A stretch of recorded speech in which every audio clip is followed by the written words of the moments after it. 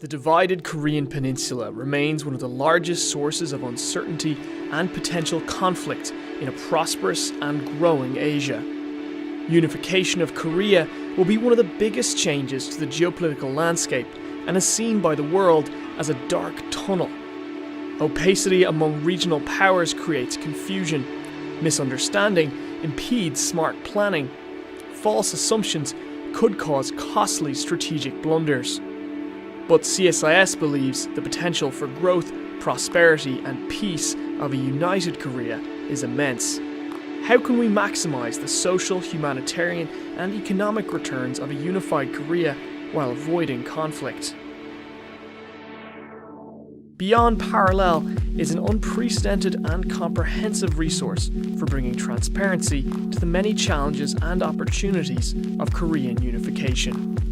Beyond Parallel investigates the broader implications of unification, but also the specific issues that Korea and the world face. These critical issues are explored through expert analysis, satellite imagery, and cutting-edge methods of data collection. Welcome to Beyond Parallel.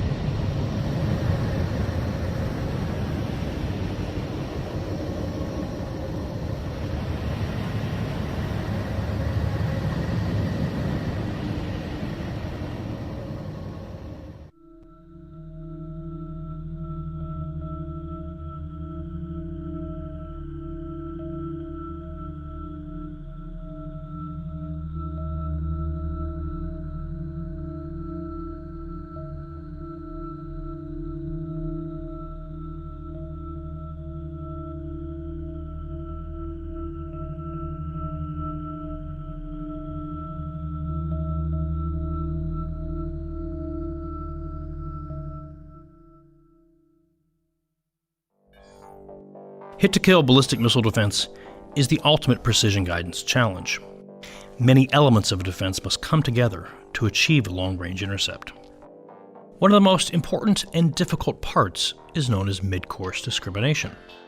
After a ballistic missile launches, its engines burn hot and can be detected by infrared satellites. Outside the Earth's atmosphere, the missile engines burn out and it reaches its peak velocity. At this point, the missile's payload, a warhead, usually separates from the rest of the body.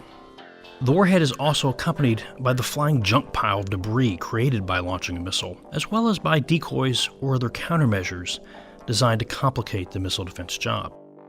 All of these objects move together through space as part of a threat cloud. So for a missile defense system to successfully destroy the warhead, its various sensors must first discriminate it from among the various other parts of the cloud. The key to successful discrimination is the sensor architecture. Sea and land-based radars provide one picture of the threat cloud. Lower frequency radars are able to track the threat cloud, but have trouble distinguishing within it. Once cued, higher frequency or X-band radars provide much sharper images of the objects within the cloud. But radars are limited by their vantage point and by their technology.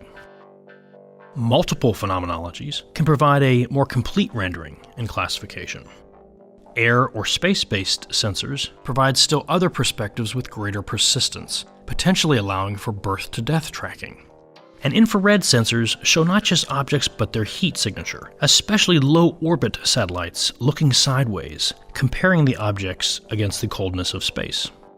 Currently, U.S. homeland missile defense is dependent upon only terrestrial radars. This places a large burden on the sensor network and makes it harder to identify the objects. That in turn means that the defender has to engage more of the objects in the cloud so as not to miss the warhead, either by firing more interceptors or multiple kill vehicles atop a single one.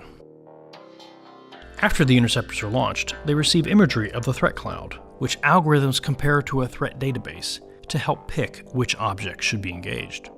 All this is fused with the kill vehicle's own observations using onboard sensors to make the final determination for intercept.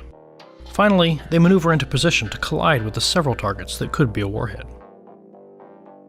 The discrimination challenge is hard, but not insurmountable. An efficient and robust discrimination system should include a mix of sensors with different technologies from different domains on land, sea, air, and space.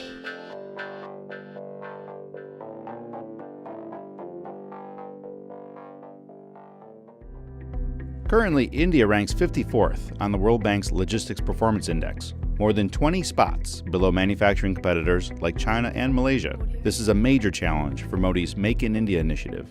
For example, India's truckers report that 15% to 25% of travel time is actually spent waiting at the heavily enforced state border checkpoints. They pay as much as $1.1 billion a year in bribes to state officials.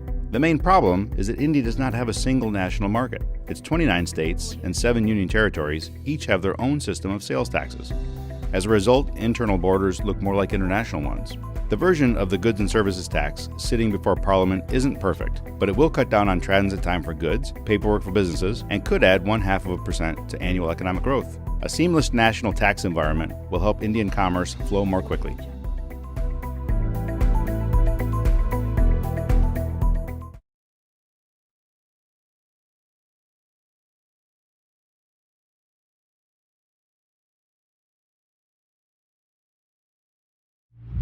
The supercontinent of Eurasia is home to 60% of the global economy and 2/3 of humanity.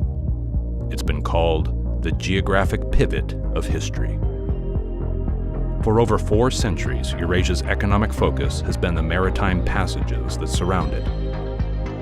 But during ancient times, many of the world's most important trading routes ran overland. Today, regional powers are putting forward competing visions for reconnecting Asia. Roads, railways, and other infrastructure projects could revive overland routes. They could forge new maritime connections, and they could reshape the global economic landscape. The stakes are high. Last century's infrastructure projects fueled development, but also competition, and even conflict. Today's efforts could echo well beyond the region. And the basic reality is that the division of the world into kind of totally separate, autonomous entities and other areas controlled by sometimes foreigners is coming to an end. We are getting one interconnected world. But critical questions remain about these massive investments. What's driving these projects? Will they connect in an economically meaningful way? What does that foretell? What does that mean in terms of political ambitions and how people will look at the region differently, and will they behave in a different way? The Reconnecting Asia project provides new tools for answering these questions, beginning with what's really happening on the ground. Use this interactive website to track the evolution of Asia's infrastructure network at the project level. Explore the who, what, and why behind these megaprojects. See tomorrow's supercontinent through the eyes of regional powers. Make sense of it all with expert analysis that uncovers the trend lines behind today's headlines. This is reconnectingasia.csis.org. China is rising. Its economy is now the second largest in the world. China is the world's largest trader, having surpassed the United States, and Chinese military capabilities are expanding. In just a few decades, China has moved from the periphery to the center of the international system.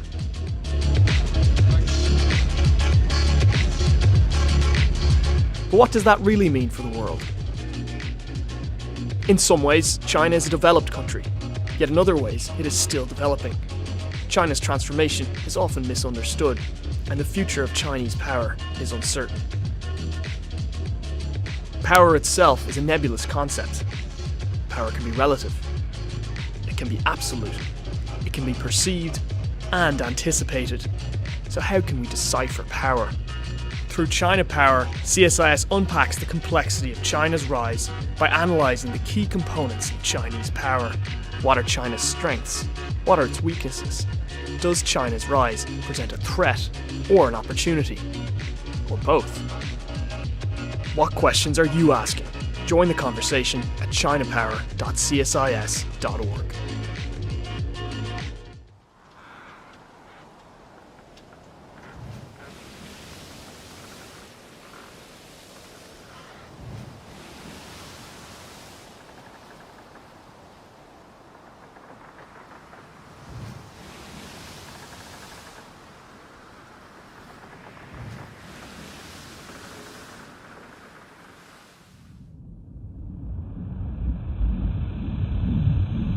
The war in Syria represents a new low for the international community. We're seeing a war without law, as well as seemingly a war without end.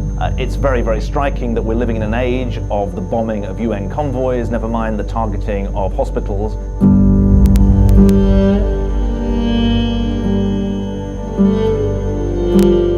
So we were so surprised and shocked when we saw our colleagues covered with their blood and giving their last breaths. I don't know how to describe that. It's so hard emotionally. It's like you are losing one of your precious in front of your eyes.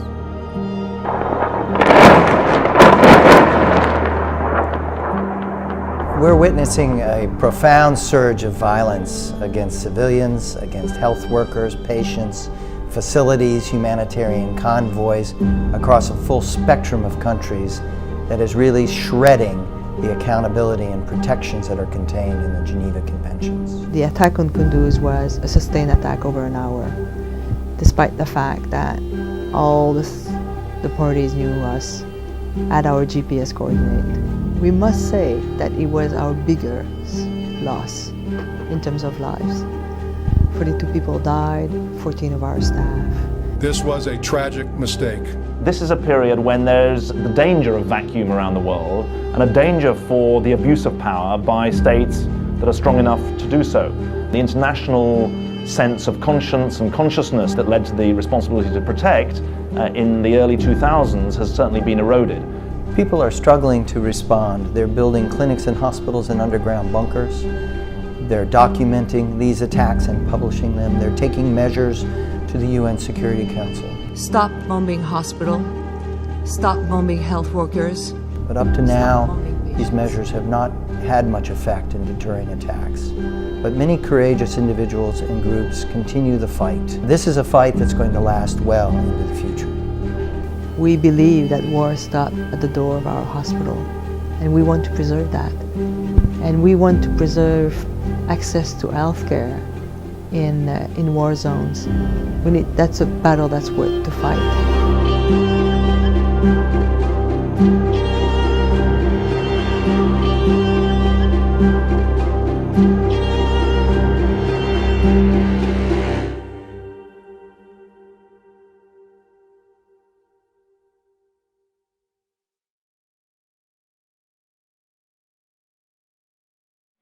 While much of the world focuses on terrorism in the Middle East, violent extremist groups have expanded their ambitions and reach in Africa as well.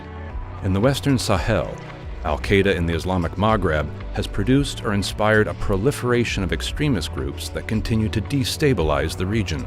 In the areas around Lake Chad, Boko Haram, with its origins in northeast Nigeria, has left tens of thousands of civilians dead and displaced almost 3 million people. The security vacuum in Libya and the presence of Islamic State and Al-Qaeda deepen the risks to the Sahel region. There has been a lot of turmoil and trouble with these radical elements, which you find in this arc of instability from North Africa to Afghanistan. Military intervention by regional forces, France, and the UN have weakened these groups and reclaimed territories they once held.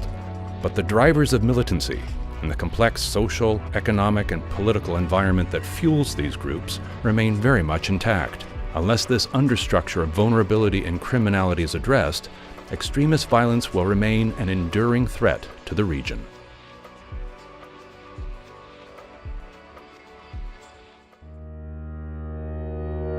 Air power and military space systems have revolutionized the way the U.S. military operates, and the global economy increasingly depends on reliable and secure access to space systems. The Aerospace Security Project at CSIS examines the technological, budgetary, and policy issues affecting the air and space domains. Our research is focused in 3 areas.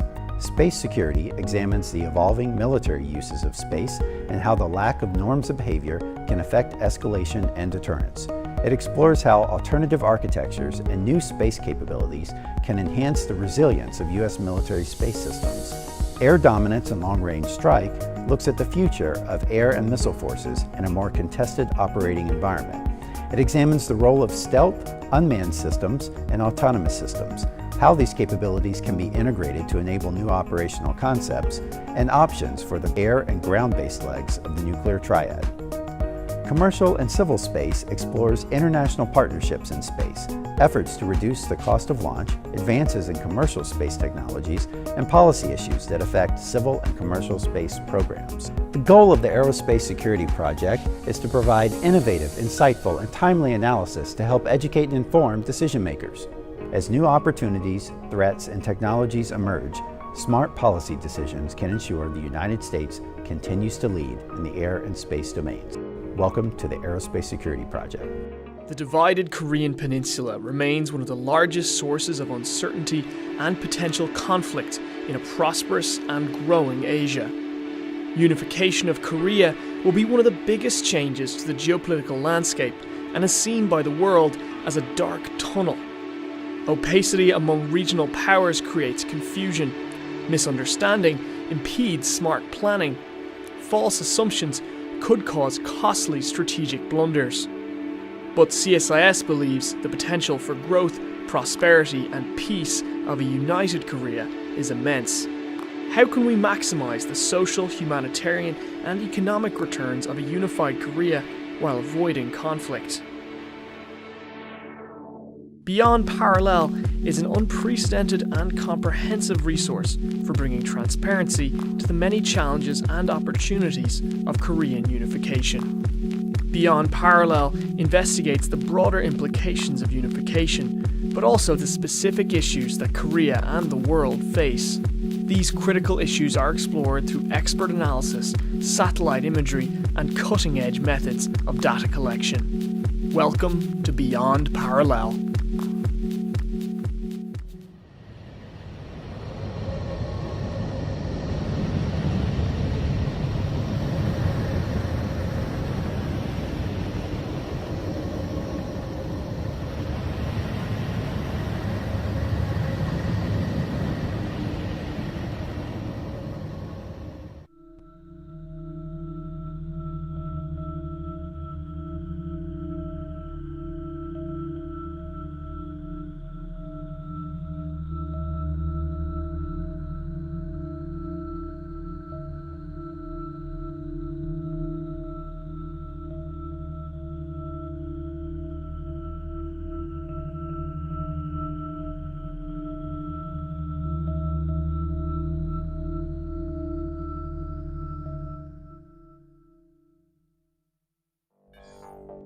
Hit-to-kill ballistic missile defense is the ultimate precision guidance challenge.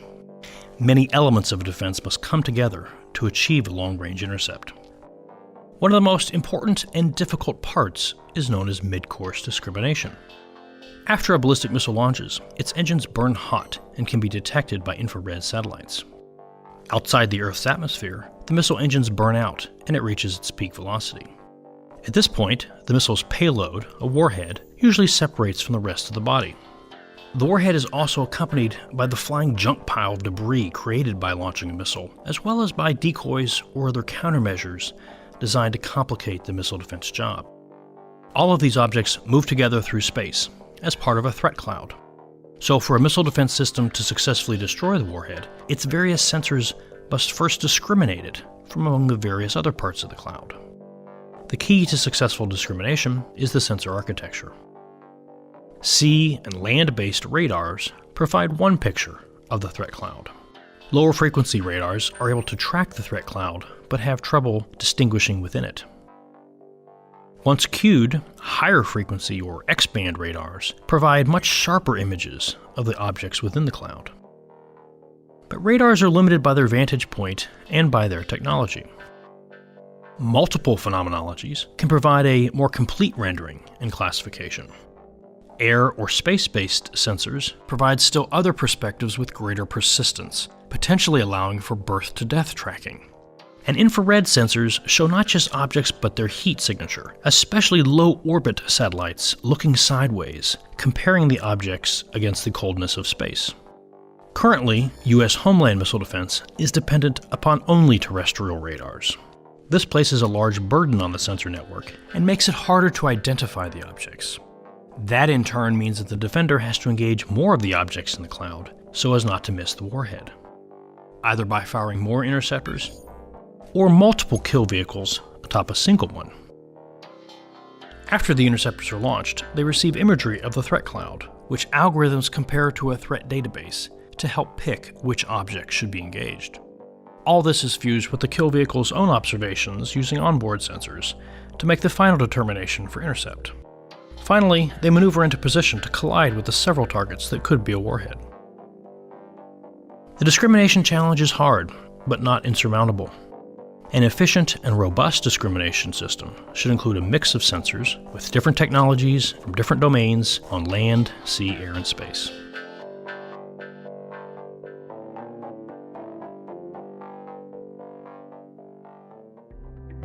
Currently, India ranks 54th on the World Bank's Logistics Performance Index, more than 20 spots below manufacturing competitors like China and Malaysia. This is a major challenge for Modi's Make in India initiative. For example, India's truckers report that 15% to 25% of travel time is actually spent waiting at the heavily enforced state border checkpoints. They pay as much as $1.1 billion a year in bribes to state officials. The main problem is that India does not have a single national market. Its 29 states and 7 union territories each have their own system of sales taxes. As a result, internal borders look more like international ones. The version of the goods and services tax sitting before Parliament isn't perfect, but it will cut down on transit time for goods, paperwork for businesses, and could add 0.5% to annual economic growth. A seamless national tax environment will help Indian commerce flow more quickly.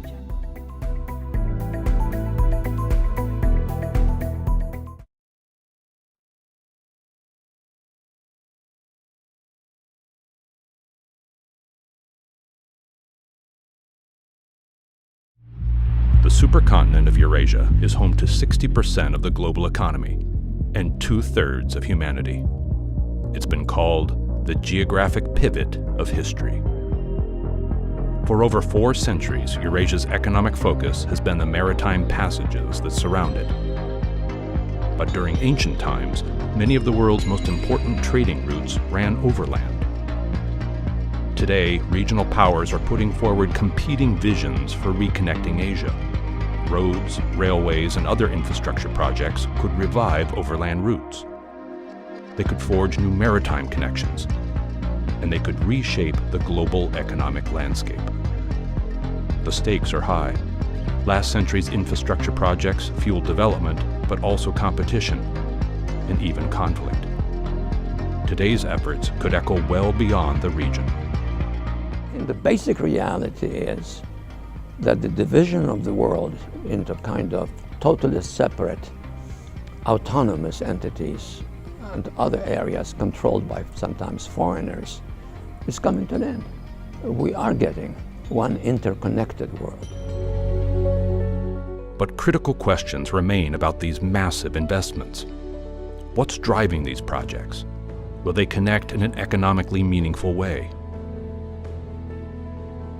What does that foretell? What does that mean in terms of political ambitions and how people will look at the region differently, and will they behave in a different way? The Reconnecting Asia project provides new tools for answering these questions, beginning with what's really happening on the ground. Use this interactive website to track the evolution of Asia's infrastructure network at the project level. Explore the who, what, and why behind these megaprojects. See tomorrow's supercontinent through the eyes of regional powers. Make sense of it all with expert analysis that uncovers the trend lines behind today's headlines.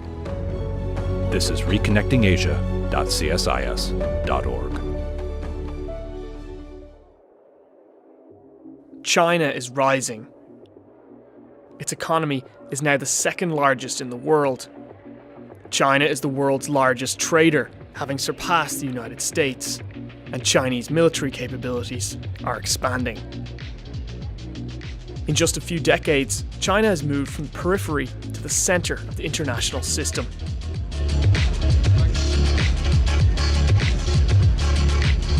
But what does that really mean for the world? In some ways, China is a developed country, yet in other ways, it is still developing. China's transformation is often misunderstood, and the future of Chinese power is uncertain. Power itself is a nebulous concept. Power can be relative, it can be absolute, it can be perceived and anticipated. So how can we decipher power? Through China Power, CSIS unpacks the complexity of China's rise by analysing the key components of Chinese power. What are China's strengths? What are its weaknesses? Does China's rise present a threat or an opportunity? Or both? What questions are you asking? Join the conversation at chinapower.csis.org.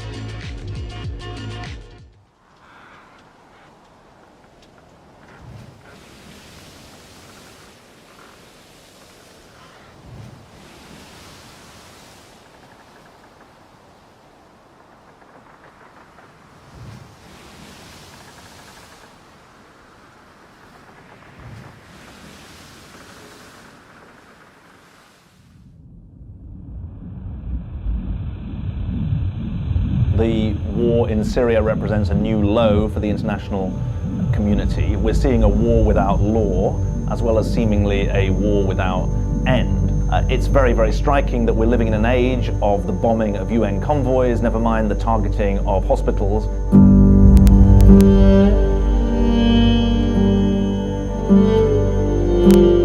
So we were so surprised and shocked when we saw our colleagues covered with their blood and giving their last breaths. I don't know how to describe that. It's so hard emotionally. It's like you are losing one of your precious in front of your eyes.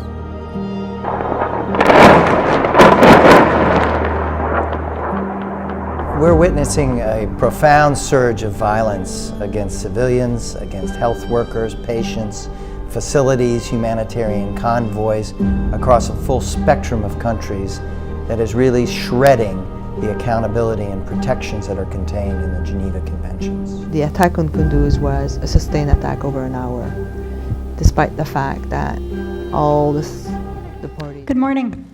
Thank you all for being here on this lovely, slightly warm Monday morning here in Washington, D.C.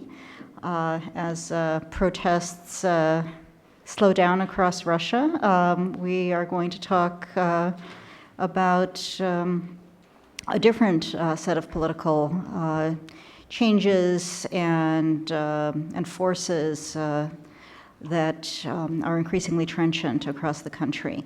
For the last year, just about, we've had an all-star team of Russian and Western researchers collaborating on a series of analyses looking at issues at the intersection of religion and violence in the Russian Federation. We were interested in looking at everything from how government actions both can counter the dangers of violence and potentially contribute to violent narratives. We were interested in how communities do or do not find themselves turning to violence, how activists make decisions, what sorts of violence are more prevalent in certain communities. I don't think we cover everything, but we do cover a lot, and I think in the course of our efforts, we've also developed a pretty good agenda for future research. We're not quite done yet. We wanted to have this meeting to present what we developed before we finalized the papers, because we wanted to get some insights from others. We wanted to hear how this goes over in a broader expert community. We wanted to get a sense of whether the things that we see are the things that everybody else sees. I'm going to, before turning this over to the first panel, I just want to quickly thank the Henry Luce Foundation, which has provided the financial support for this effort, for which we certainly couldn't have done it otherwise, and for which we're very grateful. And also for all of our participants who have been working very hard. And I was reading through the papers over the weekend, and I think there's some really interesting work here, and I suspect you will find that to be the case as well. So I'm not going to waste any more of your time by talking myself. I'm going to turn it over to Jeff Mankoff, who will moderate the first panel. Thank you. All right, thank you, Olya, and thank you all for coming out this morning. The first panel, as you can see, is called The Broader Environment, and that basically is a catch-all for all of the things that didn't fit under one of the other headings. The way that this panel and the others is going to be organized is all of the papers in this project are co-authored, typically by one expert from the United States and one from Russia. For many of the panels, we have both of the relevant experts here, and they are each going to present part of their paper, and they're going to do it as a team. So we have 3 papers here on the first panel covering a wide range of topics: Islamophobia, violence towards non-traditional faiths, and then Russian legislation on religion and how that affects violence. Each of the 3 papers is going to have 10 to 15 minutes, and then we'll have some time at the end for discussion. So with that, unless there are any objections, let's move right into the presentations, and we can start with Marlene Laruelle and Natalia Yudina presenting on Islamophobia in Russia. Thank you, Jeff.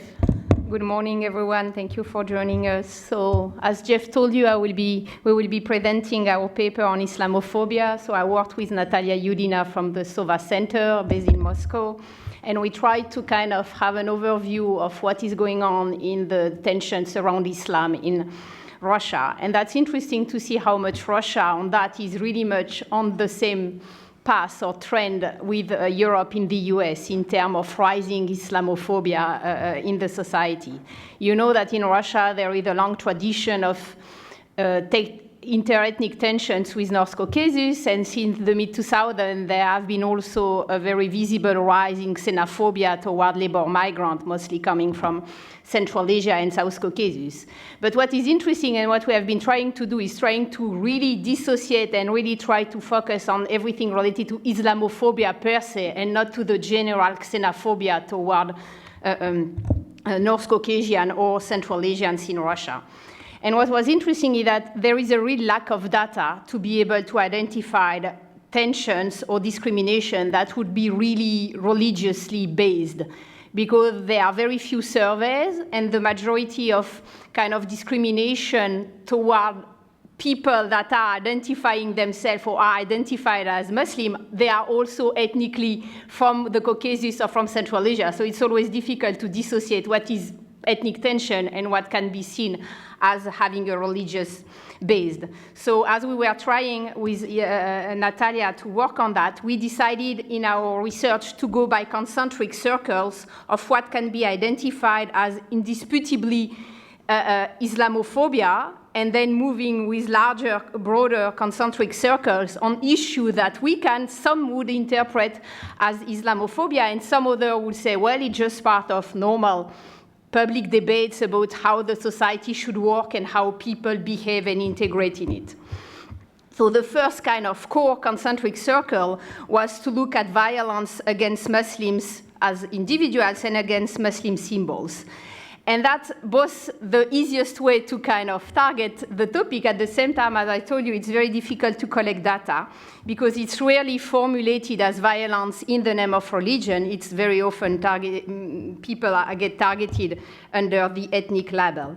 But SOVA Center in Moscow has been able to kind of collect some data, and we have data showing that there have been a rise, but it's really very few cases of people who have been victim of violence in the name of religion. It's very often mostly women wearing Islamic dress, or sometimes it has been men with beard that have been identified as Muslim. And so it's only in the case where the attacker really came up with a religious narrative against Islam that this case can be really identified as Islamophobia.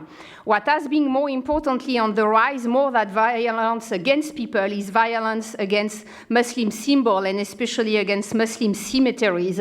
This kind of violence is on the rise since the last years, and now if you look at all the data, violence against Muslim symbols and cemeteries are higher than against Jewish symbols and cemeteries in Russia. In the last 2 or 3 years, there have been several cases of burning of Quran.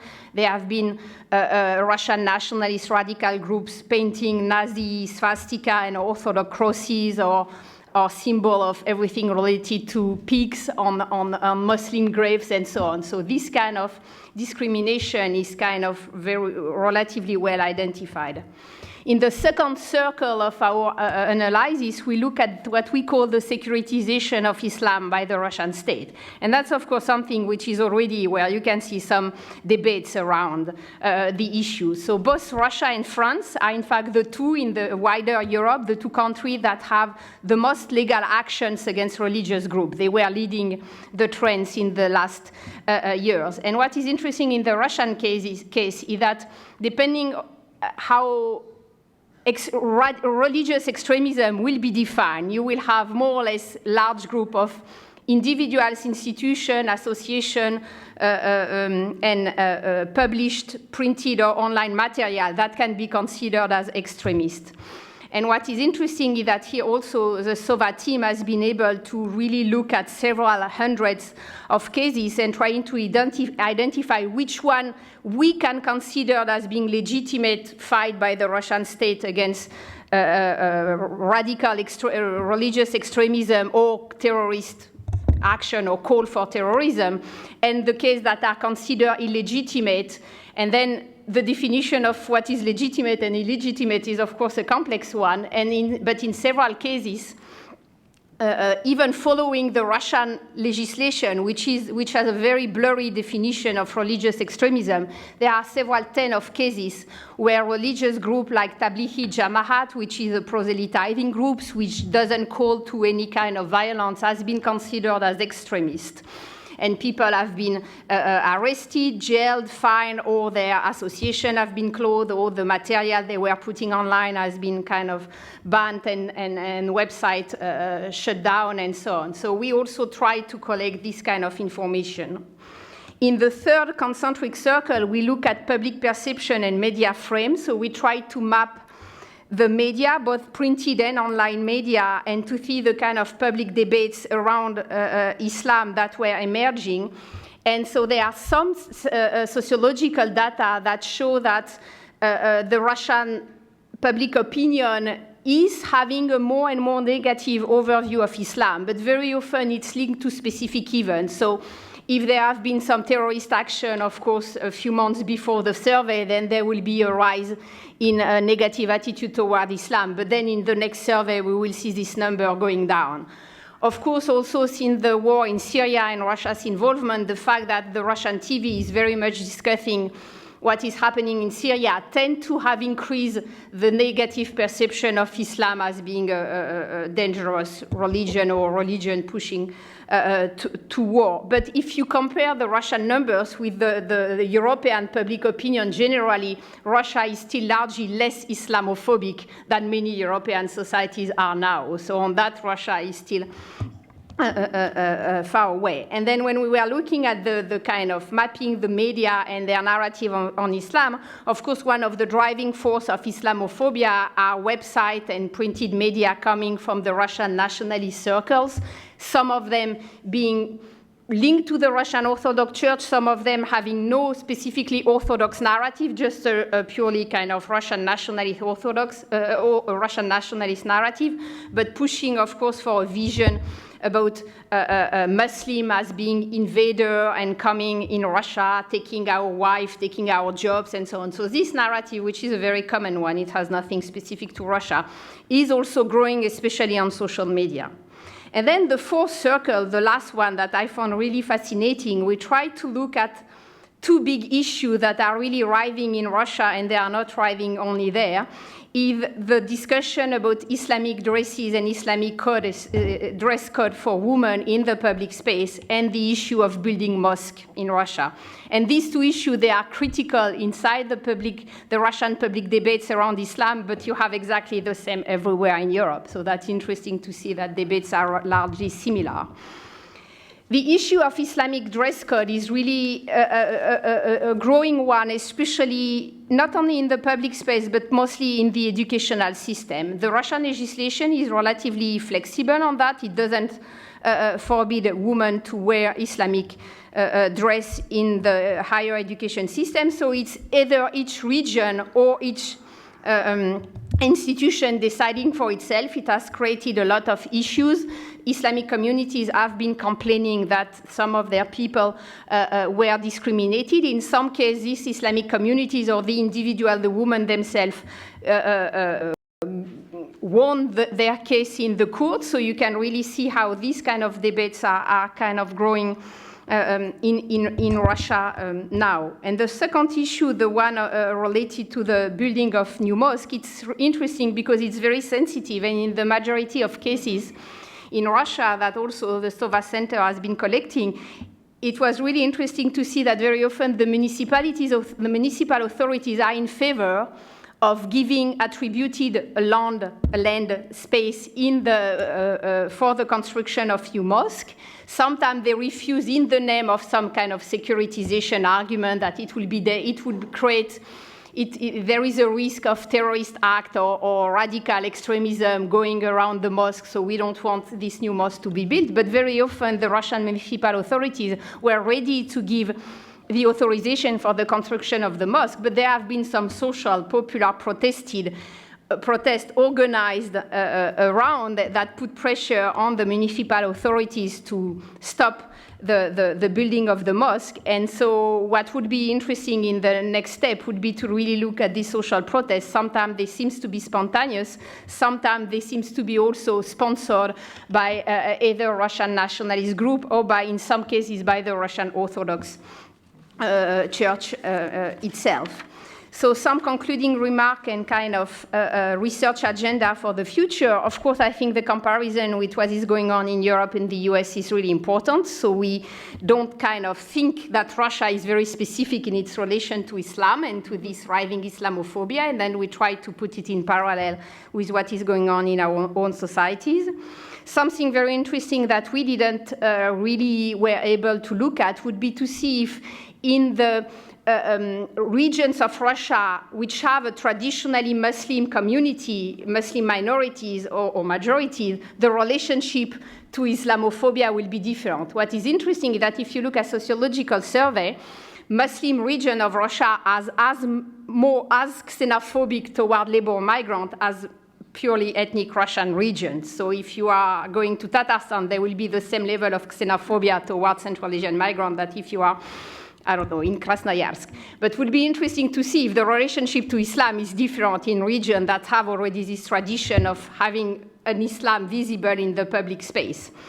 Then would be very interesting to look at the role of Islamic institutions, so the spiritual board based in Ufa and the Council of Mufti based in Moscow, and how they are mediating this conflict. It seems they are playing a growing role in everything related to the two debates I mentioned, building new mosques and Islamic dress codes, and that's something that they want to empower, to be empowered in mediating between the different groups in conflict. And of course, the key issue that I think we will be seeing here during all the day when we'll be discussing Islam issues is the debate inside Muslim communities themselves about what they consider is the good Islam and what is the bad Islam, because many issues related to the securitization of Islam and how to dissociate what should be the accepted norm for Islam and what should be considered as too radical or too extremist. It's not only a debate that is there in the Russian society and among the Russian authorities, it's also shared by the Muslim community themselves about what they want and what they don't want to be to represent themselves. So that's the kind of research agenda that we will hope we will be able to develop in the near future. And I will stop here, and we will be happy, the two of us, to answer your question at the end. Thank you. Okay, thank you very much, Marlene. Our next presenters are Geraldine Fagan and Olga Sibiryeva, talking about violence towards non-traditional faiths in Russia, with the catchy subtitle, Smash That Sect.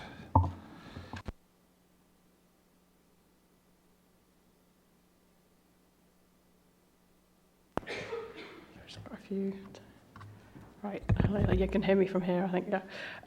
So I'm Geraldine, Olga is sitting at the end, and both of us have monitored religious freedom in Russia over the course of quite a few years. Olga with the Sova Center, and I was based in Moscow from 1999 through 2013, most recently with the Forum 18 news service.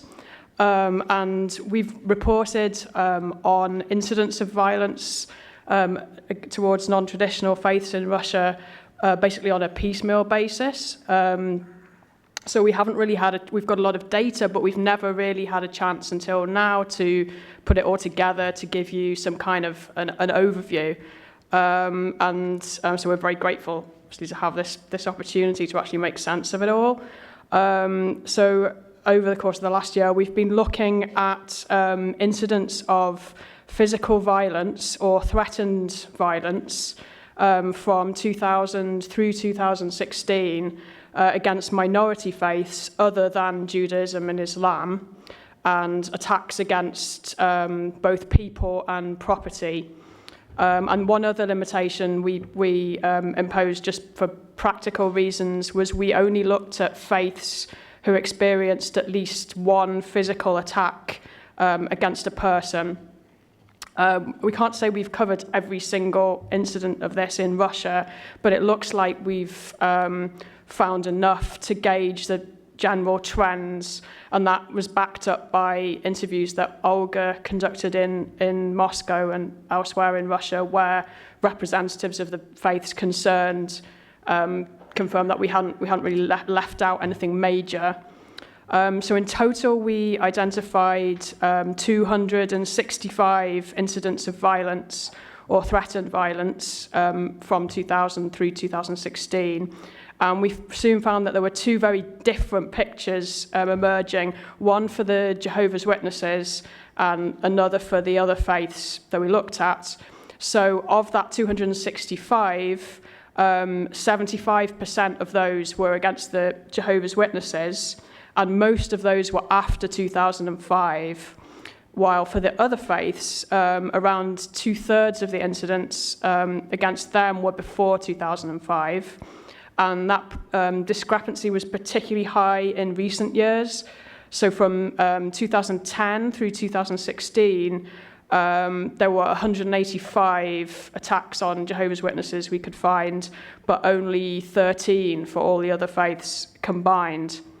So I think our main conclusion then is really that we believe this shows the impact of the state, the Russian state, when it takes a particularly negative position on a certain faith, because the rise, this exponential rise in attacks on the Jehovah's Witnesses dates pretty much precisely from when they were first successfully prosecuted for extremism, which was in late 2009.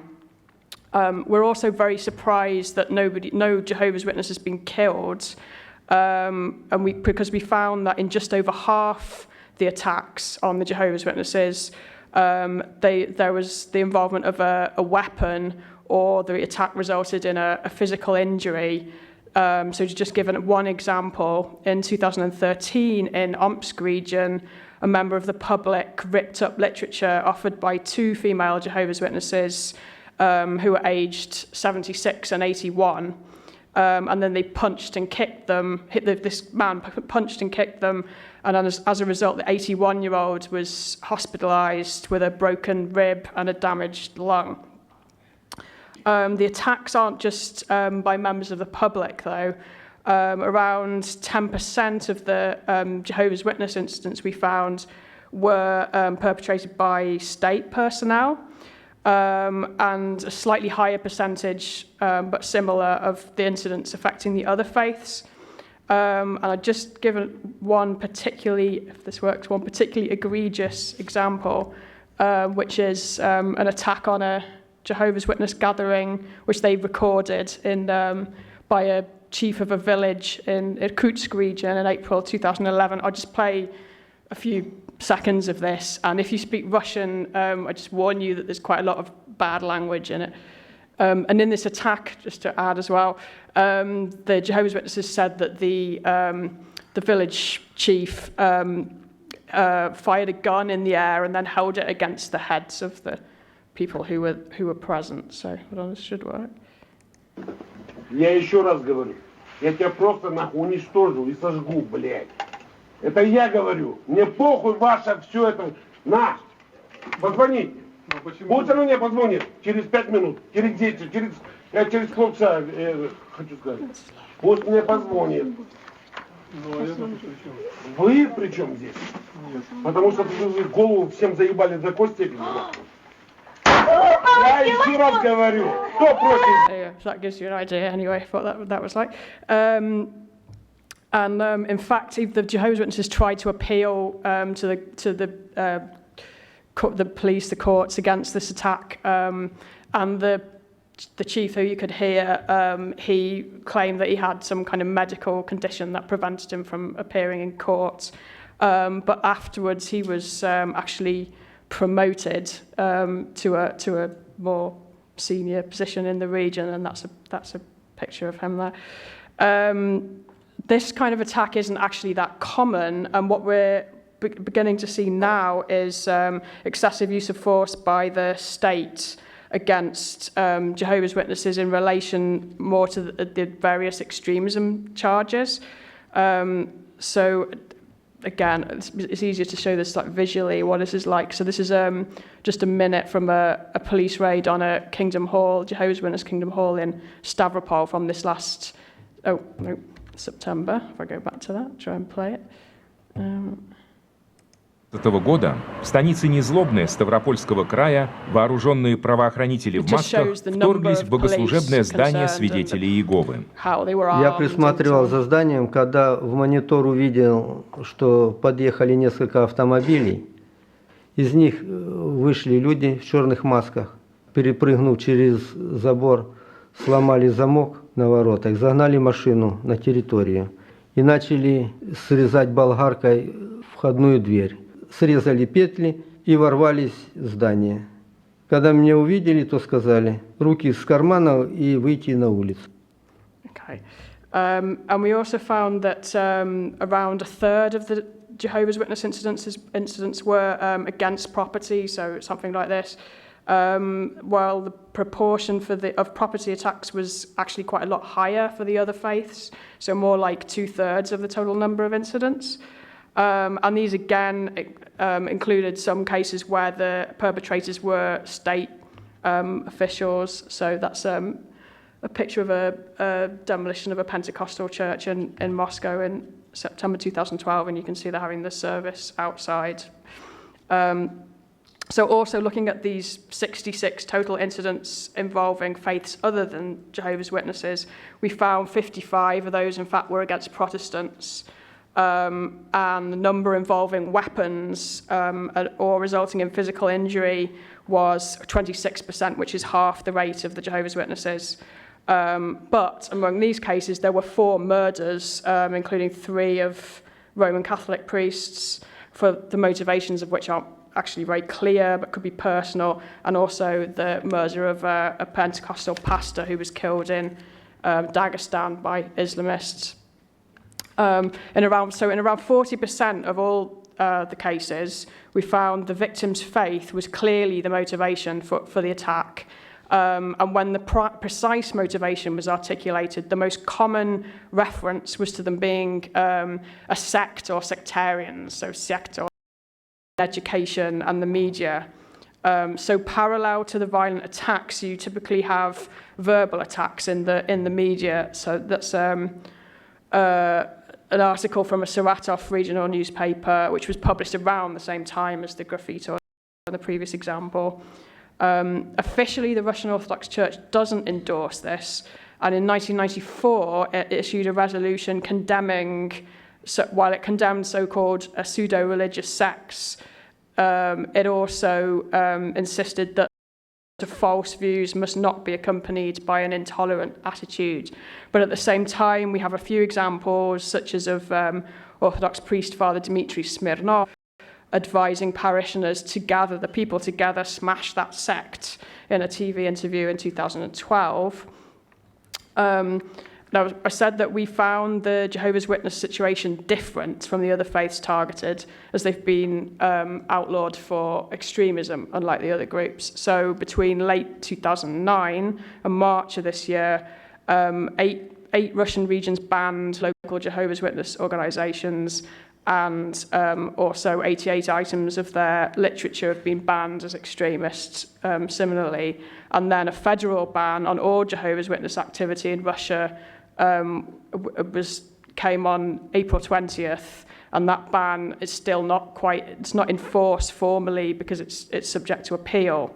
But so that's the Jehovah's Witness situation. By contrast, there was an attempt to ban an item of Hare Krishna literature in 2011, but that failed, and there's been no attempt really to do the same against Protestants.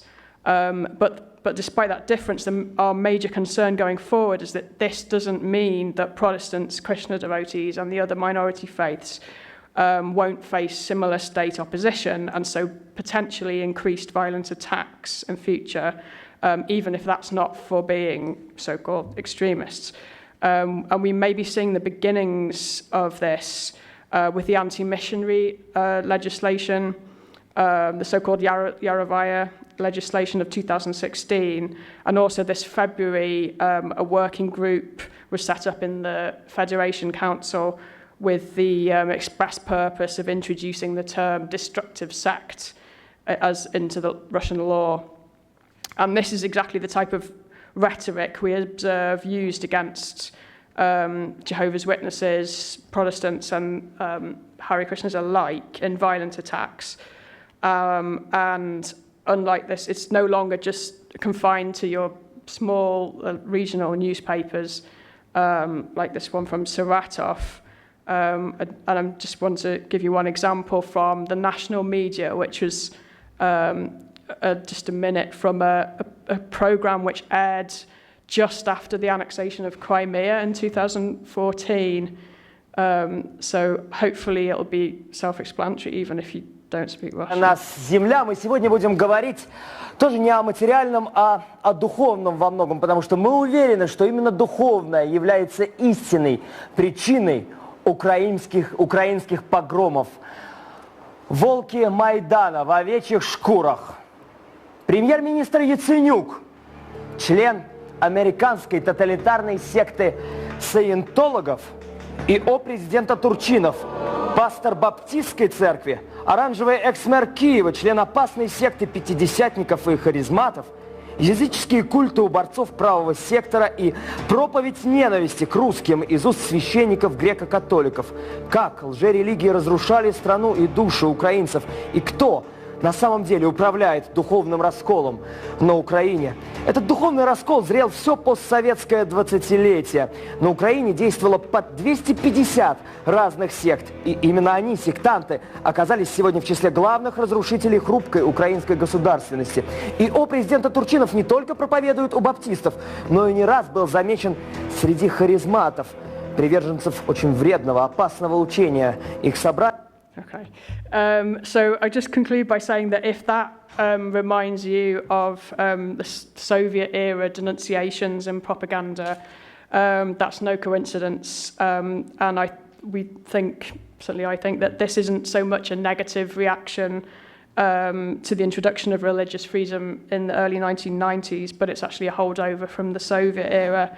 And I'll just finish with one final clip, which is from a Soviet propaganda film from 1959 about Pentecost. И все это для человека. Ничем не измеришь духовного богатства советских людей, потому так многолюдно в читальных залах, в библиотеках, в университетах культуры. Учиться, познавать законы природы и общества, проникать в тайны мироздания стало жизненной потребностью советского человека, преобразователя Земли, покорителя космоса. Это Пинск, один из городов белорусского Полесья. И здесь зрима наша созидательная новь. Для тех, кто тут родился и трудится, он самый красивый и солнечный. Чтобы работать и жить по-коммунистически, надо знать все больше и больше. Эти юноши и девушки стремятся к знаниям, к свету. А эти? А куда они держат путь, куда спешат? Ведь для них светит солнце, но бегут они от него, их манит мрак. Это сектанты, носители пережитков проклятого прошлого. К сожалению, есть еще религиозные секты. Их реакционная идеология поддерживается сектантскими центрами капиталистического мира. Об одной из самых реакционных религиозных сект рассказывает кинодокументы.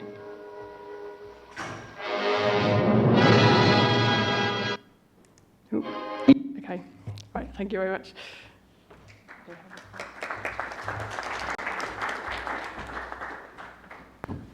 Okay, thank you very much. Our last presentation on the first panel. Oh, sorry. Okay.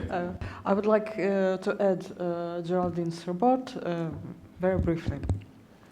Maybe you know that 2 months ago, the Supreme Court of Russia recognized the Central Organization of the Jehovah's Witnesses as an extremist organization and banned it along with local religious organizations. This decision has not approved, but the Presidium of Supreme Court. But we can see its dangerous consequences.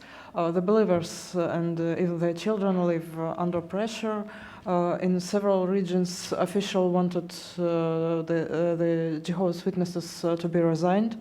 The children of believers are not allowed to tell about their belief at school, but the main problem is that the decision of the Supreme Court provoked a new wave of violence. We know about 19 violent acts against religious people and their property, and 11 of them were committed after 20th April and directed against Jehovah's Witnesses.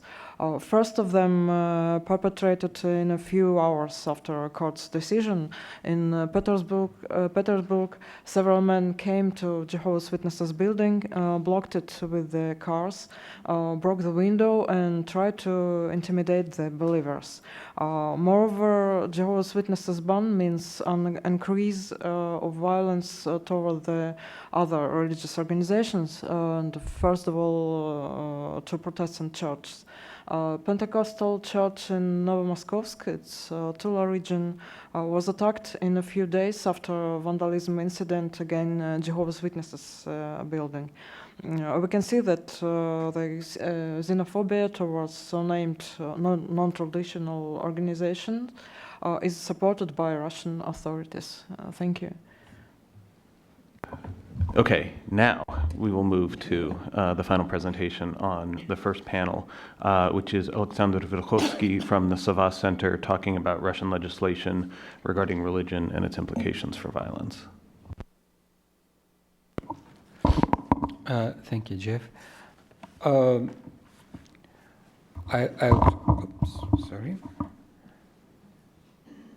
try to be rather brief. I have no cinema to show some movies, but I'm talking more about legal issues. Of course, the government, I mean Russian government, sees the issue of violence somehow related to religions and a lot of calls to such violence. I do not mean only interreligious clashes, but any kind of violence related to religions, let's say against religious groups or based on some religious or para-religious ideas. And the chapter is about approaches and priorities which our government has here in this sphere. If we look to early 90s, we will see that the key danger which was seen by the society and the government was what was called in Russian and still is called as totalitarian sects, which is known here as cults. They were accused in violence against members of the communities, first of all, and only later radical political Islam appeared as something comparable to this so-called totalitarian sects, and some other things, some other ideologies like militant ultra-right neo-paganism, for example. And my thesis is that all these threats were perceived as some combined, total complex threat which was called religious extremism. And there were no clear definitions and there were no clear differentiations between different types and sources of threat, which was labeled as religious extremism. And we have no such a term in the law, but this term exists in official language and especially in common language. And maybe the ideal realization of this mess in terminology we see in so-called anti-missionary amendments, which were included last year to legislation on religious organizations. These amendments were embedded to anti-terrorist package of amendments. So supposedly it has to limitate propaganda of some radical, maybe mostly Islamic groups, but it was not written directly, of course, in the law. But we saw as a fact that it was not implemented against radical Salafi preachers, for example, but first of all against Protestant groups or Hare Krishna. So we see here in this example how it works. The important thing is that it was seen also in this Soviet movie that all things related to so-called religious extremism are perceived as something imported or at least supported from abroad. It is related to the idea of traditionality which our government has to protect against Western influences. This idea appeared before last year propaganda, which is so much focused around traditional values. It appeared in the 90s, but of course now it's more straight and maybe more intense. If we look in some official documents, we may find this language, but it will be discussed in another chapter in more details. If we look in the purely legal part, not in strategies, but in the law, we don't find the term traditionality or religious extremism. We find just extremism as a universal category for labeling potentially dangerous ideological opponents. I think it will be most proper definition. The legal definition of extremism is very inclusive, I would say. So, in fact, any religious polemics may be interpreted as extremist statement if needed. If it is needed, depends sometimes on political will, sometimes it's just random. People, it's not only about repressive instincts of authorities, it's sometimes about some attitudes of general public. For example, when 4 years ago the discussion started that we have to criminalize the abuse of religious feelings of believers. And finally, it was criminalized. One of arguments why it has to be done was that if somebody abused religious feelings of believers, they may react too radically and violently. And of course, those who spoke about it, they meant some radical Muslims here, I suppose. But anyway, as a result, again, yes, we got this new article in the criminal code, and its implementation mostly is not related to issues around Islam at all. Mostly it's about Russian Orthodox Church. In the legislation, we also have not only unusual, I mean, on Europeans in unusual legal terms, but also unusual mechanisms. We have a possibility, have such a thing as extremist materials. It means that the local court may ban any book or video or song or whatever, picture, and the distribution, dissemination of such a material is a misdemeanor then. And there is a list of such banned materials. It's now over 4,000 points in it, so it's just impossible to read or to use it.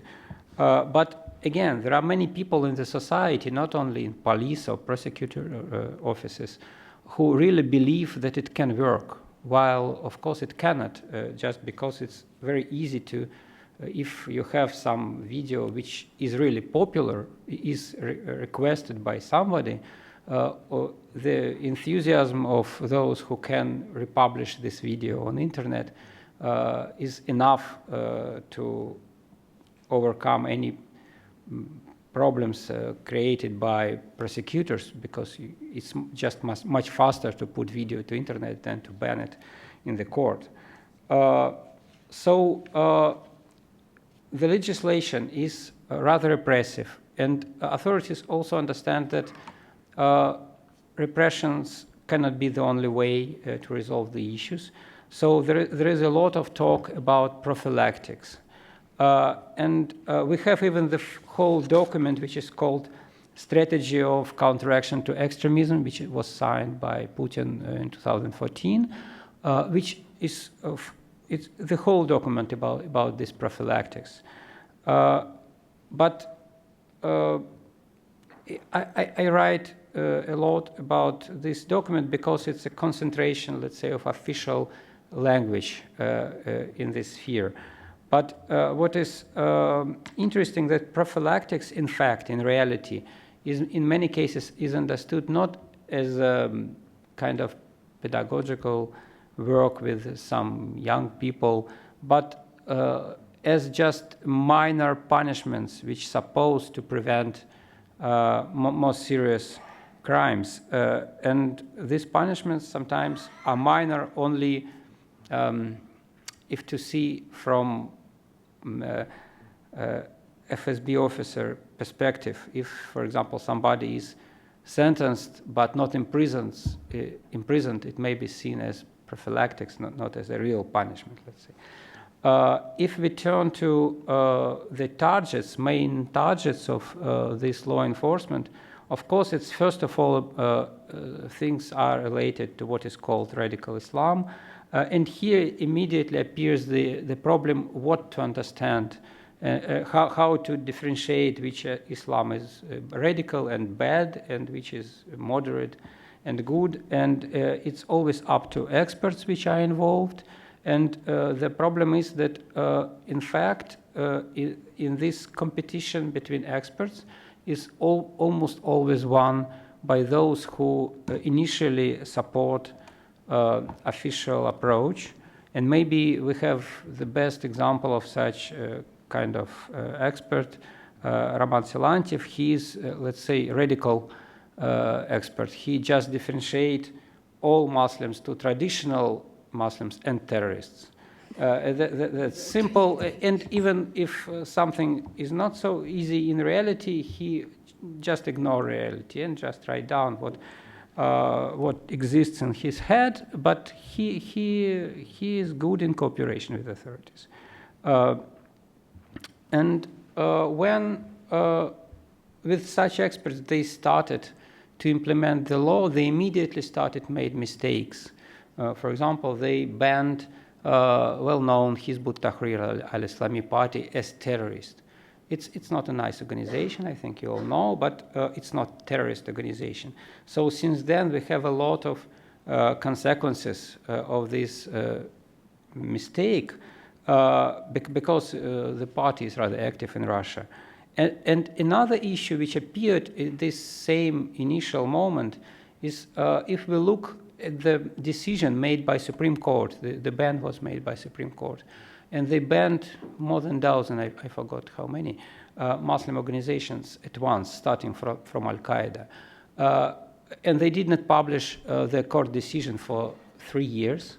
And when finally it was published, we found that every organization got only one paragraph of explaining why it's supposed to be banned as extremist. So in fact, there were no grounds in the court decision. Of course, we all understand that Al-Qaeda is a terrorist organization, but it's what we understand. Court has to operate somehow different way. And of course, we have, again, we have a lot of real violence based on religion, and we have a lot of incitement to such violence. And our legislation gives full opportunities to prosecute such cases. And there are no problems here. The problems appear when authorities try to work, let's say, further, not on this clear field of direct call to violence, when they try to prosecute hate speech related somehow to religion.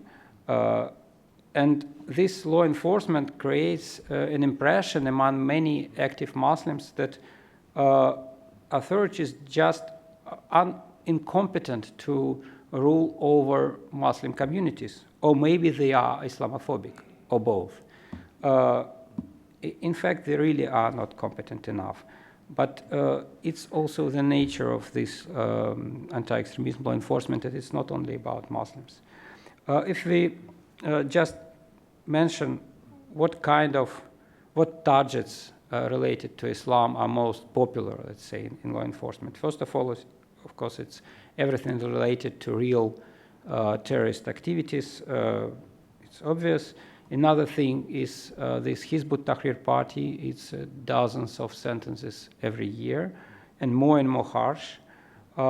Then everything which is seen as active Salafism, and some movements which are seen as similar to Salafism, like already mentioned, Tablighi Jamaat. And fourth, of course, it's what is related to rather mythological idea of pan-Turkish plot. This idea creates the whole campaign against followers of Said Nursi, Turkish religious teacher, and even the organization was banned, which in fact doesn't exist in Russia, but anyway it was banned.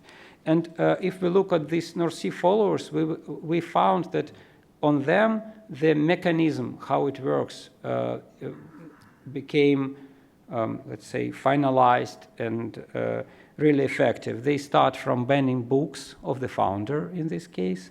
Then they, as I said, it's a misdemeanor to distribute books, so they may prosecute some people for distributing books.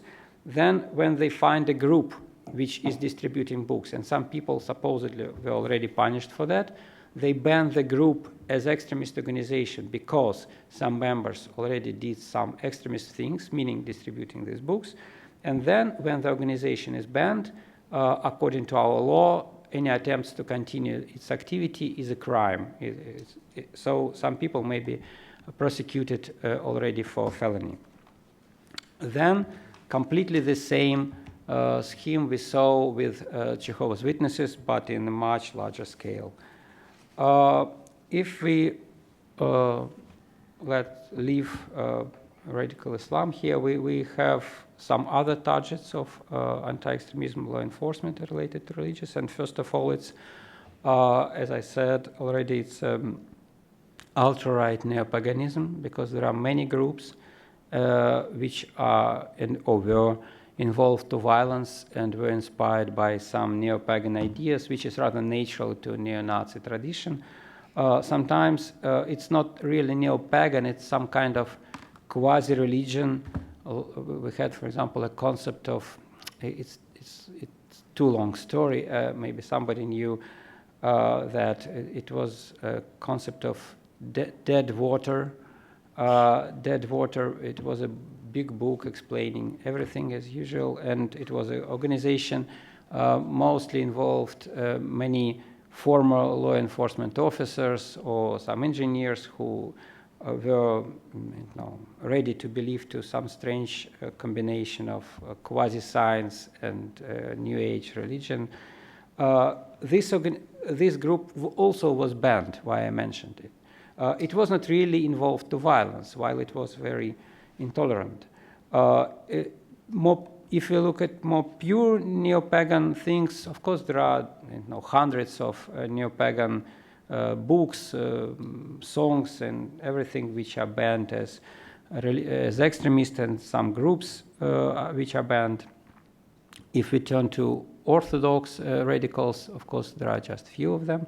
And the real militant potential was really seen only when war on Donbass started, when many such groups were involved in militant action. And finally, it's about the government also pays attention to real or potential violence inside communities. Here we again return to this anti-cultism thing. And what is interesting, if something really criminal happens, anti-extremism legislation is never implemented. It's always about some potential threat to traditionality. And Jehovah's Witnesses, of course, are the best or worst, I don't know, example. And but there are also some others, like sometimes it looks more like a joke, when one small group of teenagers, they were banned as an extremist organization. They call themselves Satanists. In fact, the whole Satanism was in drinking vodka on the cemetery, and the leader was finally sentenced for seduction of a younger girl. But it was the only crime which was proven in the court. But anyway, this small group of teenagers was banned as an extremist organization. So just to finish, of course, when we talk about this anti-extremism policy, in general, we cannot just say easily if it is effective or not. Sometimes we see successes, like this militant neo-paganism mostly disappeared. It's now very weak. If we look at militant jihadism, we do not see such a success, of course. But it's not obvious. Is it because of good or bad policy, or just because of some other factors? Maybe this neo-paganism declined itself, for example. But yes, generally the law enforcement is not effective if we look in details in every certain cases. And my impression is that generally it's even counterproductive, because it's more provoke radicalization than suppress it. Thank you. Okay, thank you, Alexander. I'd like to commend the panelists for mostly keeping to the schedule. We have about 45 minutes for discussion. And so at this point, I would just like to open it up to the floor. Wait until you're called on, please. And we have a microphone in the back, so Cyrus will bring you the microphone. Because of the way we're set up here, I can't see very well over in the far corner here. So if you're sitting over there and have a question, wave your arms or jump up and down or something. So let's start. Are there any questions out on the floor?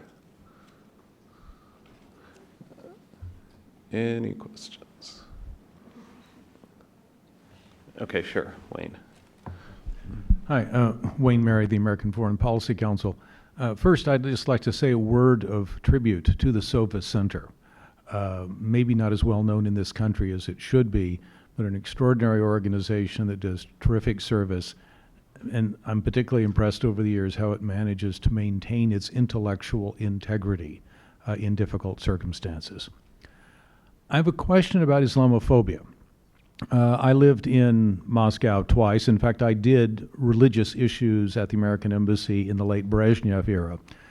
And one of the things that I recall was attitudes towards Islamic peoples within the Soviet Union were kind of divided into a nashi, ni nashi. Russia being an unusual country in that it's a very large Christian country with Muslim populations which are indigenous, meaning they were there before Russia reached them. It also is now a country which has very large Muslim populations which are immigrant, coming mostly from Central Asia, which was not true in the Soviet period. And I certainly recall, even back when Brezhnev was alive, that I detected a kind of a Tatars and people from the Middle Volga region in particular, to a lesser extent from the Northern Caucasus, are nashi. But the people in the Rheinic who were from Azerbaijan or they were from Kyrgyzstan or wherever, they were ni nashi, even though they all spoke Russian in those days. Today you have large migrant worker populations, particularly from Central Asia, many of whom, I understand, do not actually speak Russian or do not do so very well, and who are kind of conspicuously ni nashi. And I'm wondering if you have anything you can tell us about Russian attitudes toward that distinction, and whether or not the presence now of large immigrant Islamic populations, particularly in large urban areas like Moscow, Petersburg, Yekaterinburg, has changed attitudes towards the nashi Muslims. Has it increased hostility among Russians toward indigenous Islamic believers, or are they still given what I might call kind of a favorable assessment because they are, after all, citizens of the Russian Federation? I mean, is there still this kind of nashi, ni nashi attitude? Has that eroded? And who are the sort of the winners or losers if there has been a change? Okay, really quick, I just got a text request to translate. So nashi, of course, means ours, and ni nashi is not ours. So we'll pass it. Okay, yeah, thank you. Very good question. So on that, we have several sociological surveys, so they give us a kind of good overview on this kind of attitudes. And we still have this division, ours and non-ours. Usually the ours are still indigenous Muslim population, so Tatars, Bashkir are still considered as nashi. All the North Caucasian and South Caucasian and Central Asian tend to be not nashi. Mm-hmm. So that's interesting because it means that North Caucasian, even if they are citizens of the Russian Federation, are very much in the kind of symbolic mindset considered as being foreigners outside of the Federation. Yes. So that's interesting to see, for example, public discussion about, so people tend to put Central Asians and Azeri, for example, and Dagestani and Chechen in the same box, while legally they belong to two different box. So that's interesting to see that aspect. In relation to Islam, the rising element is that, for example, if you have a Tatar woman wearing a hijab, even if she has Tatar, she would suddenly not be nashi anymore, just because she's bringing an element of identity that is not considered as culturally accepted in what should be the public norm about attitude and behavior in the public space. So that's where the Islam element is bringing a new level of complexity, because it's creating a new line of divide between who is ours, who is not ours, that will suddenly put some Tatars and Bashkir on the other side of being no more ours. And so that's an interesting element that we see emerging. And here also the comparison with Europe works very well, because in Europe, if you look also at public opinion toward immigrate, you will not find the same, you will find exactly the same kind of blurry definition of who is legally foreign workers, who is in fact culturally foreign for the public mindset, but legally citizen, and who is wearing which kind of clothes is kind of putting himself or herself in another category. So on that, I think there are several lines of divide that are making the perception much more complicated than it was at Soviet time, in Soviet time. I have kind of a follow-up question, I guess, which is there a class component to this? Which is to say, are the attitudes towards Muslim migrants in particular, who are construction workers, who are, you know, agricultural workers, are they different towards Muslims, migrants or otherwise, who are white-collar professionals? I think the class element is really important. The fact that, for example, in every work related to construction, you will find, for example, job offer that will say, looking for Tajiks. Tajiks being the kind of generic term now to say we are looking for low-skilled people able to work even if they are not ethnically Tajik. So this element is really important. We see it, for example, also indeed migrants with higher qualification, like a lot of engineers and doctors from Central Asia are working in Russia. They are not treated, they don't face the same level of xenophobia as many low-skilled migrants. What is also interesting is that we see emerging a hierarchy among migrants. You have migrants from Soviet time. So, for example, Azerbaijani would be better integrated into the Russian society and at a higher level in controlling the market economy and some of the tertiary service-related economy. Central Asians will be working for Azerbaijani, so they would be one level lower. Dagestani would be even in a third step. So we see this kind of layer of hierarchy emerging in the Russian perception. And in the perception of the one that migrants or whoever Russian Muslim may have about themselves and the others. Okay, thank you. Further questions? Over here. Oh, and please identify yourself too. Thank you. Sure. Elena Pokolova, National Defense University. My question goes to Alexandra. You mentioned such bands as Hizb ut-Tahrir, for instance. My question goes about Salafi communities and the experiments with banning Salafi communities, such as in Dagestan, that was Wahhabi communities previously, or experiments with placing restrictions on Salafi communities. Do you see any outcome connected to violence from such bans and restrictions? Thank you. I think if, as to Dagestan, maybe it's better to ask not me, but those who work on Northern Caucasus. It will happen soon. Let's say they will speak here, because it's completely different how it works there and how it works in so mainland of Russia. And of course, if some mosque, for example, is closed in Dagestan, and the mosque is closed in Kazan or in somewhere in the western Siberia, it has different consequences, because in Dagestan there is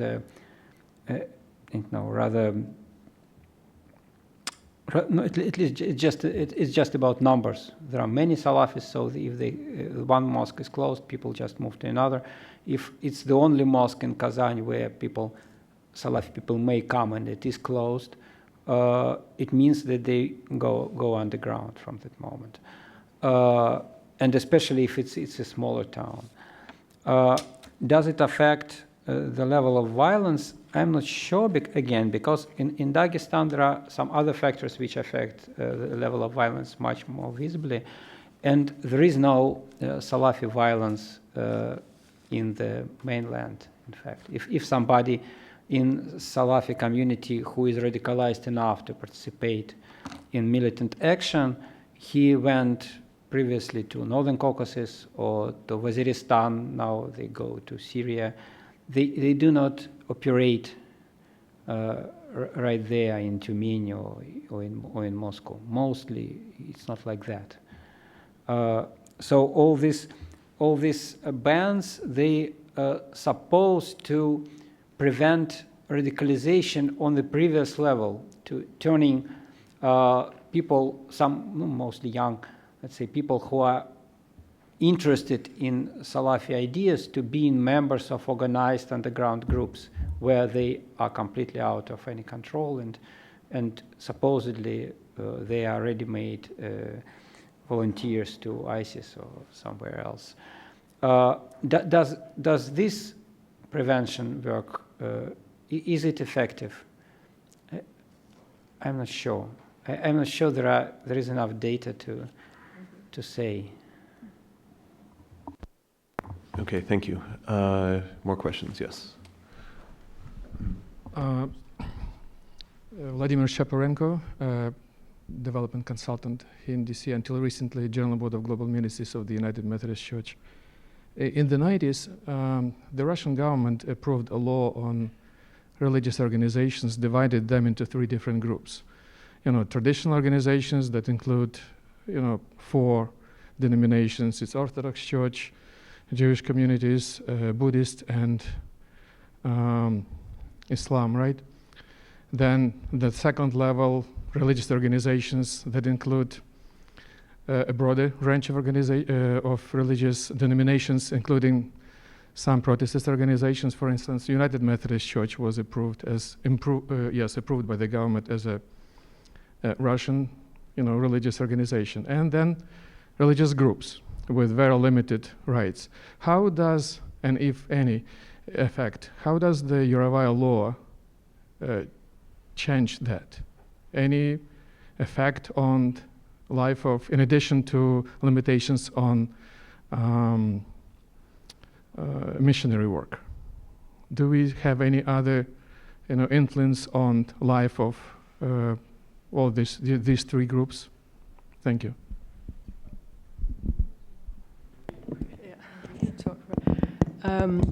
Okay, so the difference with the Yarovaya, the so-called Yarovaya provisions, is that they actually apply to everybody, so there's no distinction according to the letter of the law.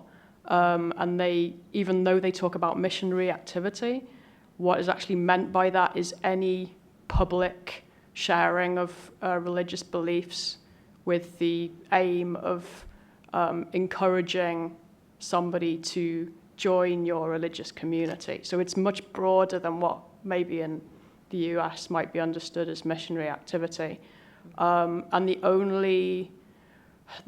it's easier to explain where that isn't regulated in any way. So in an official registered house of worship, there's no regulation on that. And if you're a cleric or some kind of minister, officially, again, you don't have to have any kind of document to authorize you to share your beliefs.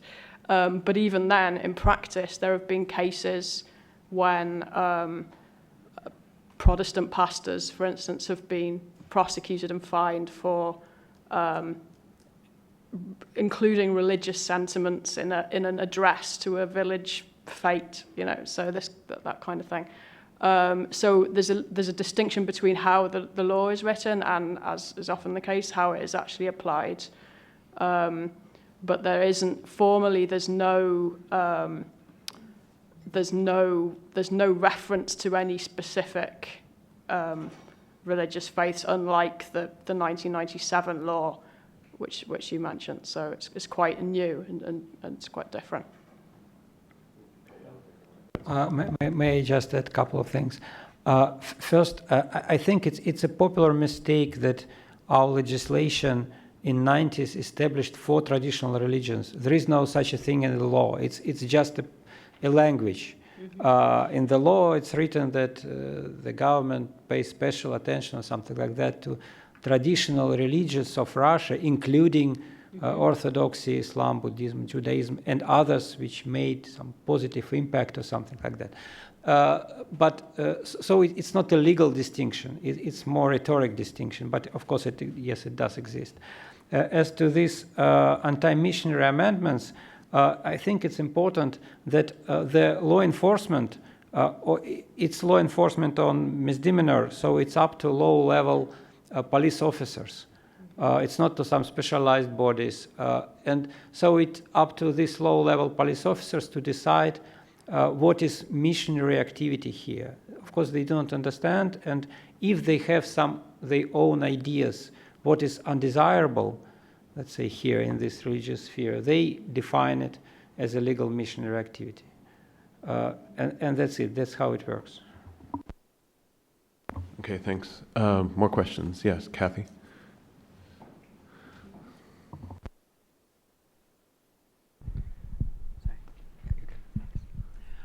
Kathy Cosman. I had a question about again, relating to the distinction between officially recognized groups and non-officially recognized groups relating to Islam. Because as I understand it, there have been some killings of, I believe in Tatarstan, of representatives of official Muslim structures relating to the fact that in the views of the alleged killers, they were too tolerant of the official misdemeanors or worse. That's one question. The other relates to Kadyrov. I've been told that among Central Asian migrants, Kadyrov, unfortunately, is increasingly being viewed also as a religious authority on Islam. Yeah, thank you, Kathy, for your question. On the violence against some Muslim representative, relatively high-level people, the difficulties with this kind of case is that if the Russian law enforcement agencies or Russian justice doesn't identify the killers or the perpetrator, you always have in the several cases you mentioned for Tatarstan, it seemed that it has been probably kind of intra-Muslim communities tensions, and that probably in several cases this imam has been beaten or killed by other Muslims. So it's intra-Muslim fight, and there have been a lot in Tatarstan. Tatarstan has been really kind of very divided. It can also be sometimes business-related. Things, because many of Muslim religious authorities can also be leaders, having, businessmen, kind of important people. So you also have a lot of shadow economy related things. So it's always difficult to identify is that done in the name of religion or is that kind of other issues that are just not visible. On the Kadyrov things, indeed, there are kind of growing comments coming especially from Tajikistan, saying that especially in Tajikistan, Kadyrov and the way he's combining a kind of very Puritanist Islam and loyalty, ultra-loyalty to Putin is seen as a good combination for a Tajik migrant. That's interesting that it seems to be very specific to Tajikistan and not to the rest of Central Asia. And this is also correlated by other data we have, but it's really ongoing research, so it's difficult to kind of make a real case of that. That during migration, Uzbek, Kyrgyz migrants are mostly going to traditional Tatar-led mosque, so kind of continuing the tradition of being introduced to Islam through the Tatar link, while Tajik, and I have no explanation why, seems to be going to Dagestani and Chechen mosque. So that creates kind of a new version of Islam that is not traditional for Tajikistan. And we see it because we have surveys of Tajik migrants returning home. And when they return home and they are asked, who are you? What is your denomination as a Muslim? We see suddenly emerging kind of Dagestani Jamaat or that are really not existing in the Tajik tradition. So there is something happening there. I have no clue why Uzbek would go to some kind of mosque and Tajik to the Dagestani one. But it seems there is a kind of growing North Caucasian influence over Central Asian Islam that is going through migration and through this need for migrants to say that they can be proud Muslim and loyal to Putin. And Kadyrov is offering one of these ideological articulation. Fascinating. Okay, are there any other questions? I'm trying to look over on the other side of the room. No. Okay. Was there? Yes. Hi, my name is Noah. I'm a program intern with the International Center for Religion and Diplomacy. I was just wondering regarding dynamics between these persecuted or minority religious communities. Are there any interfaith dynamics between them in terms of attempts to like decrease violence or increase relationships, or are they relatively isolated geographically or socially?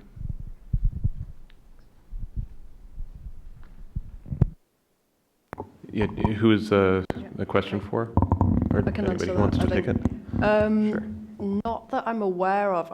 In fact, especially informally, I don't think I've come across anything of that nature. What does sometimes happen to the authorities' credit is that regionally, sometimes administrations have like consultative committees where they invite representatives of all the different religious groups and who can air their concerns and problems. The Jehovah's Witnesses usually don't take part in that. I've only ever come across one event where the Jehovah's Witnesses actually were present, but it's not the case for all regions. I don't have any statistics of how many regions that happens in, but it's reasonably common. And the Protestant representatives that Olga interviewed brought that up as some kind of positive development, that they were able to, if they had any problems, they were able to actually discuss those with the local administrations. If I can add on that, for some cases, for example, in the case of building mosque, so depending on the local configuration, sometimes the Muslim community reach out the Russian Orthodox Church locally to get the support, to be sure the church will support their claim for land to build a mosque. Sometimes they don't reach out. So here also you have a lot of local issues depending who are the Islamic leader, the combination, the relationship between the local authorities and the Russian Orthodox Church, or if the Islamic community think they need this church support to be sure the authorities will support them, then they go this kind of triangle. Sometimes they don't do that. So I think on many aspects it's a lot of local kind of issues and atmosphere in each region or in each city that has to be taken into account. Okay, any more questions? Okay, I have one sorry, let's take this one here first and then I'll.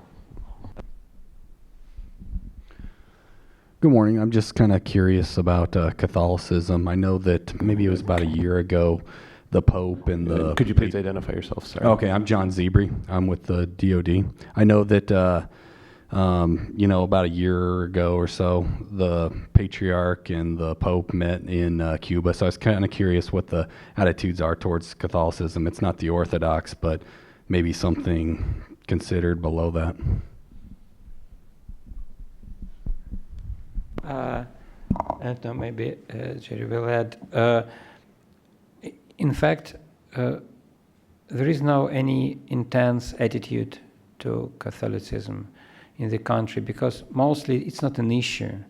When 15 years ago it was a big discussion,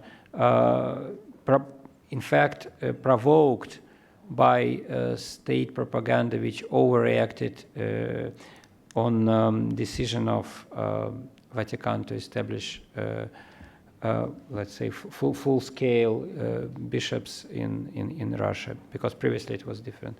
At that moment, yes, maybe relatively many people at least thought about Catholics. Mostly they do not.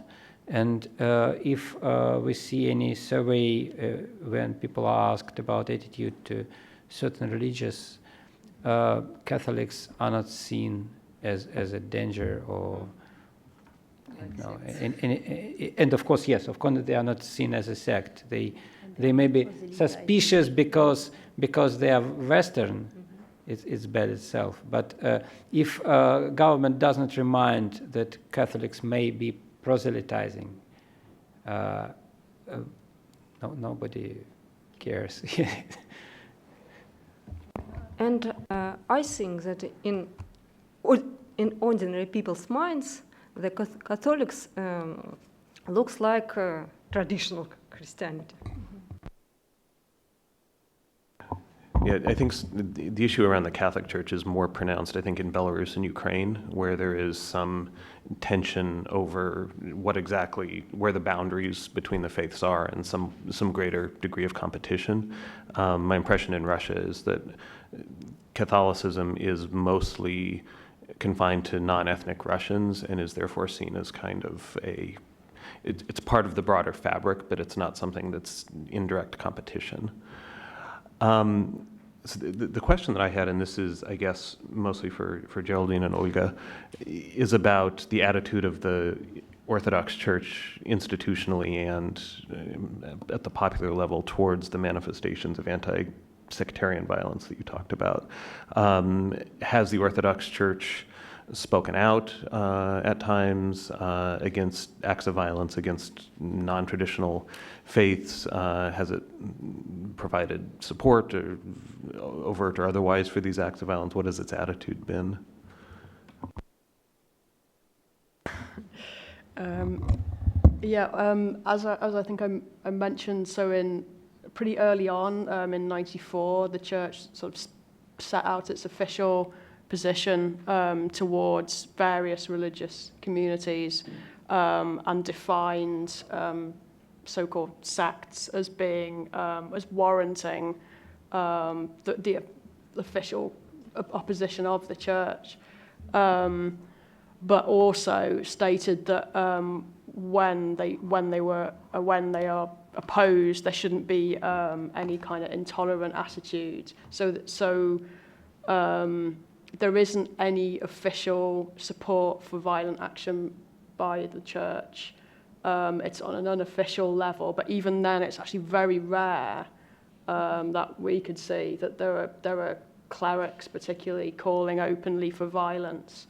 What happens more is there are campaigners associated with the church or in the church, particularly prominently a guy called Alexander Dvorkin and various similar characters who've made it their life's work to publish information about so-called sects.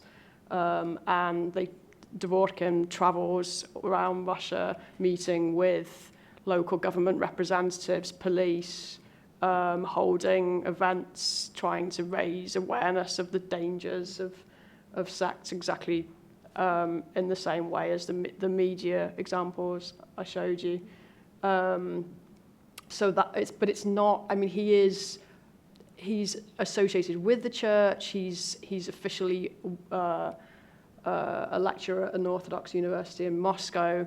But it's not. It's rarely that it's actually the bishops or the clerics who are like hostile, openly hostile, or coming out with inflammatory language. And there's only a couple of cases we can find where they're actually endorsing violence. Have they ever spoken out against acts of violence? No, not that I know of. No. Okay. Any more questions? Okay. Going once. Going twice. We're about 15 minutes early, but if there are no questions, then I think we can probably let people go early. I'm not sure lunch is here yet, but we can gather out in the foyer here. Thank you very much, and please. Sorry. Yeah, and the next panel convenes at 12:30, so please be back in here then. Let's also give a round of applause to our panelists.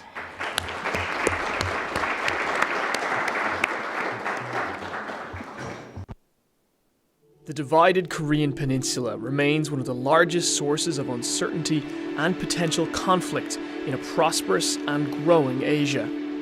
Unification of Korea will be one of the biggest changes to the geopolitical landscape and is seen by the world as a dark tunnel. Opacity among regional powers creates confusion. Misunderstanding impedes smart planning. False assumptions could cause costly strategic blunders. But CSIS believes the potential for growth, prosperity, and peace of a united Korea is immense. How can we maximize the social, humanitarian, and economic returns of a unified Korea while avoiding conflict? Beyond Parallel is an unprecedented and comprehensive resource for bringing transparency to the many challenges and opportunities of Korean unification. Beyond Parallel investigates the broader implications of unification, but also the specific issues that Korea and the world face. These critical issues are explored through expert analysis, satellite imagery, and cutting-edge methods of data collection. Welcome to Beyond Parallel.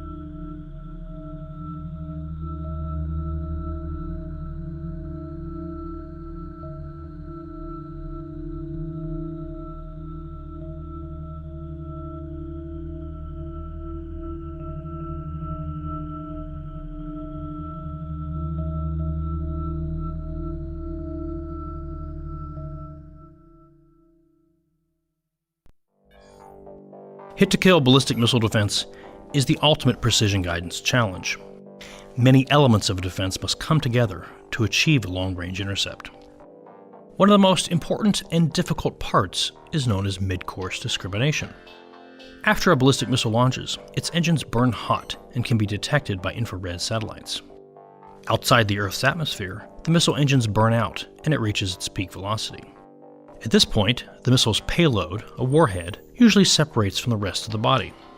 The warhead is also accompanied by the flying junk pile of debris created by launching a missile, as well as by decoys or other countermeasures designed to complicate the missile defense job. All of these objects move together through space as part of a threat cloud. So for a missile defense system to successfully destroy the warhead, its various sensors must first discriminate it from among the various other parts of the cloud. The key to successful discrimination is the sensor architecture. Sea and land-based radars provide one picture of the threat cloud. Lower frequency radars are able to track the threat cloud, but have trouble distinguishing within it. Once cued, higher frequency or X-band radars provide much sharper images of the objects within the cloud. But radars are limited by their vantage point and by their technology. Multiple phenomenologies can provide a more complete rendering and classification. Air or space-based sensors provide still other perspectives with greater persistence, potentially allowing for birth-to-death tracking. And infrared sensors show not just objects but their heat signature, especially low-orbit satellites looking sideways, comparing the objects against the coldness of space.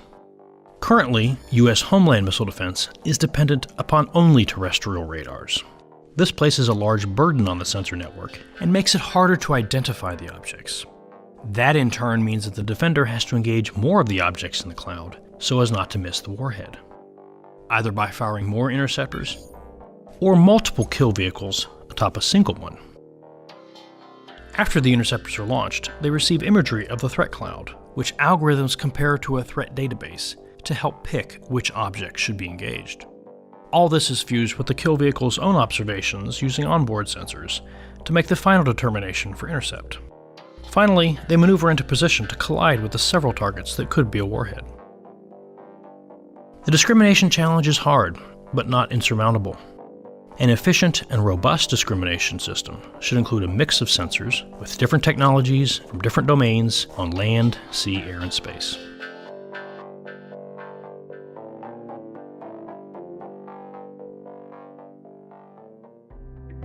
Currently, India ranks 54th on the World Bank's Logistics Performance Index, more than 20 spots below manufacturing competitors like China and Malaysia. This is a major challenge for Modi's Make in India initiative. For example, India's truckers report that 15% to 25% of travel time is actually spent waiting at the heavily enforced state border checkpoints. They pay as much as $1.1 billion a year in bribes to state officials. The main problem is that India does not have a single national market. Its 29 states and 7 union territories each have their own system of sales taxes. As a result, internal borders look more like international ones. The version of the goods and services tax sitting before Parliament isn't perfect, but it will cut down on transit time for goods, paperwork for businesses, and could add 0.5% to annual economic growth. A seamless national tax environment will help Indian commerce flow more quickly.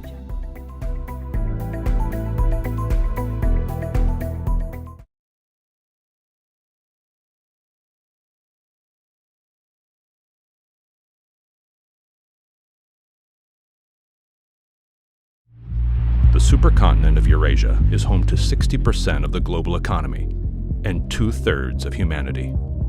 It's been called the geographic pivot of history.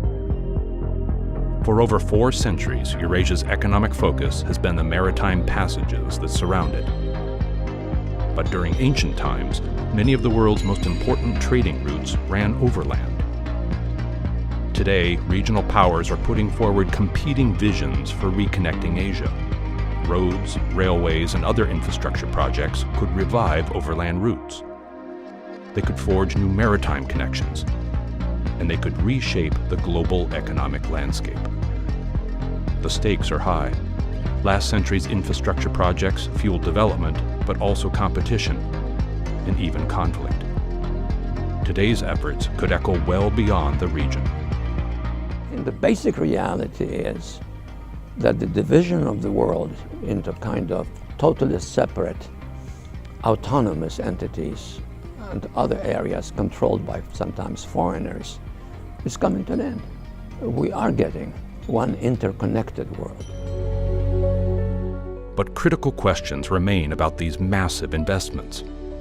What's driving these projects? Will they connect in an economically meaningful way? What does that foretell? What does that mean in terms of political ambitions and how people will look at the region differently, and will they behave in a different way? The Reconnecting Asia project provides new tools for answering these questions, beginning with what's really happening on the ground. Use this interactive website to track the evolution of Asia's infrastructure network at the project level. Explore the who, what, and why behind these megaprojects. See tomorrow's supercontinent through the eyes of regional powers. Make sense of it all with expert analysis that uncovers the trend lines behind today's headlines. This is reconnectingasia.csis.org. China is rising. Its economy is now the second largest in the world. China is the world's largest trader, having surpassed the United States, and Chinese military capabilities are expanding. In just a few decades, China has moved from the periphery to the center of the international system.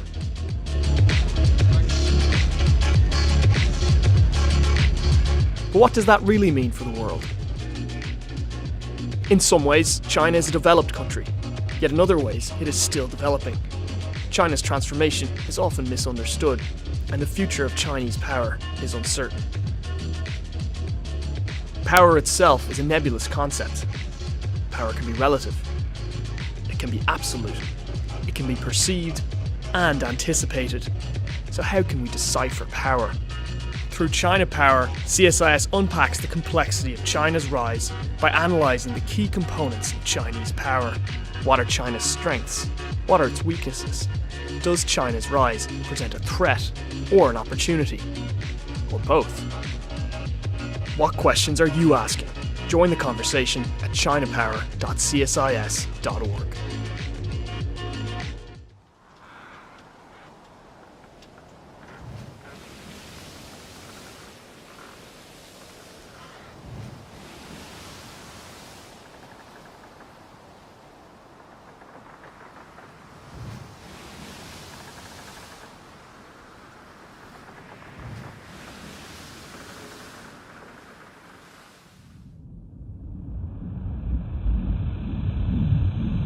The war in Syria represents a new low for the international community. We're seeing a war without law, as well as seemingly a war without end. It's very, very striking that we're living in an age of the bombing of UN convoys, never mind the targeting of hospitals.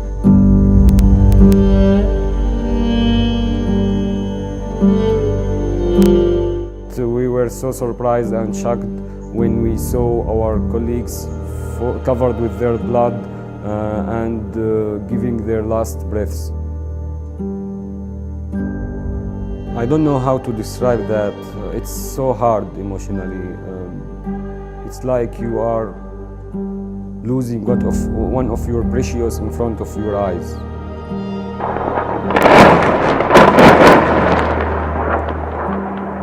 We're witnessing a profound surge of violence against civilians, against health workers, patients, facilities, humanitarian convoys across a full spectrum of countries that is really shredding the accountability and protections that are contained in the Geneva Conventions. The attack on Kunduz was a sustained attack over an hour, despite the fact that all the parties knew us, had our GPS coordinate.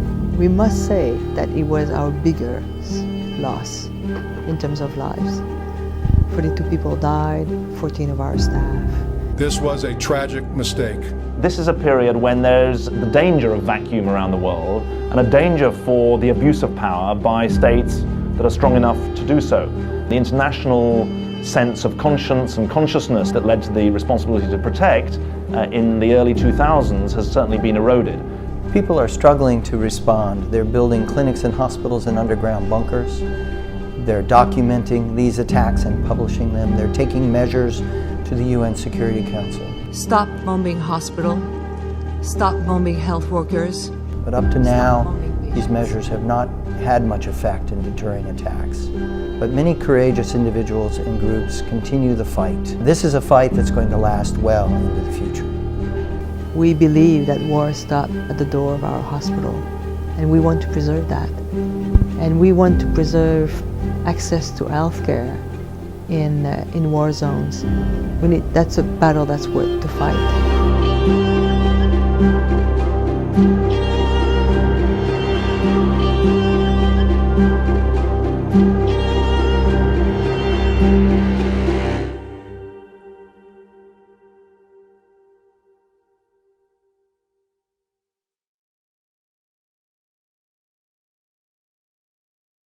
While much of the world focuses on terrorism in the Middle East, violent extremist groups have expanded their ambitions and reach in Africa as well. In the Western Sahel, Al-Qaeda in the Islamic Maghreb has produced or inspired a proliferation of extremist groups that continue to destabilize the region. In the areas around Lake Chad, Boko Haram, with its origins in northeast Nigeria, has left tens of thousands of civilians dead and displaced almost 3 million people. The security vacuum in Libya and the presence of Islamic State and Al-Qaeda deepen the risks to the Sahel region. There has been a lot of turmoil and trouble with these radical elements, which you find in this arc of instability from North Africa to Afghanistan. Military intervention by regional forces, France, and the UN have weakened these groups and reclaimed territories they once held. But the drivers of militancy and the complex social, economic, and political environment that fuels these groups remain very much intact. Unless this understructure of vulnerability and criminality is addressed, extremist violence will remain an enduring threat to the region.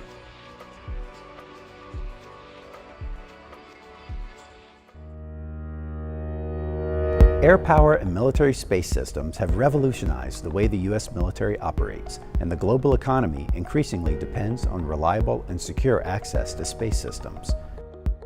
The Aerospace Security Project at CSIS examines the technological, budgetary, and policy issues affecting the air and space domains. Our research is focused in 3 areas.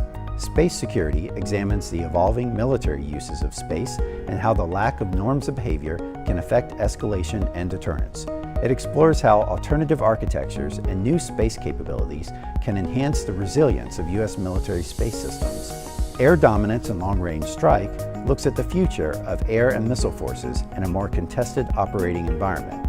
It examines the role of stealth, unmanned systems, and autonomous systems, how these capabilities can be integrated to enable new operational concepts, and options for the air and ground-based legs of the nuclear triad.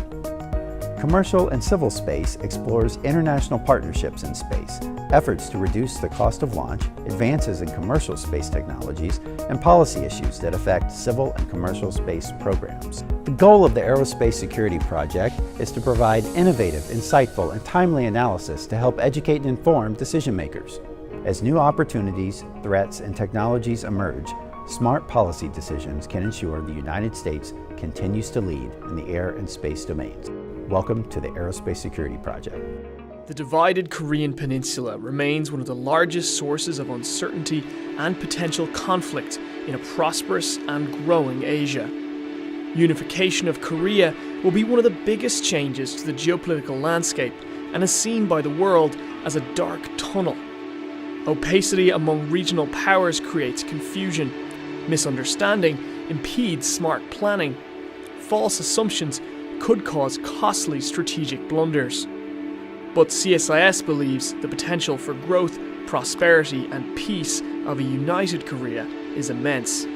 How can we maximize the social, humanitarian, and economic returns of a unified Korea while avoiding conflict? Beyond Parallel is an unprecedented and comprehensive resource for bringing transparency to the many challenges and opportunities of Korean unification.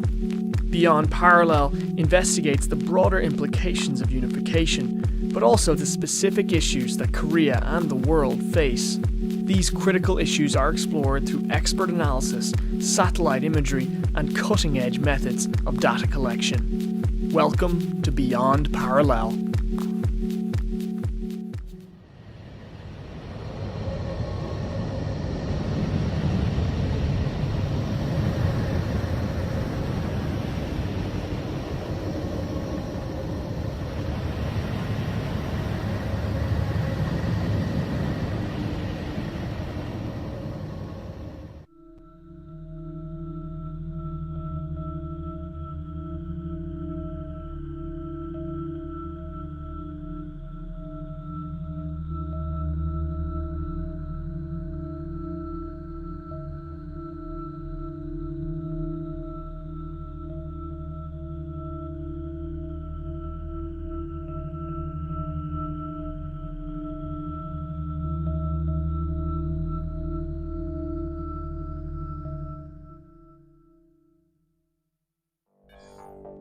Hit-to-kill ballistic missile defense is the ultimate precision guidance challenge.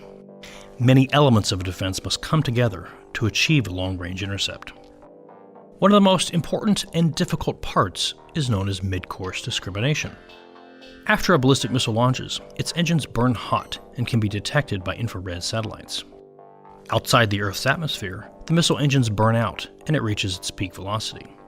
At this point, the missile's payload, a warhead, usually separates from the rest of the body. The warhead is also accompanied by the flying junk pile of debris created by launching a missile, as well as by decoys or other countermeasures designed to complicate the missile defense job.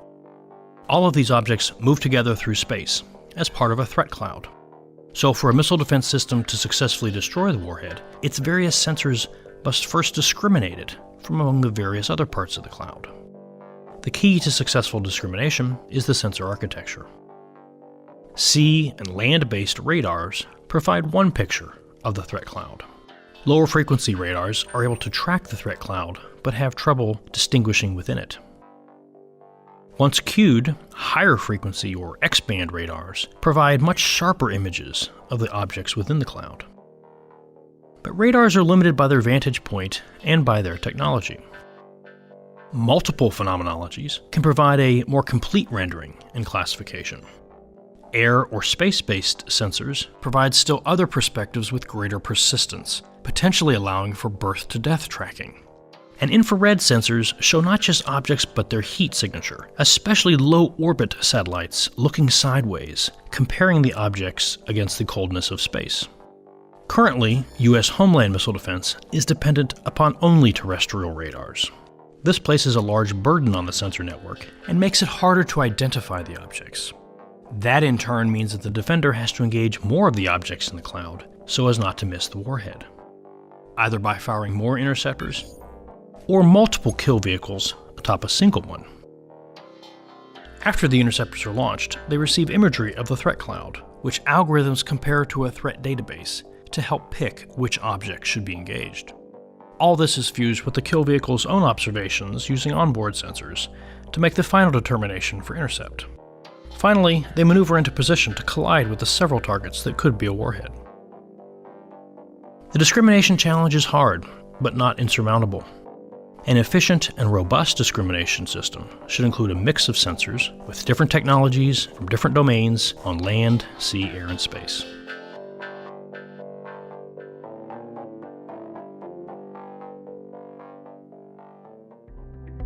Currently, India ranks 54th on the World Bank's Logistics Performance Index, more than 20 spots below manufacturing competitors like China and Malaysia. This is a major challenge for Modi's Make in India initiative. For example, India's truckers report that 15% to 25% of travel time is actually spent waiting at the heavily enforced state border checkpoints. They pay as much as $1.1 billion a year in bribes to state officials. The main problem is that India does not have a single national market. Its 29 states and 7 union territories each have their own system of sales taxes. As a result, internal borders look more like international ones. The version of the goods and services tax sitting before Parliament isn't perfect, but it will cut down on transit time for goods, paperwork for businesses, and could add 0.5% to annual economic growth. A seamless national tax environment will help Indian commerce flow more quickly.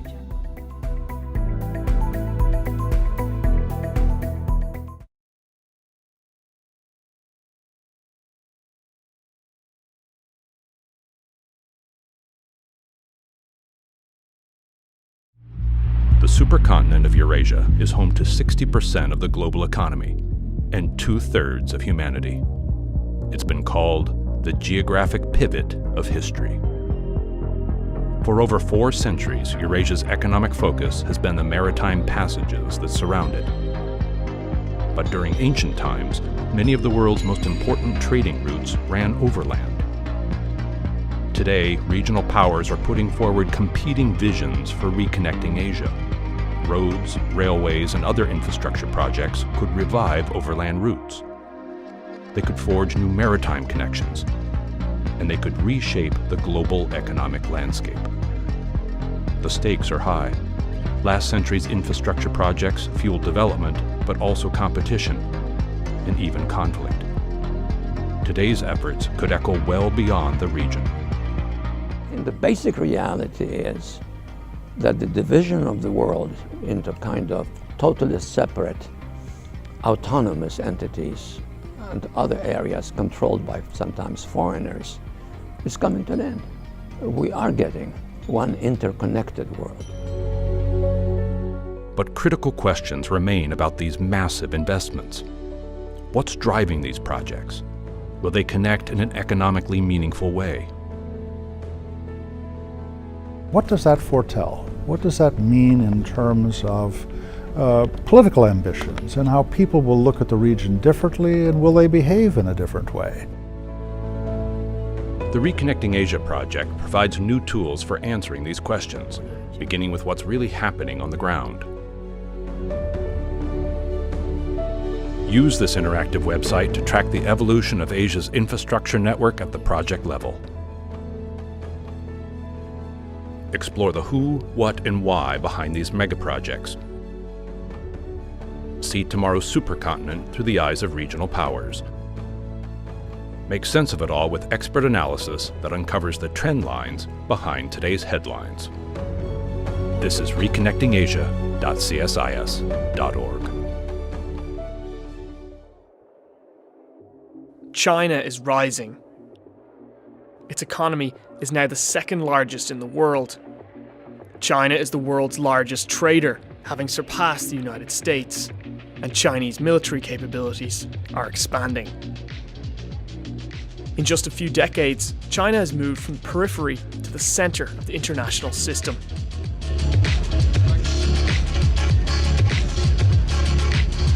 But what does that really mean for the world? In some ways, China is a developed country, yet in other ways, it is still developing. China's transformation is often misunderstood, and the future of Chinese power is uncertain. Power itself is a nebulous concept. Power can be relative. It can be absolute. It can be perceived and anticipated. So how can we decipher power? Through China Power, CSIS unpacks the complexity of China's rise by analysing the key components of Chinese power. What are China's strengths? What are its weaknesses? Does China's rise present a threat or an opportunity? Or both? What questions are you asking? Join the conversation at chinapower.csis.org.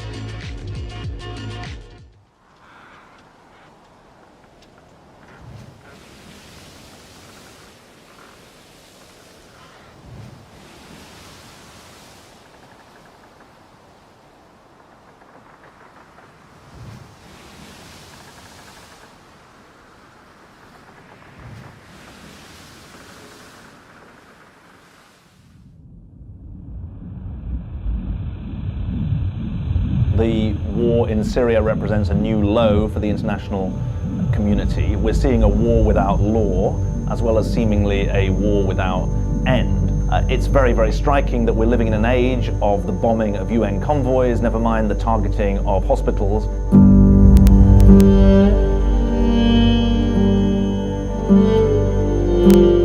So we were so surprised and shocked when we saw our colleagues covered with their blood and giving their last breaths. I don't know how to describe that. It's so hard emotionally. It's like you are losing one of your precious in front of your eyes.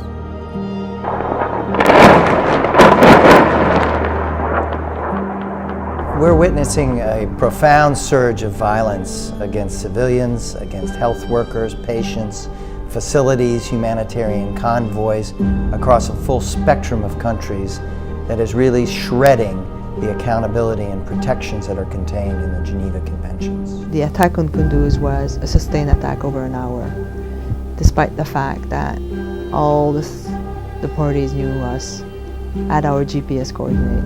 We must say that it was our biggest loss in terms of lives. 42 people died, 14 of our staff. This was a tragic mistake. This is a period when there's the danger of vacuum around the world and a danger for the abuse of power by states that are strong enough to do so. The international sense of conscience and consciousness that led to the responsibility to protect in the early 2000s has certainly been eroded. People are struggling to respond. They're building clinics and hospitals in underground bunkers. They're documenting these attacks and publishing them. They're taking measures to the UN Security Council. Stop bombing hospital. Stop bombing health workers. But up to now, these measures have not had much effect in deterring attacks. But many courageous individuals and groups continue the fight. This is a fight that's going to last well into the future. We believe that war stopped at the door of our hospital, and we want to preserve that. And we want to preserve access to healthcare in war zones. That's a battle that's worth to fight.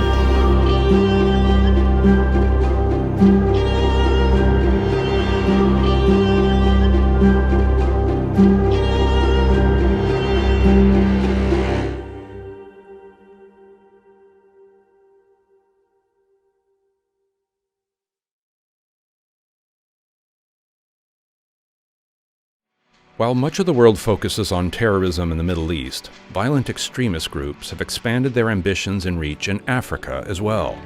In the Western Sahel, Al-Qaeda in the Islamic Maghreb has produced or inspired a proliferation of extremist groups that continue to destabilize the region.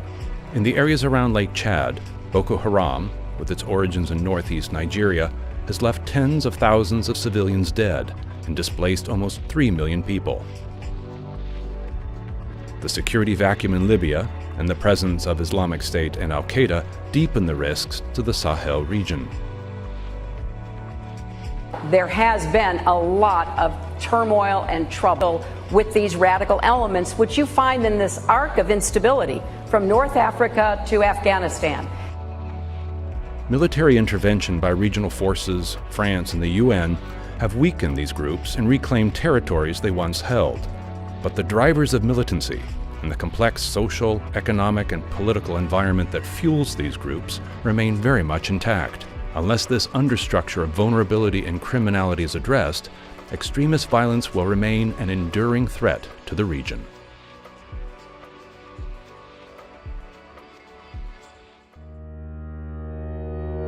Air power and military space systems have revolutionized the way the U.S. military operates, and the global economy increasingly depends on reliable and secure access to space systems.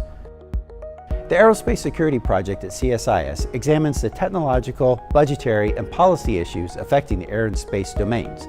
Our research is focused in 3 areas. Space security examines the evolving military uses of space and how the lack of norms of behavior can affect escalation and deterrence. It explores how alternative architectures and new space capabilities can enhance the resilience of U.S. military space systems. Air Dominance and Long-Range Strike looks at the future of air and missile forces in a more contested operating environment. It examines the role of stealth, unmanned systems, and autonomous systems, how these capabilities can be integrated to enable new operational concepts, and options for the air and ground-based legs of the nuclear triad. Commercial and Civil Space explores international in space, efforts to reduce the cost of launch, advances in commercial space technologies, and policy issues that affect civil and commercial space programs. The goal of the aerospace... So the first panel, I think, gave us a really useful background and overview of some broad situations across Russia and some of the very general tendencies from both the government and Russian society.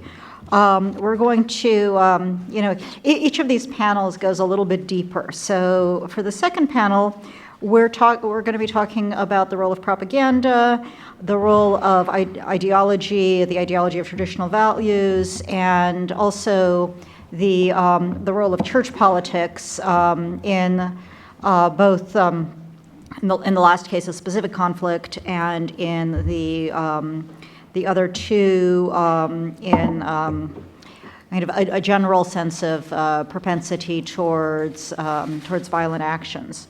I'm going to ask that the basic format is the same. One of our panelists is remote, so we can see her on a screen right now, but she will only appear on the screen for all of you when she starts speaking. That's Irina Dekunoy. But again, we have pairs of co-authors, in most cases both represented. In one case, we have only one half of the pair, just as we did in the last panel. They will divide up the presentation however they've decided to do so, but will, if both are here, both be available to respond to questions. And I'll ask everybody to keep their presentations to 10 to 15 minutes to give us the maximum possible time for discussion. So I am turning the floor over to Jeff Rattel and Katya Sokiryanskaya. Thank you. Thank you very much, Olga. And our paper is on online jihadist propaganda targeting Russian-speaking audiences. The jihadists from Russia have become a visible part of global jihadist landscape. Since 2016, Russian-speaking militants associated with the Islamic States were involved in terrorist attacks in the Philippines, in Turkey. They played a key role in the Syrian war just in the last year and a half. Although between 2014 and 2015, insurgent activities have remarkably reduced in the North Caucasus, in 2016 we again saw a slight growth in violence. According to federal and local authorities, most of people have been radicalized online. That's what they say in their public statements. Research shows that pure self-radicalization is rare. However, online propaganda has a crucial role in the radicalization process. So the objective of this study has been to analyze the role and the mechanisms of jihadist online propaganda targeted towards Russian-speaking audiences, and we conducted the paper that we're writing has been based on in-depth ethnographic research conducted by both of us for an extended period of time in the North Caucasus primarily, but also additional interviews in Dagestan, Ingushetia, Chechnya, North Ossetia, and Kabardino-Balkaria in the North Caucasus, but also in Turkey and in Moscow in 2017. Our paper looks into literature on online radicalization, on history of militant jihadist online propaganda in Russia, mainly focusing on the Imarat Kafkas. But we also look into factors and mechanisms behind the online propaganda success. There are several factors that are conducive to ISIS' impressive online propaganda among Russian radical Muslims, and first and foremost is that ISIS successfully manipulates the numerous grievances of the Muslim communities, especially in the North Caucasus, but also among the migrants, mainly Central Asian migrants. In the North Caucasus, unresolved conflicts, especially the one in Chechnya, a very heavy-handed counterinsurgency, corruption, economic underdevelopment, clanship coupled with the failing state services produce this kind of Molotov cocktail of frustrations that are masterly exploited by the recruiters who agitate the angry youth. fundamentalist and even jihadist ideologies accumulate and channel the protest potential. The second factor is the ever-growing interest in religion among the North Caucasus youth, especially in Dagestan, Chechnya, and Ingushetia. This secular space has visibly shrunk. Islam is everywhere. It's a key contested issue politically. In Chechnya, one of our respondents told us that if you admit, even in the kind of intellectual oppositional circles, that you don't believe in God, people will look at you as if you're not normal, you're crazy, you're somebody that you shouldn't deal with. So Islam is everywhere, and this lack of secure and effective channels to communicate this discontent, lack of democratic procedures and legal mechanisms to hold authorities accountable, they result in a situation where angry youth looks for ways to revenge, and then again it is done through the more religious channels. Third, the restricted freedoms of press and assembly, the deficit of open public discussion, and the recent crackdown on Salafi mosques, primarily in Dagestan, lead to the most of independent public life moving online, and this is where the ISIS recruiters are waiting. In the absence of conditions for critical debates in the public space and deteriorated quality of education, especially in the North Caucasus in the last 2 decades, have resulted in a deficit of critical thinking among youth and parts of youth, and their resilience as a result to the very radical propaganda becomes very low. How does the online recruitment work? The new tactics applied by ISIS across Russia are the so-called sleeper cells. They are usually disconnected from each other, mostly recruited via internet by people located outside Russia, usually in Syria and Iraq, sometimes in Turkey. They can be set up for the purpose of one terrorist act. Sometimes they are more long-lasting. In 2016, according to the FSB, they prevented 45 terrorism-related crimes, including 16 terrorist acts prepared by the sleeper cells in Moscow, St. Petersburg, Krasnoyarsk, Yekaterinburg, Sochi, Ufa, Novosibirsk, all across the country.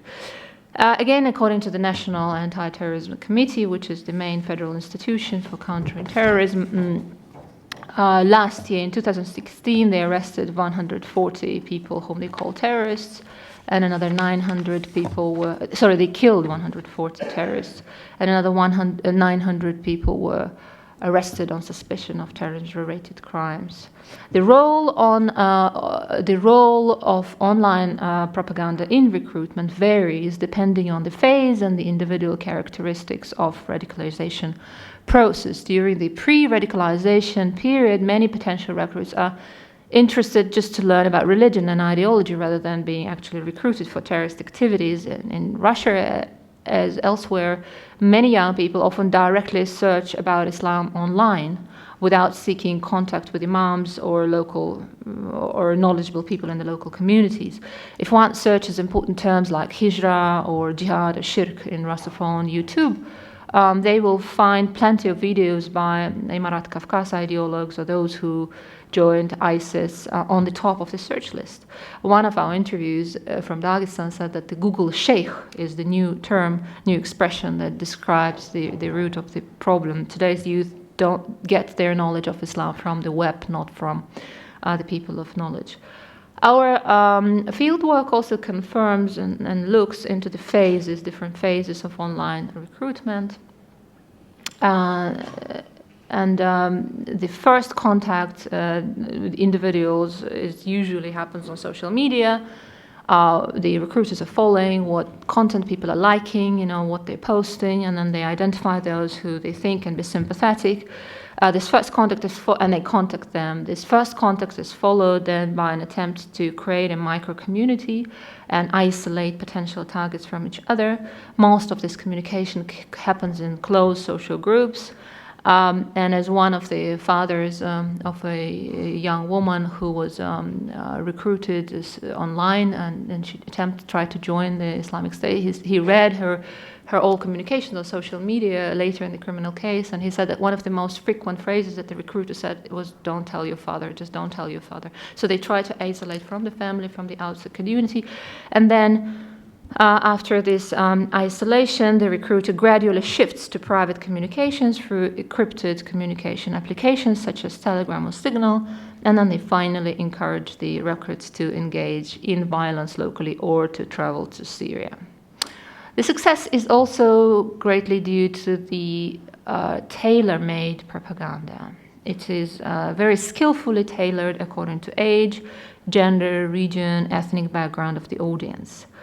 For example, ISIS propaganda specifically targets age groups and quickly identifying their religious strivings.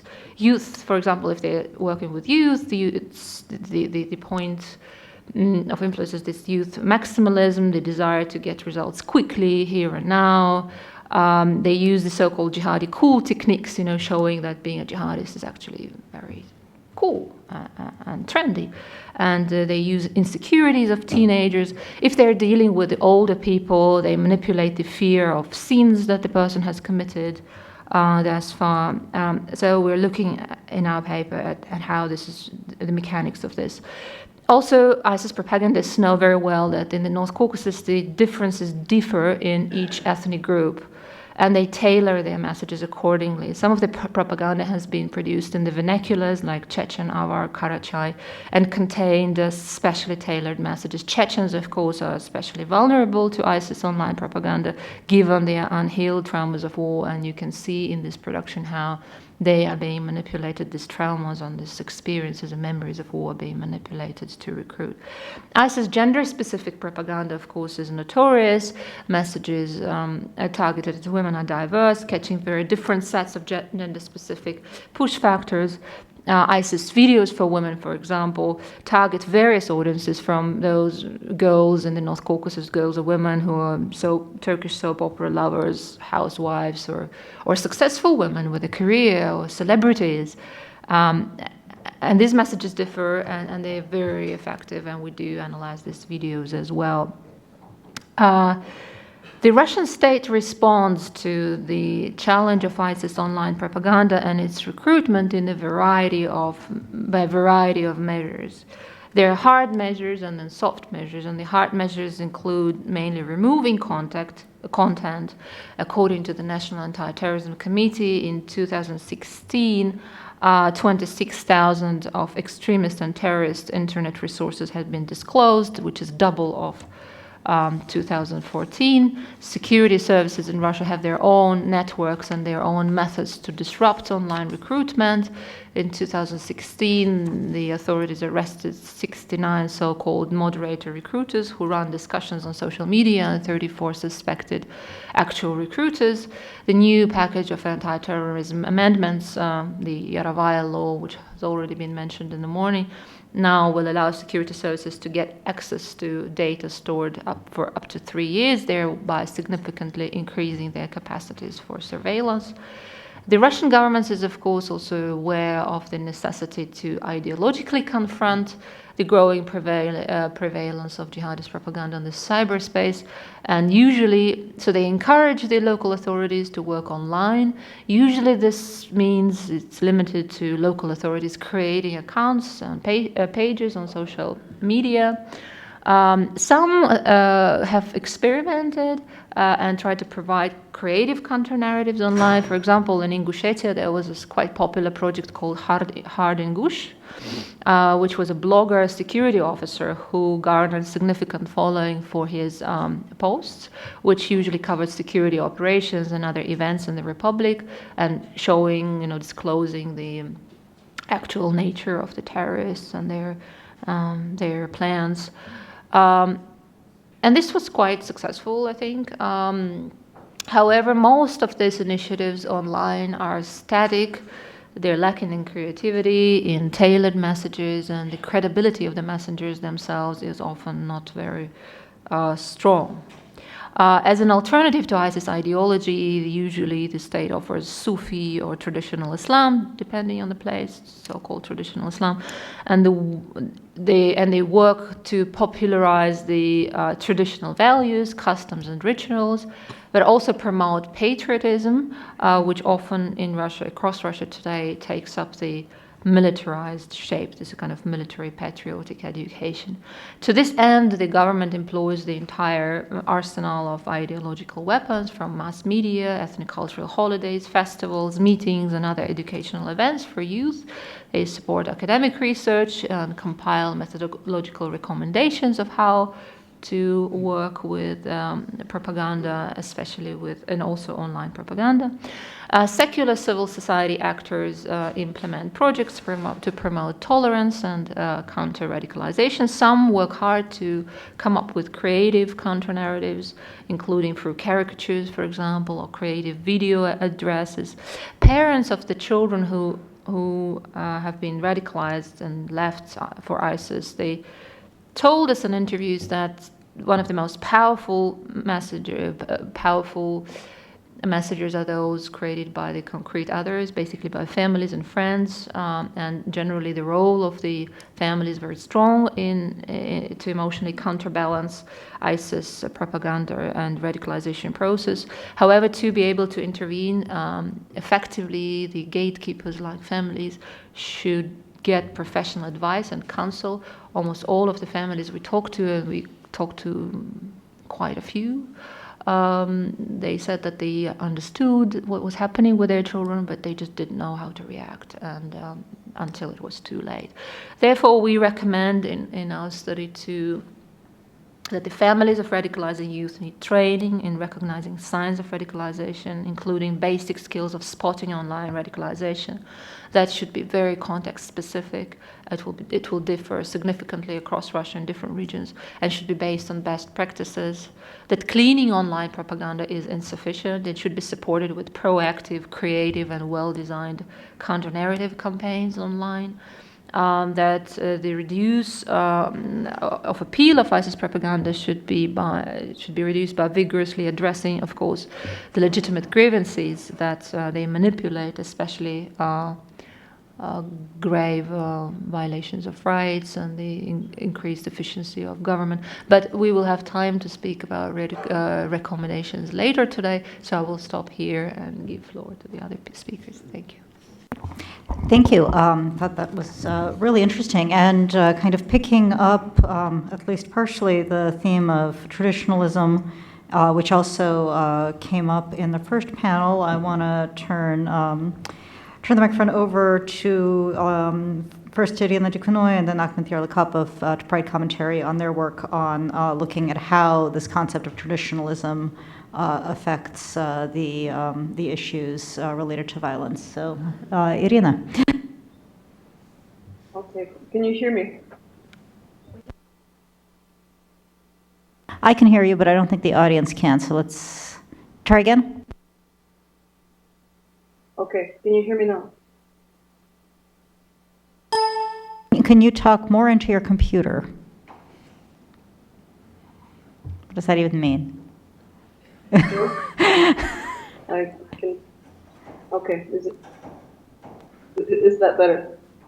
It's a little better, yeah. It's up here as far as I can go. Okay, you just need to be louder, is what I'm being told. So if you could just yell into your computer, that would be great. Okay, I'll do my best. Hold on one second. That's very good. Adjust here. Okay, so this paper came about kind of in a very, I should say, serendipitous kind of way, because we were looking at, one of the questions we asked was how to explain violence carried out by not by people of an Orthodox background as well as of the Islamic background in Russia. And it turned out that after a conversation with Ahmet, we came to the conclusion that there is a phenomenon across both communities where the concept of traditional values is a useful way of understanding what's happening. And as you will, I imagine, hear later on, the way in which this happens is quite different across both communities, but still it's something that needs to be compared and thought about. And the reason we started looking at this was because in the Russian political and public sphere, the concept of traditional values has suddenly spread across the country as something almost as familiar as the American dream, right? So it's something that's mentioned in the media quite frequently. Politicians refer to it very often, but in fact, it's something that really wasn't there, at least not on a national scale, until 2012. And 2012 is the year in which it sort of became part of, I would say, government, articulated government policy, really, that this is something that needs to be part of the ideological, how to say, the ideological props of the current regime. So, what we did, first, the paper is pretty much structured in several parts. In the first part, what we do is we look at the concept of traditional values itself and how it's understood within the Russian government and also across Russian society, as much as we could figure that out. And then within that concept, which aspects of it are most conducive to kind of the violent defense of said traditional values. And then what I did, I looked at the ways in which this plays out across the Orthodox communities, and then Ahmet looked at the ways in which it plays out across the Islamic community in Russia. And at the end, we're still working on recommendations. I think Ahmet has some specific ones for the Islamic question. And once their panel is open for questions, I'm happy to address the issue of potential recommendations on the Orthodox side. So what I think we agreed to do was that I would talk about how we understand traditional values and the concept, and then a little bit about what's happened within the Orthodox sphere, and then we would give Ahmet maybe like the last 5 minutes of our panel to talk about his contribution to this paper. So very briefly, once traditional values first emerged in popular discourse in Russia around 2012,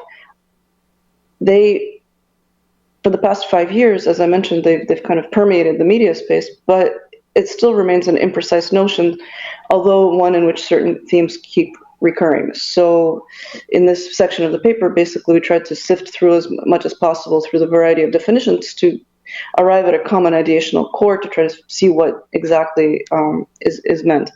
And I can give a couple of examples of the kind of conceptual still incoherence of this, where in various documents, whether in the national security strategy, whether in President Putin's addresses to the Federal Assembly every December, this term appears, but it appears often in various ways. So just to give an example, in 2014, in Putin's speech to the Federal Assembly, or to the Federation Council, they were listed as one of the government's priorities, but were defined as honest work, freedom of entrepreneurship, patriotism, respect of tradition, the culture of one's country, right? Which doesn't seem like it would have anything to do with violence, really. But once you actually look deeper at the content of with which traditional values is infused, what we did was we looked at the ways in which they're being actually protected, quote unquote, through legislation or government policy. And what turned out was that once you look at it from that point of view, then you're sort of able to pinpoint which elements of traditional values are actually the ones that are seen as the most important and in most need of defense against sort of Western attempts to subvert them, right? And if you look at it from that point of view, then what you see is a high focus on the traditional family, traditional marriage, sort of the right of religious communities within Russia to conduct their sort of internal business as they would want to without external interference from a secularizing West, basically. And so once you, and the way in which we pinpointed that was we looked at such things as the already mentioned law of Yarovaya, the law on the limiting pieces of legislation that came up since 2012, focused specifically on defending traditional values, right? One thing, for example, that fits into this is also the ban on the adoption of Russian children by citizens of countries where gay marriage is legal, and the recent decriminalization of certain categories of domestic violence. So all of these things have been kind of couched in the language of traditional values. And if you look at what's been happening within Russian society, you sort of see the same pattern. So while it's widely, although not universally, accepted that there is such a thing as traditional values and that it is subject to attack by an aggressive West, the definition remains vague, but traditional moral and family values, especially but not exclusively opposition to homosexuality, somehow stand out at the core of the concept when you look at the ways in which it's discussed within Russian society, whether you look at it in the social media or in other places. And then the question, of course, which is really important for our paper, is the extent to which traditional values should be understood in religious terms. And from our point of view, the answer is a qualified yes. On the one hand, it's, especially when Putin talks about it, it's in formulaic fashion, usually without reference to religion. But on the other hand, when there was a very significant moment because in 2013, in December 2013, during his address to the Federal Assembly, that was when that term first really showed up in Putin's language. But then the day after that, he took advantage of a highly public forum to identify traditional values as biblical in their origin, if not explicitly Orthodox Christian. And in meetings with the representatives of the Synod of the Russian Orthodox Church, he has spoken of Russian traditional values in language that suggests he sees them as Orthodox, even though he might avoid admitting so to secular or non-Orthodox interlocutors. And another important aspect of this is, as Alexander Vikhrovsky's contribution to this project makes clear, I think, the adjective traditional is most familiar to Russian citizens from its association since the mid-1990s with the country's four major religious confessions, i.e. Orthodoxy, Islam, Buddhism, and Judaism. So the linguistic construction, traditional Russian confessions, has been so ubiquitous in Russian political and societal discourse that the layering of this religious sense on the relatively newly invented traditional values is unavoidable.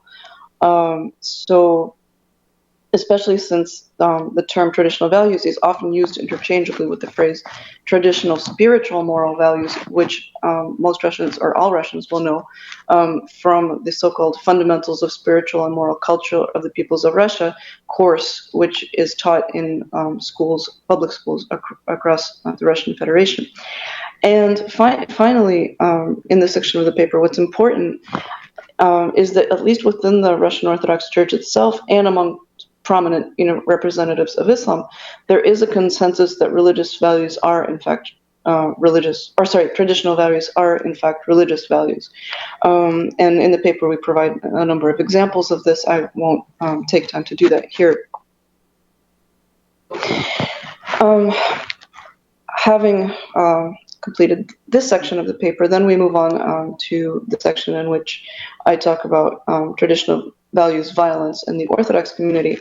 And a number of things end up being important here.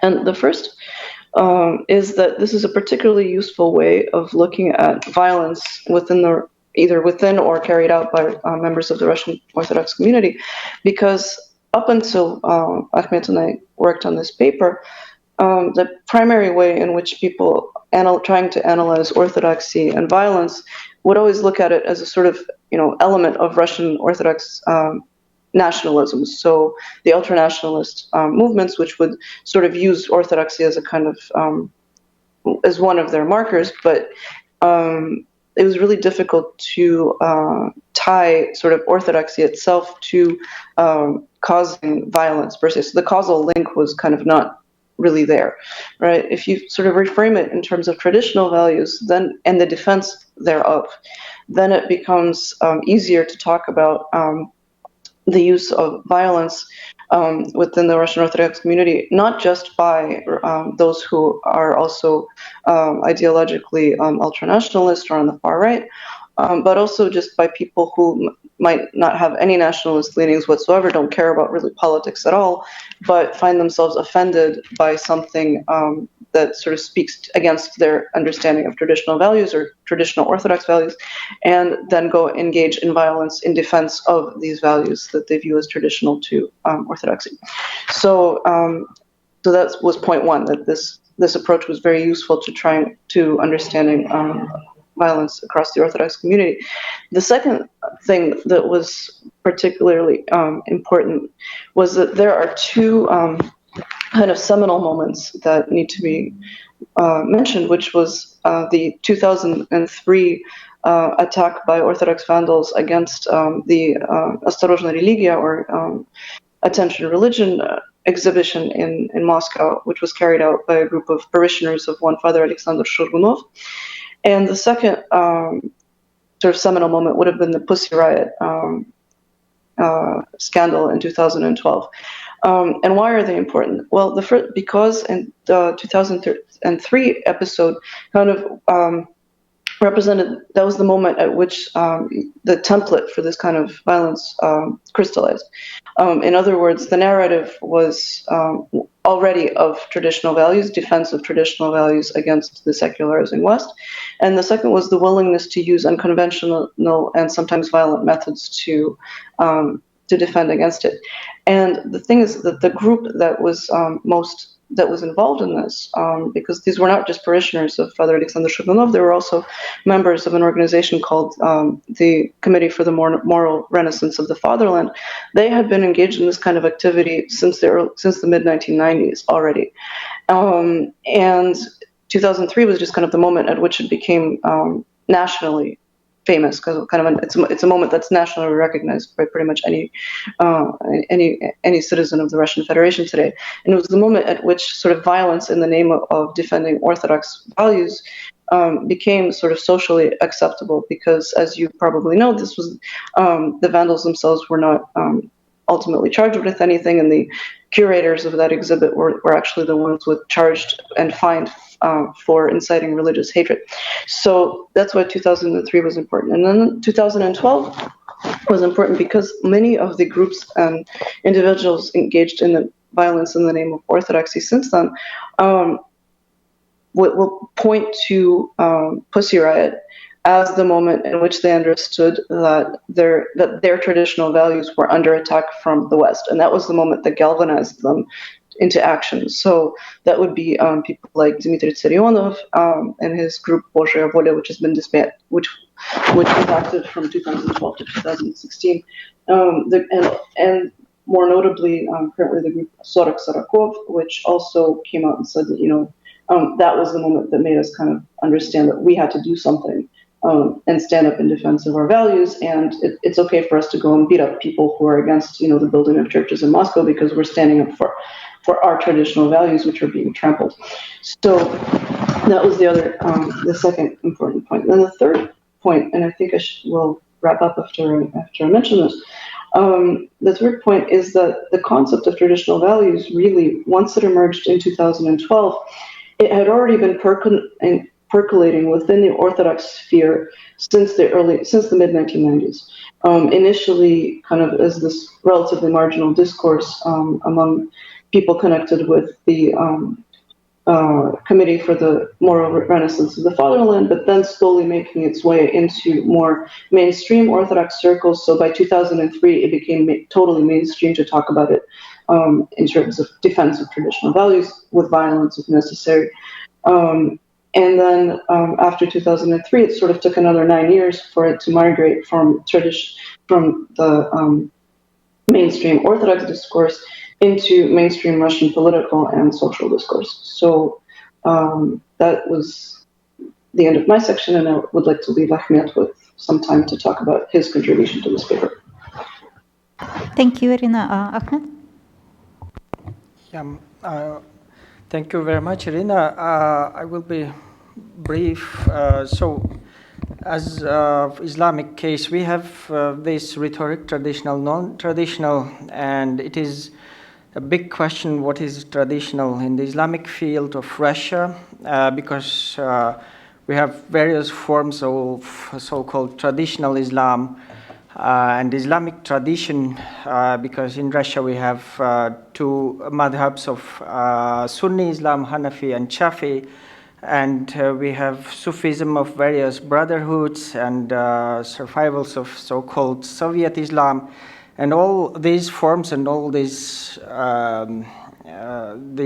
forms of Islam are recognized as traditional in various parts of Russia.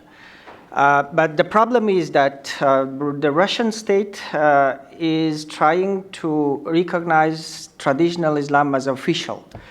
And we have spiritual boards of Muslims, Духовное управление мусульман. They are semi-recognized as official representatives of Russian Muslims. Why semi?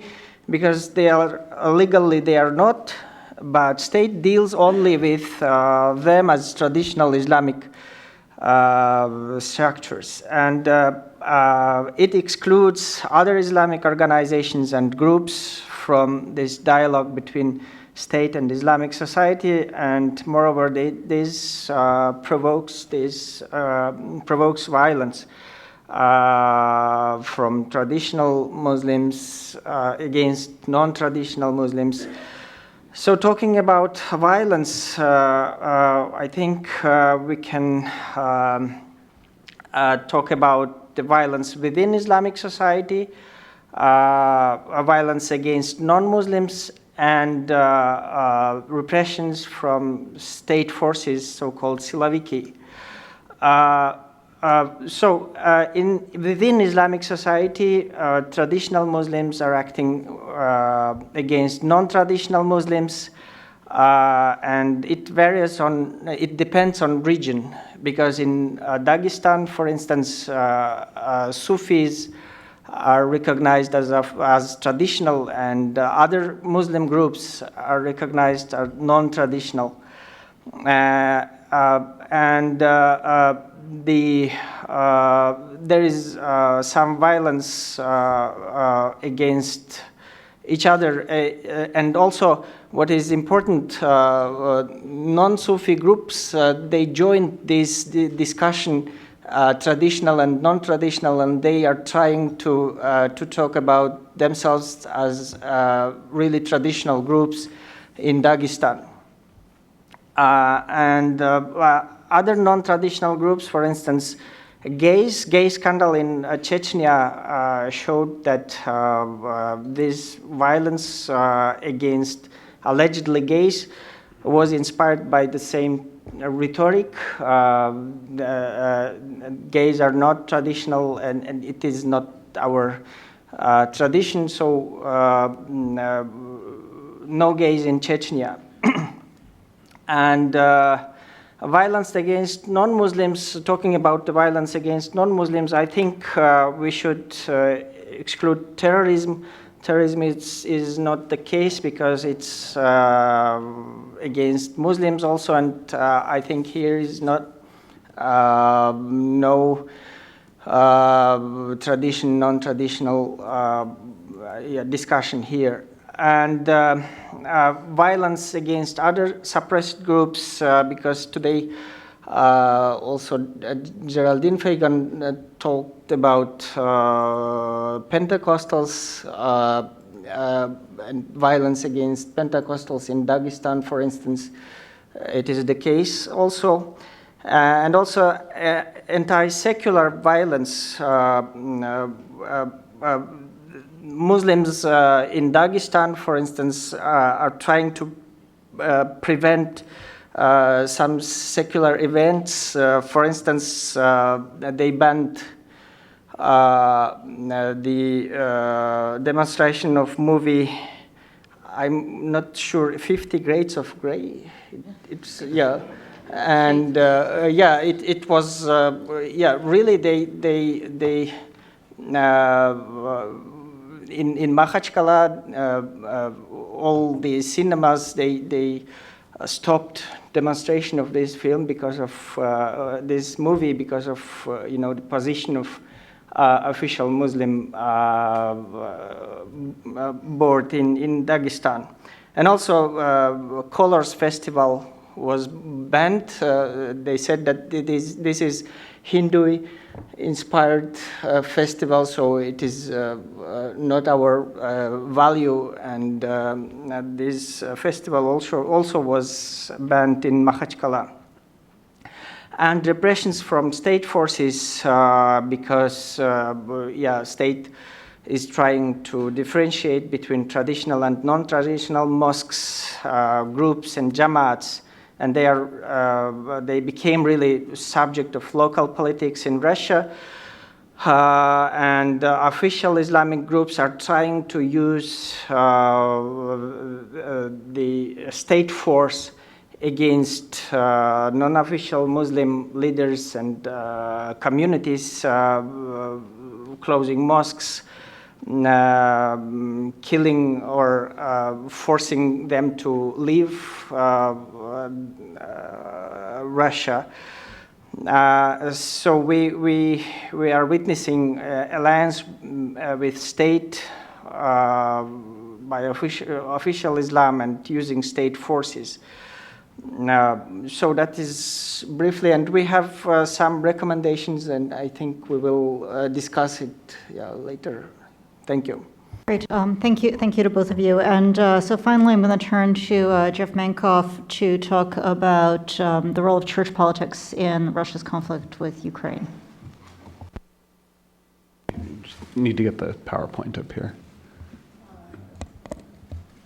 Cyrus, we have a PowerPoint that needs to go up.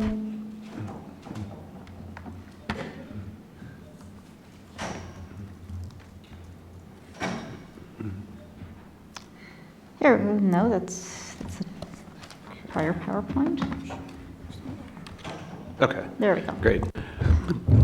So this paper is looking at the religious dimension to the upheaval in Ukraine since 2013, and that's to say covering both the period of the Euromaidan demonstrations, the Revolution of Dignity, and the conflict in the East. Co-authored this paper with Professor Alexei Miller at Central European University in Budapest, who unfortunately could not join us today. Just a brief overview of the landscape of Christianity in Ukraine, because the situation is rather complicated. We're focusing specifically on the Eastern Rite Christian churches, which comprise a majority of Christian believers in Ukraine, largely because they are the ones that are central to discussions about Ukrainian national identity and that have been most caught up in the political changes that have occurred in Ukraine over the last several years. There are 3.5 or 4 major Eastern Rite churches in Ukraine. In the West, the most influential is often considered to be the Greek Catholic Church, largely in the parts of Ukraine that formerly belonged to the Austro-Hungarian Empire. It's part of the Catholic Church. It's loyal to the Pope in Rome, but conducts services in the Eastern Rite. Because of its connection to the West, Austria-Hungary, to the Catholic Church, it was abolished by the Soviet Union in 1946, but remained active underground throughout the Soviet period and then reemerged in independent Ukraine. The dominant church when Ukraine became independent is the so-called Ukrainian Orthodox Church of the Moscow Patriarchate, which is a self-governing branch of the Russian Orthodox Church based in Moscow. It is not, however, autocephalous, which means that it has a lesser degree of autonomy. It is subject to the rulings of the Russian Orthodox Church's Holy Synod, on which its patriarch sits. It's also the only one of the Orthodox churches in Ukraine that is officially recognized by the wider Orthodox communion. So this is the canonical Orthodox Church that has representation with the Ecumenical Patriarch in Constantinople. As in much of the Orthodox world, however, there is a local church, which is to say a church headed by a metropolitan or a patriarch that is unique to the country, that has an Orthodox majority population. When Ukraine became independent, when the Soviet Union collapsed, there was an attempt beginning in 1992 to set up a local church for Ukraine. This is the Ukrainian Orthodox Church of the Kiev Patriarchate, which broke away from the Moscow Patriarchate in 1992, but does not have canonical status. And the status of the Kiev Patriarchate within the wider Orthodox community is a very contested issue. Its adherents have been petitioning since the creation of the church to receive recognition from the Ecumenical Patriarchate and from the Orthodox community. For a variety of reasons, that has not happened. There's also the very small Ukrainian Autocephalous Orthodox Church, which was established by Ukrainian emigres after the Russian Revolution, who did not accept the decisions that were made by the Orthodox Church to cooperate with the Soviet government. And when actually before Ukraine became independent, members of this church returned to Ukraine and set up shop on the ground. There's subsequently been some schisms, and this church remains very small, but because of its connection abroad and its role in maintaining the idea of Ukrainian nationhood among the diaspora, it does have a certain political salience. Okay, so what has happened in Ukraine within the world of Eastern Rite Christianity since 2013? I think there's a couple of points worth focusing on here. One has been the shift in the religious landscape. So you can see, comparing survey data from 2000 and 2016, this is percentage of the total population of Ukraine that identifies with each of these particular churches. The Greek Catholic percent has remained roughly the same. The percentage identifying with the Moscow Patriarchate has increased by about 50%, and that adhering to the Kiev Patriarchate has gone up by over 100%. What is not on this chart and is equally significant is the number of people who describe themselves as just Orthodox has declined quite substantially. So particularly since the start of the revolutionary upheavals in Ukraine in 2013, 2014, more and more people who identify themselves as Orthodox have had to determine whether they consider themselves followers of the Moscow or the Kiev Patriarchate rather than just being Orthodox. Prior to this period, most people, based on the interviews that we did, indicated that earlier on, the decision of which church to go to was largely a local factor. It was determined by things like which particular parish church was closest, which one had a priest that you liked, which one had other kinds of programs that you might be interested in. It wasn't necessarily a question about identity or nationalism. But since the outbreak of the revolution and the conflict with Russia, which church you are a member of has become a political and a question of identity. And so more people have been forced to identify themselves explicitly as followers of either the Moscow or the Kiev Patriarchate. At the same time, the number of people adhering to the Kiev Patriarchate in particular has expanded. And this is a result, it seems, of a growing salience of Ukrainian national identity among citizens of Ukraine who, for much of the post-Soviet period and before, had a more nuanced sense of identity, one that didn't necessarily posit being Ukrainian as being mutually exclusive of being Russia. It's of being Russian. It seems increasingly that people are coming down on one side or the other of this identity divide, and that, especially in the context of the conflict with Russia, more and more people across the country are seeing themselves as explicitly Ukrainian, and that includes, among other things, adherence to the Kiev Patriarchate. Okay, so that's one notable factor here. Now, we start the narrative part of the paper by talking about the events on the Maidan and the Revolution of Dignity. Talking to people who were there and participated in these events, one of the things that comes out quite strongly is the extent to which a number of people saw these events in explicitly religious terms. That is, many people put a religious narrative on the events, one about sacrifice and redemption. but also that the churches themselves as institutional structures were among the civil society organizations that were active on the Maidan itself. There were prayer tents that were set up. Individual parish churches belonging to all of the denominations were involved in providing supplies to protesters and giving refuge to people, giving them a place to sleep and stay warm. And also through an organization known as the All-Ukrainian Council of Churches and Religious Organizations, which is a body that the state recognizes that has membership by all of the major Eastern Rite churches, as well as, I believe, some non-Eastern Rite churches, as well as the Islamic community and the Jewish community, has acted as an official go-between with the government, and also sought among its own members to mediate conflicts so that disputes on the Maidan did not take on an explicitly religious tone. At the same time, each of the individual churches had its own priorities and its own concerns when the situation on the Maidan turned violent. For the Greek Catholic Church, the clergy largely was the most pronounced, I would say, in portraying the events on the Maidan and the revolution in religious terms. That this was a moment of national sacrifice, rebirth, resurrection, using explicitly biblical imagery. And if you look at the speeches of the head of the Greek Catholic, what happened here? We are on a different presentation. Different briefing. Sorry, can we go back to the other slideshow here? So just, okay. Okay. So I lost my train of thought. The head of the Greek Catholic Church, Major Archbishop Shevchuk, if you look at his speeches, they're very. He gave a lot of speeches in the diaspora in places like Canada, where he used this religious imagery to talk about what was happening on the Maidan and to appeal for support from members of the diaspora in explicitly religious terms.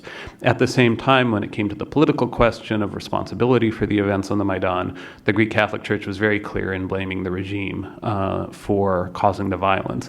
And once protesters had been killed by security forces snipers, in January and February 2014, Shevchuk and other leaders of the Greek Catholic Church began arguing that the Yanukovych government had lost its legitimacy and that it was no longer entitled to rule in Ukraine. So adopting a very explicitly political and anti-regime position.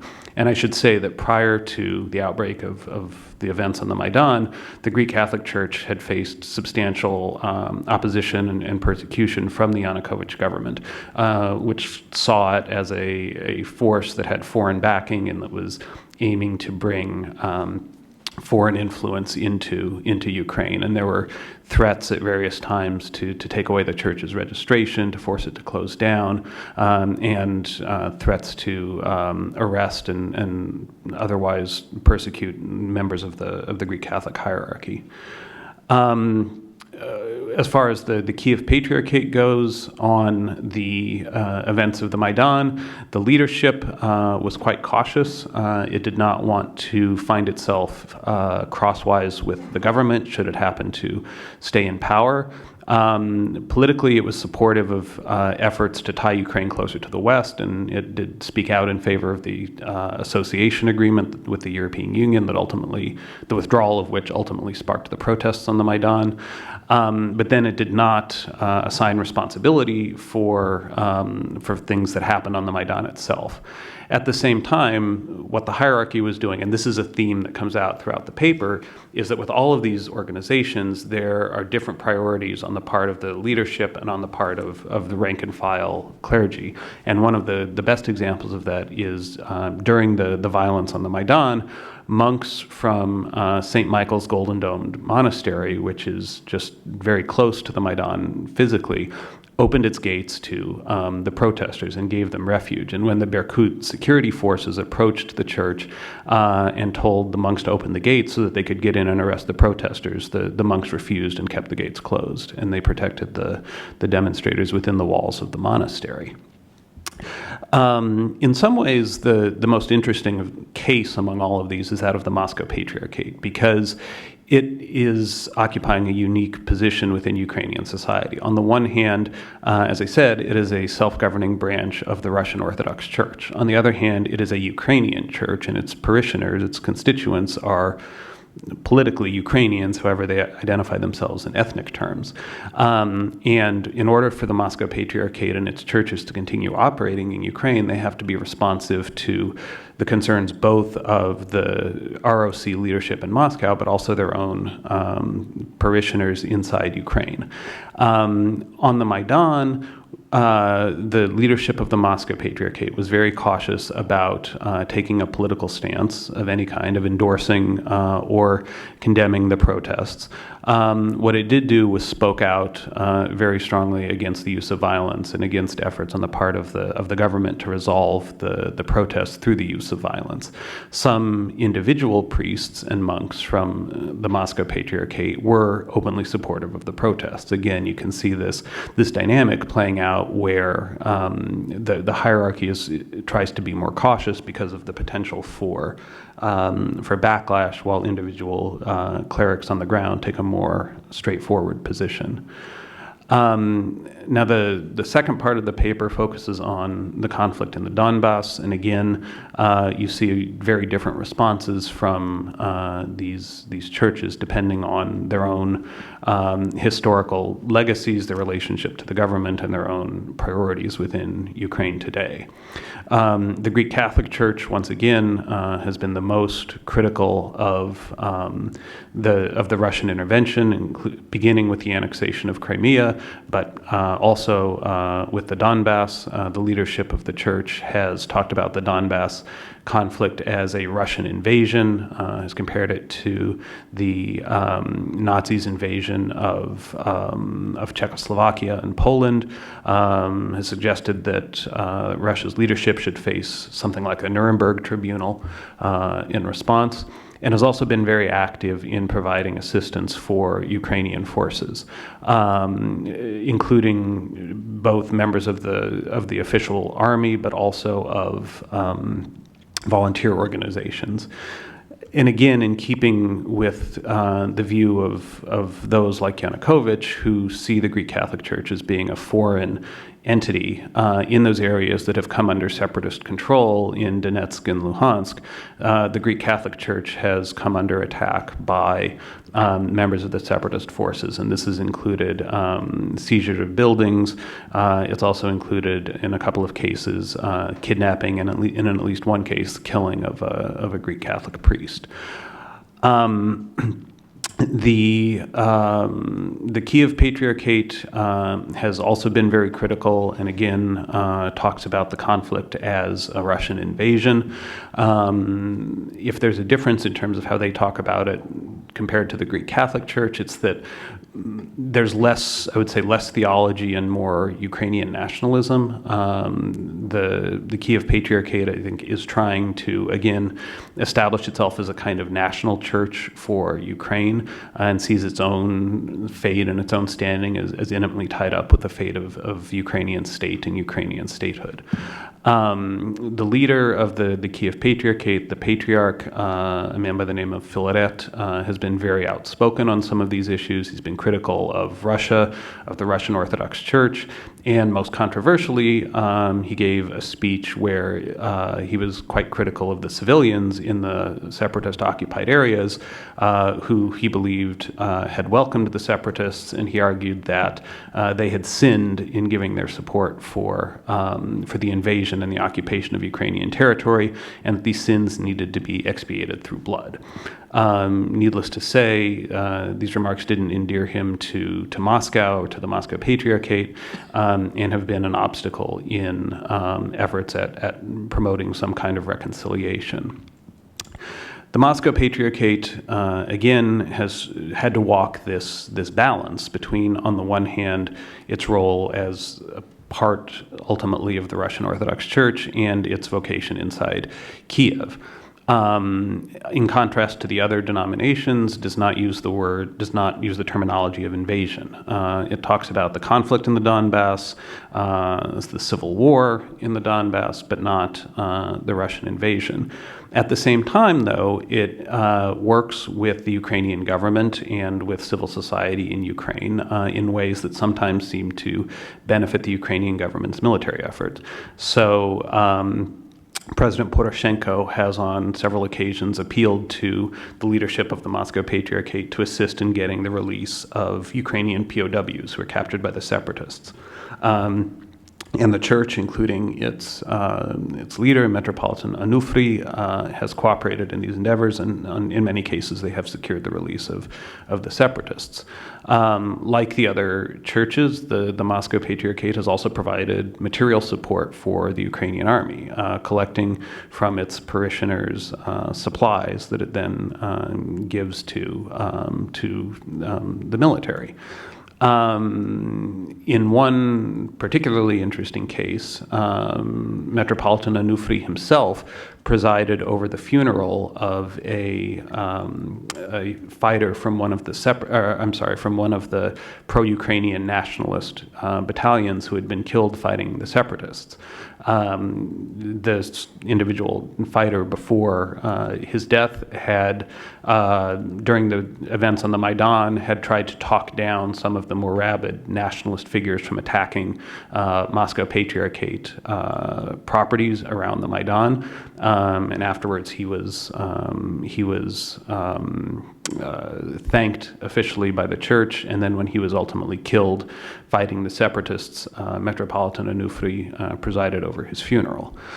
In terms of the language that the Moscow Patriarchate and its officials use, their priority in the conflict in the East has been very much on peace rather than on victory, which is to say their approach is essentially that any deal is better than no deal, and that the focus of the Kiev Patriarchate and the Greek Catholics on finding a way for Ukraine to regain its lost territory, that's not their priority, even though they have supported Ukraine's territorial integrity, which after all means the territorial integrity of their own ecclesiastical jurisdiction as well. The Moscow Patriarchate is seen by many Ukrainian nationalists as an arm of not only the Russian Orthodox Church, but ultimately of the Russian state, and for that reason has been target for reprisals. One of the particularly salient examples of this have been efforts to seize property of the Moscow Patriarchate churches. There have been disputes over the ownership of church property going back to the 1990s, ever since the foundation of the Kiev Patriarchate. There have been efforts on both sides, mostly on the side of the Kiev Patriarchate, to use public support for changing the jurisdiction of a parish to seize the property that had belonged up to that point to the Moscow side.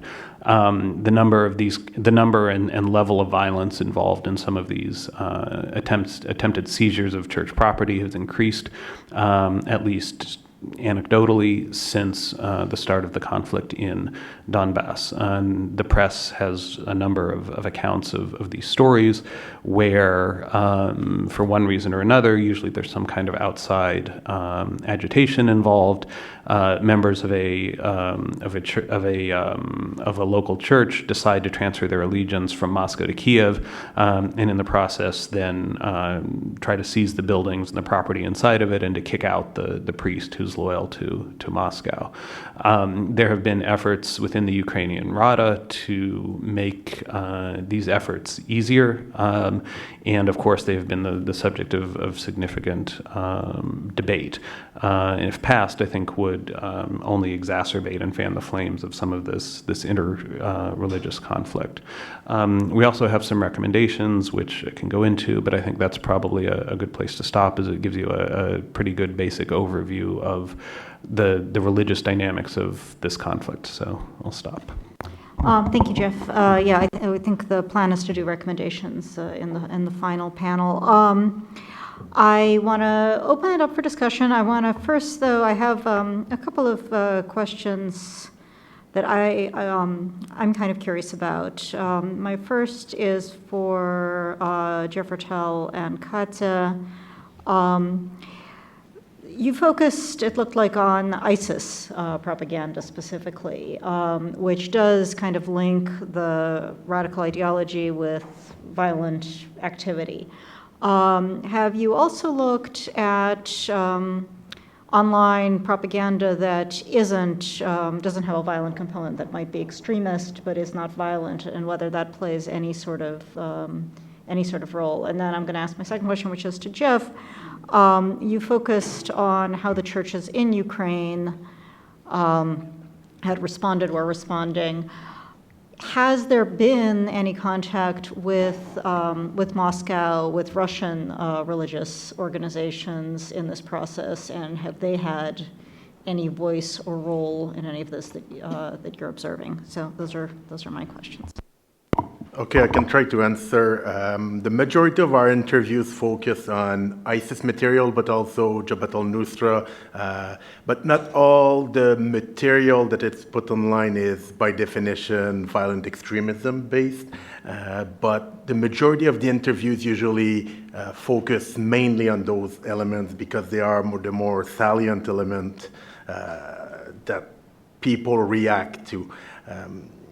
And it's also how the Russian government, when we interview different actors of the Russian government, usually also put the focus on these elements. So the paper most likely focus on this. However, we have collected material that we still not sure perfectly how to use in relationship to this. I think most of our recommendation, because it's involve violent extremism, target more ISIS material, but there is, we see material in various languages that can be seen as extremist by nature, but is not directly a call for, let's call it, jihadist actions.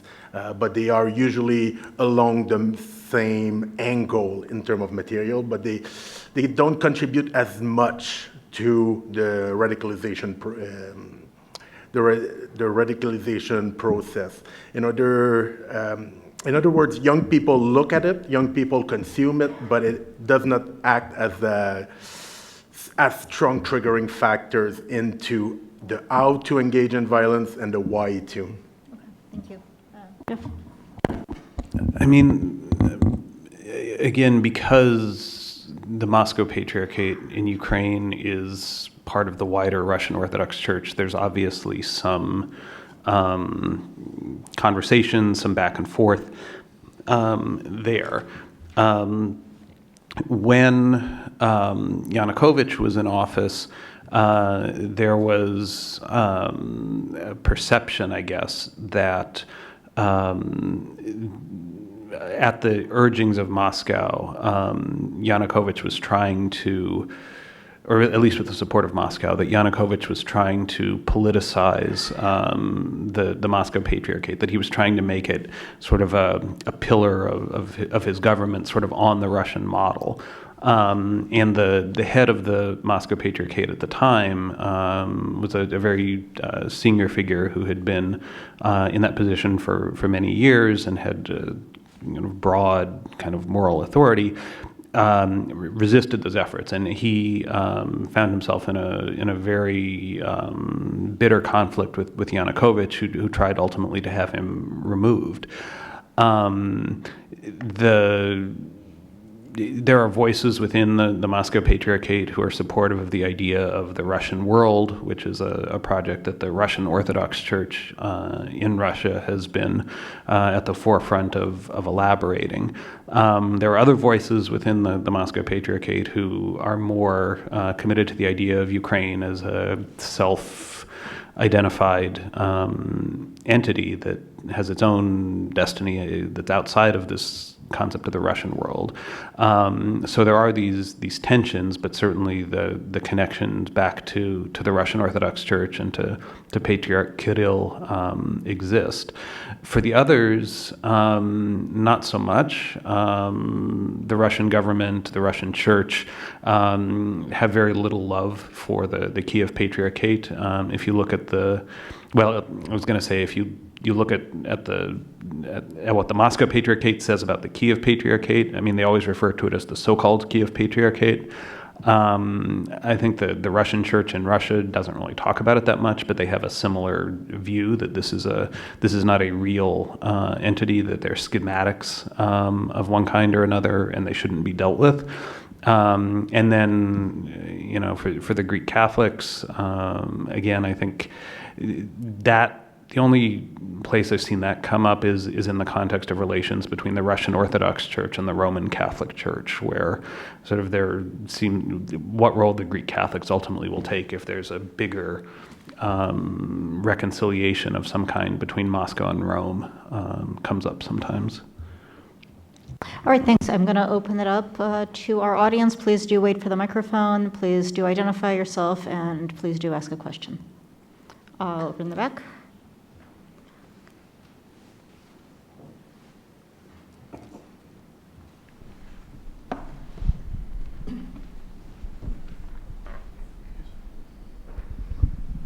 Okay, thank you so much. This is Mikhail Mamedov from Georgetown University. Well, I have a question about traditional values. I don't know who can pick up this question. I wonder if we can draw some parallels between Russian conservative rhetoric, anti-gay anti-gay marriage rhetoric against abortions, and some similar trends in the United States. Well, I was trying to look at my cell phone, but I could not find it. Some conservative guy in the United States recently suggested that women should carry out funerals for unborn children, and we can certainly see similar tendency in Russia with Mr. Milonov standing against, claiming something against abortion, etc., etc., etc. And of course, in the United States, we also can see that a lot of people stood and stand against gay marriages. Is there any way we can, draw some parallels between the United States and in general in the West with Russia? Thank you so much. Does anybody want to respond? I mean, I can quickly say that we didn't study the United States in this project, but I mean, I think as Marlene noted in her presentation on the last panel, there are obviously a lot of parallels between some of the things we see in Russia and some of the religious justifications for various behavior and things we see in other countries, including in the West. Irina, did you want to add to this?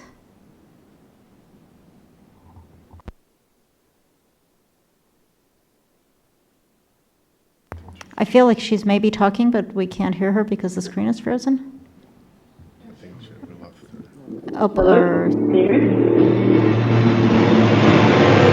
Hello? Hi, okay, yeah, now we can hear you. Can you hear me now? Yes.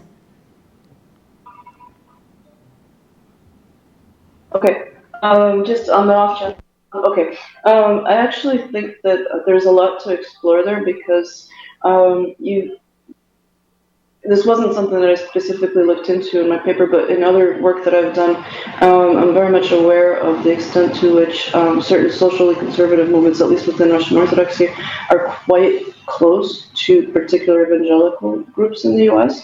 So they're actually talking to each other, and so there is a lot of, it's not just a parallel, it's actually something that's the product of joint influence, I would say, actually. So, Misha, I think you're onto something with that, yes. Great. Yes, Kathy.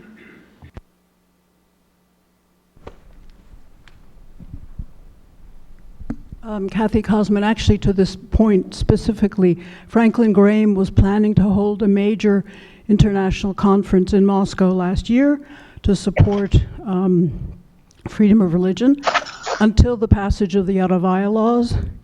And he planned to hold this in conjunction with the Russian Orthodox Church until the passage of the Yarovaya laws. He held this conference here, I think a month ago, something like that. So it's not just a coincidence. I would say it's very conscious and very smart policy to espouse traditional values by Russia, and it gains lots of adherents in many different places. I had two questions or sort of comments about Ukraine. One is Filaret, I don't know whether one can call him a patriarch or not. When he lived in Russia, he was a candidate. He tried to become the head of the patriarch of the Moscow Patriarchate, which does shed somewhat of a, how can I say, a cynical light on his heading up the Kievan Patriarchate. But on the other hand, the Moscow branch in Kiev apparently has 10,000 registered communities, making it very large, at least on paper. But many of those registered communities, in fact, may no longer really have any members, having to do with, the elaborate registration process, which, thank heavens, is less elaborate in Ukraine than in Russia. But apparently the Kievan Patriarchate then called for a conference with the Moscow Patriarchate in Ukraine to discuss this issue, but surprise, surprise, the Moscow Patriarchate refused to hold such a conference. Any responses? Yeah, I mean, just briefly. So, yes, you're right about Filaret. He was considered one of the finalists to become the Russian Orthodox Patriarch in the early 90s, and ever since he was one of the finalists. He was not elected when Alexei II became the Patriarch. Shortly thereafter, in 1992, they founded the Kievan Patriarchate. And ever since, a lot of his detractors have charged that this was basically an act of sour grapes for him not getting the patriarchal throne in Moscow. At the same time, the setting up of the Kiev Patriarchate was done with the very strong support of the then Ukrainian government under President Kravchuk. And there was a push to do this as part of the effort to define a separate Ukrainian identity and to distance Ukraine from Russia. So the personal motives are whatever they are, but there's a bigger political context as well. On the issue of the numbers of parishes, yes, you're right. We have the figures in the paper, the number of parishes, and actually there are a much larger number of Moscow Patriarchate parishes. But I think you hit the nail on the head with your comment. The question is really, what does this mean in practice? Because again, looking at the self-identification that people give, there's clearly this shift towards the Kiev Patriarchate, and it's easier to shift your own personal identification than it is to go through the process of re-registering the parishes. So it seems that this would be more of the leading indicator in this case. Okay, up here in the front.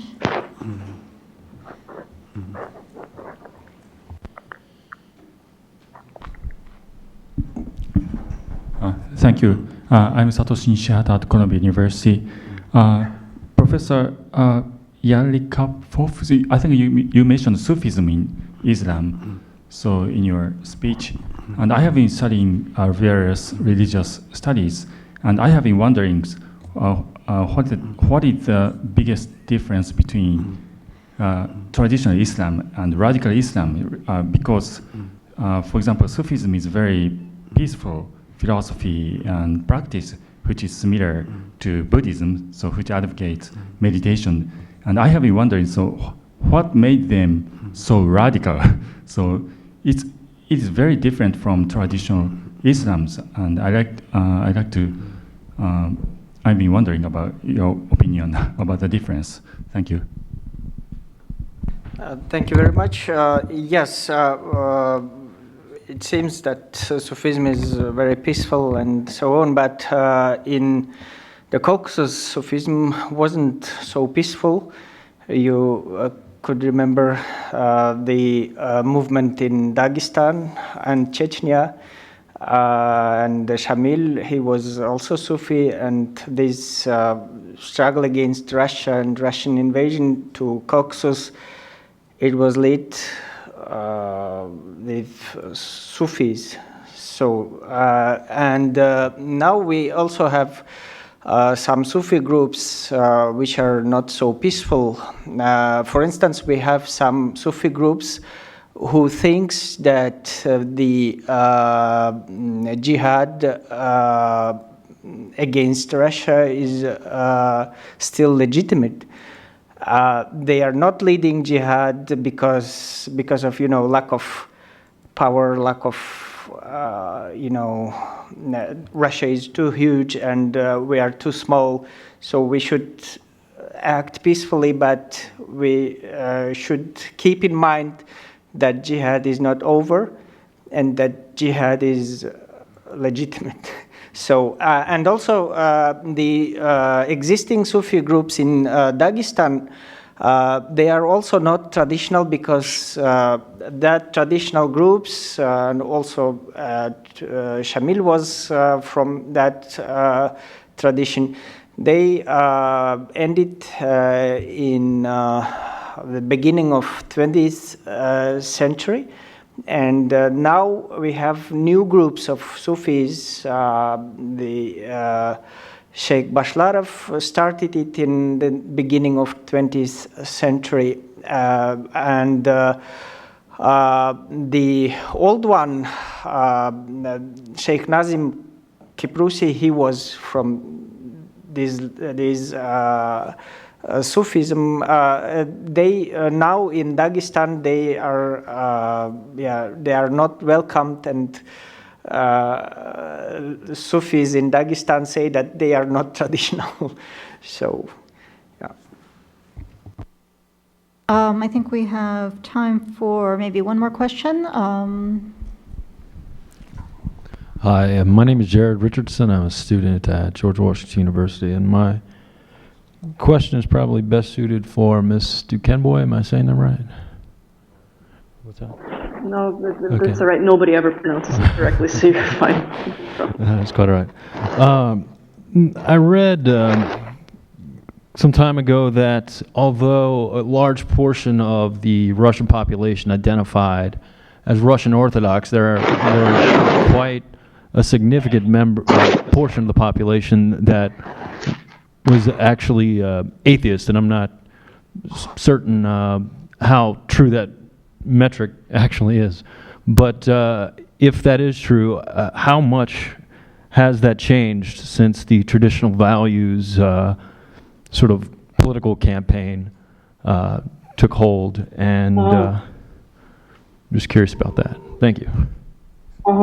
That's an interesting question, actually, because one thing that is quite clear, and if you're looking at statistics about how many Russians are actually Orthodox, it's been one of the major questions actually in this field of study, because while the majority of the population identifies itself as Orthodox in terms of who actually practices, goes to church on a regular basis, it's there's a significant difference, but there is also evidence that as you're now seeing the second and probably almost already third generation of people who've grown up in a society where atheism is no longer the I don't want to use the word religion of state, but the state ideology, that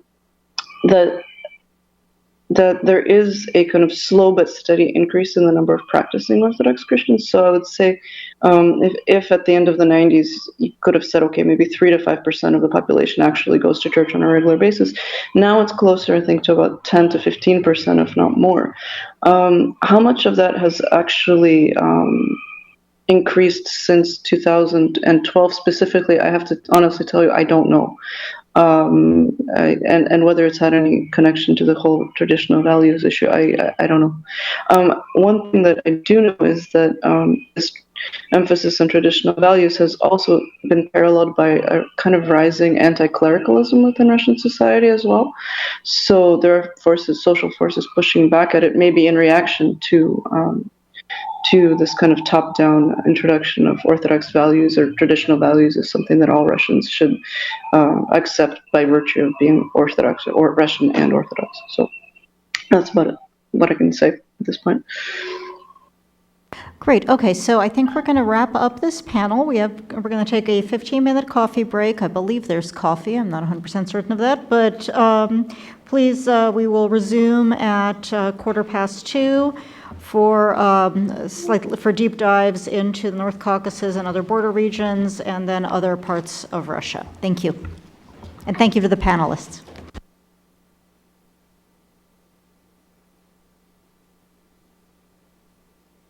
The divided Korean peninsula remains one of the largest sources of uncertainty and potential conflict in a prosperous and growing Asia. Unification of Korea will be one of the biggest changes to the geopolitical landscape and is seen by the world as a dark tunnel. Opacity among regional powers creates confusion. Misunderstanding impedes smart planning. False assumptions could cause costly strategic blunders. But CSIS believes the potential for growth, prosperity, and peace of a united Korea is immense. How can we maximize the social, humanitarian, and economic returns of a unified Korea while avoiding conflict? Beyond Parallel is an unprecedented and comprehensive resource for bringing transparency to the many challenges and opportunities of Korean unification. Beyond Parallel investigates the broader implications of unification, but also the specific issues that Korea and the world face. These critical issues are explored through expert analysis, satellite imagery, and cutting-edge methods of data collection. Welcome to Beyond Parallel.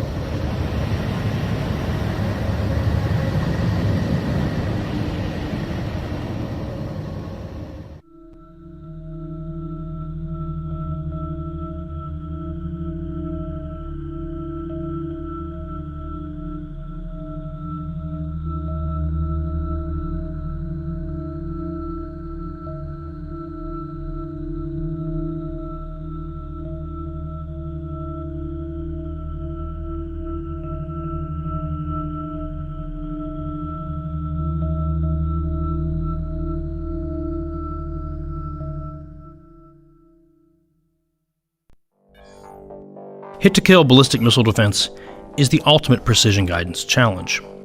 Many elements of a defense must come together to achieve a long-range intercept. One of the most important and difficult parts is known as mid-course discrimination. After a ballistic missile launches, its engines burn hot and can be detected by infrared satellites. Outside the Earth's atmosphere, the missile engines burn out and it reaches its peak velocity. At this point, the missile's payload, a warhead, usually separates from the rest of the body. The warhead is also accompanied by the flying junk pile of debris created by launching a missile, as well as by decoys or other countermeasures designed to complicate the missile defense job. All of these objects move together through space as part of a threat cloud. So for a missile defense system to successfully destroy the warhead, its various sensors must first discriminate it from among the various other parts of the cloud. The key to successful discrimination is the sensor architecture. Sea and land-based radars provide one picture of the threat cloud. Lower frequency radars are able to track the threat cloud, but have trouble distinguishing within it. Once cued, higher frequency or X-band radars provide much sharper images of the objects within the cloud. But radars are limited by their vantage point and by their technology. Multiple phenomenologies can provide a more complete rendering and classification. Air or space-based sensors provide still other perspectives with greater persistence, potentially allowing for birth-to-death tracking. And infrared sensors show not just objects but their heat signature, especially low-orbit satellites looking sideways, comparing the objects against the coldness of space. Currently, U.S. homeland missile defense is dependent upon only terrestrial radars. This places a large burden on the sensor network and makes it harder to identify the objects. That in turn means that the defender has to engage more of the objects in the cloud so as not to miss the warhead, either by firing more interceptors or multiple kill vehicles atop a single one. After the interceptors are launched, they receive imagery of the threat cloud, which algorithms compare to a threat database to help pick which objects should be engaged. All this is fused with the kill vehicle's own observations using onboard sensors to make the final determination for intercept. Finally, they maneuver into position to collide with the several targets that could be a warhead. The discrimination challenge is hard, but not insurmountable. An efficient and robust discrimination system should include a mix of sensors with different technologies from different domains on land, sea, air, and space.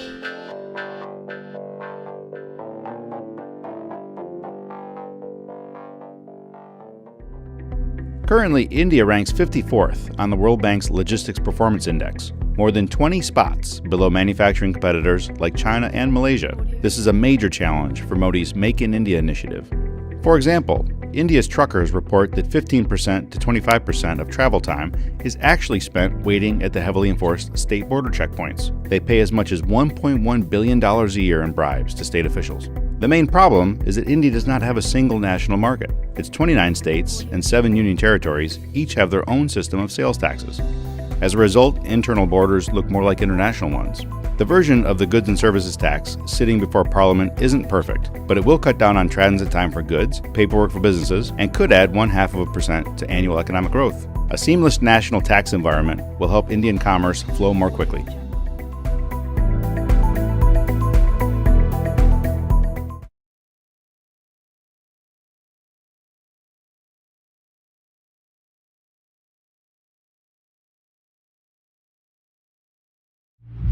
The supercontinent of Eurasia is home to 60% of the global economy and 2/3 of humanity.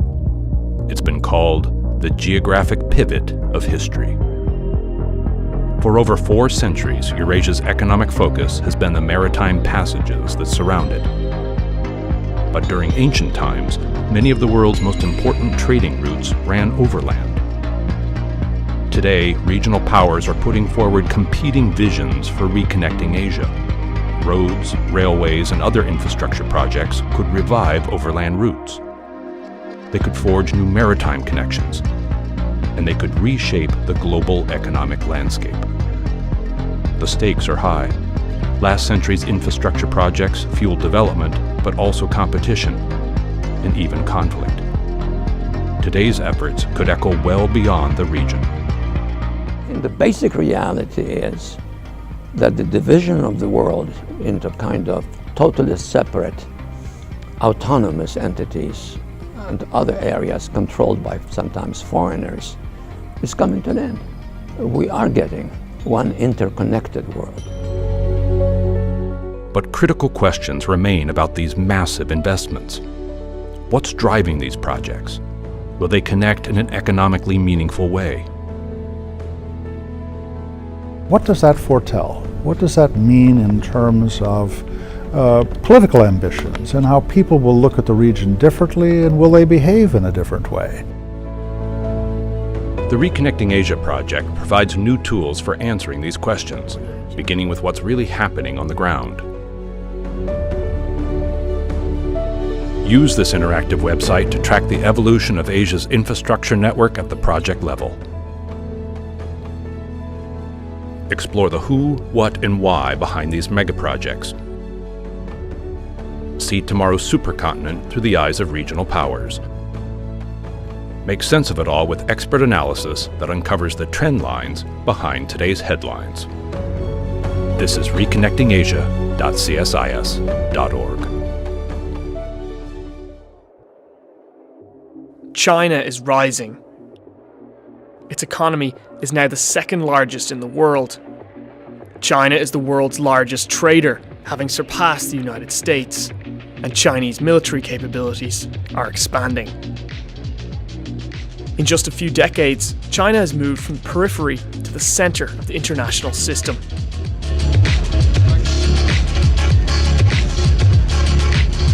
But what does that really mean for the world?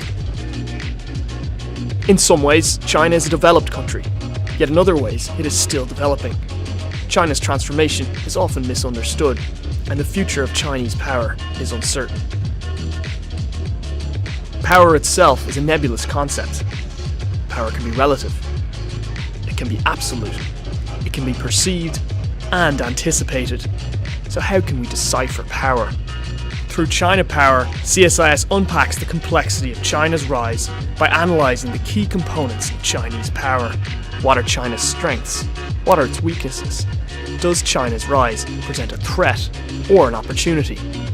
Or both? What questions are you asking? Join the conversation at chinapower.csis.org.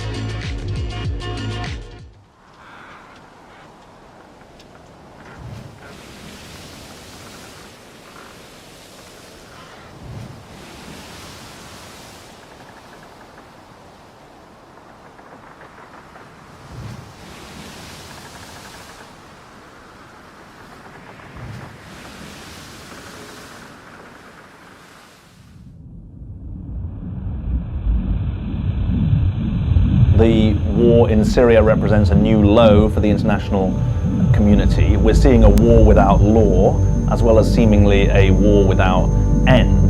It's very, very striking that we're living in an age of the bombing of UN convoys, never mind the targeting of hospitals.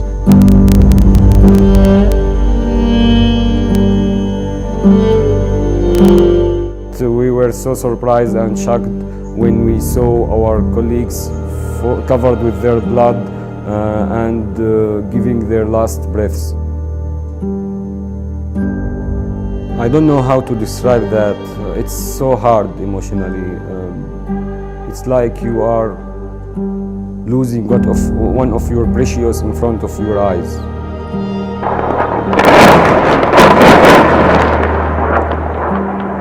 We're witnessing a profound surge of violence against civilians, against health workers, patients, facilities, humanitarian convoys across a full spectrum of countries that is really shredding the accountability and protections that are contained in the Geneva Conventions. The attack on Kunduz was a sustained attack over an hour, despite the fact that all the parties knew us, had our GPS coordinate. We must say that it was our biggest loss in terms of lives. 42 people died, 14 of our staff. This was a tragic mistake. This is a period when there's the danger of vacuum around the world and a danger for the abuse of power by states that are strong enough to do so. The international sense of conscience and consciousness that led to the responsibility to protect in the early 2000s has certainly been eroded. People are struggling to respond. They're building clinics and hospitals in underground bunkers. They're documenting these attacks and publishing them. They're taking measures to the UN Security Council. Stop bombing hospital. Stop bombing health workers. But up to now, these measures have not had much effect in deterring attacks. But many courageous individuals and groups continue the fight. This is a fight that's going to last well into the future. We believe that war stopped at the door of our hospital, and we want to preserve that. And we want to preserve access to healthcare in war zones. That's a battle that's worth to fight.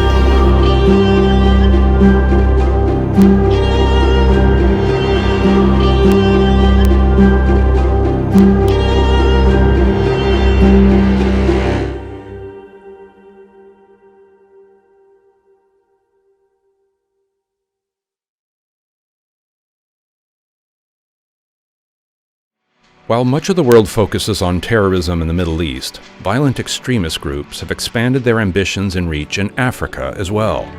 In the Western Sahel, Al-Qaeda in the Islamic Maghreb has produced or inspired a proliferation of extremist groups that continue to destabilize the region. In the areas around Lake Chad, Boko Haram, with its origins in northeast Nigeria, has left tens of thousands of civilians dead and displaced almost 3 million people. The security vacuum in Libya and the presence of Islamic State and Al-Qaeda deepen the risks to the Sahel region.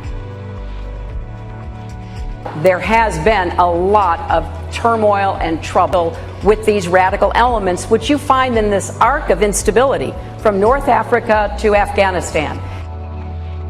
Military intervention by regional forces, France, and the UN have weakened these groups and reclaimed territories they once held.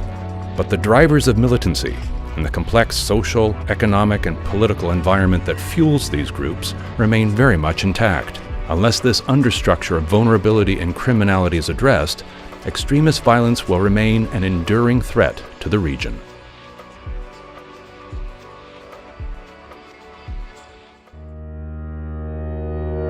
Air power and military space systems have revolutionized the way the U.S. military operates, and the global economy increasingly depends on reliable and secure access to space systems. The Aerospace Security Project at CSIS examines the technological, budgetary, and policy issues affecting the air and space domains. Our research is focused in 3 areas. Space security examines the evolving military uses of space and how the lack of norms of behavior can affect escalation and deterrence. It explores how alternative architectures and new space capabilities can enhance the resilience of U.S. military space systems. Air Dominance and Long-Range Strike looks at the future of air and missile forces in a more contested operating environment. It examines the role of stealth, unmanned systems, and autonomous systems, how these capabilities can be integrated to enable new operational concepts, and options for the air and ground-based legs of the nuclear triad. Commercial and civil space explores international partnerships in space, efforts to reduce the cost of launch, advances in commercial space technologies, and policy issues that affect civil and commercial space programs. The goal of the Aerospace Security Project is to provide innovative, insightful, and timely analysis to help educate and inform decision makers. As new opportunities, threats, and technologies emerge, smart policy decisions can ensure the United States continues to lead in the air and space domains.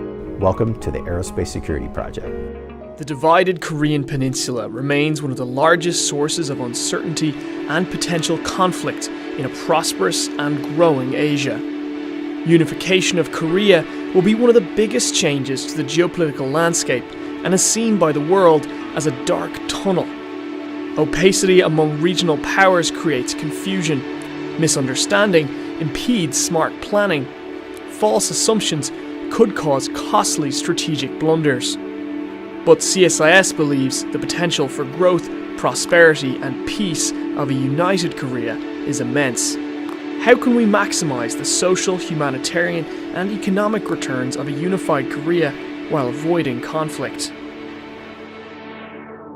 Beyond Parallel is an unprecedented and comprehensive resource for bringing transparency to the many challenges and opportunities of Korean unification. Beyond Parallel investigates the broader implications of unification, but also the specific issues that Korea and the world face. These critical issues are explored through expert analysis, satellite imagery, and cutting-edge methods of data collection. Welcome to Beyond Parallel.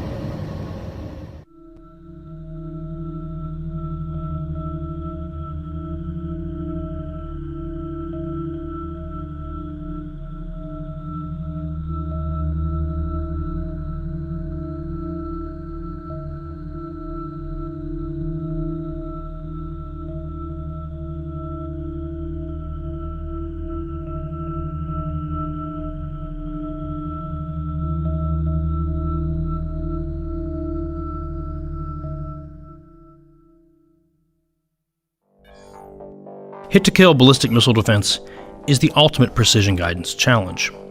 Many elements of a defense must come together to achieve a long-range intercept. One of the most important and difficult parts is known as mid-course discrimination. After a ballistic missile launches, its engines burn hot and can be detected by infrared satellites. Outside the Earth's atmosphere, the missile engines burn out and it reaches its peak velocity. At this point, the missile's payload, a warhead, usually separates from the rest of the body. The warhead is also accompanied by the flying junk pile of debris created by launching a missile, as well as by decoys or other countermeasures designed to complicate the missile defense job. All of these objects move together through space as part of a threat cloud. So for a missile defense system to successfully destroy the warhead, its various sensors must first discriminate. Again. And now it will be a little smaller panel with two papers. Let's say regional panel, and maybe it's a little bit imperialistic, but we divided the country to two parts, Northern Caucasus and everything else. And we'll start from Northern Caucasus and Sufyan Zhemukhov. Thank you. I try not to be imperialistic, so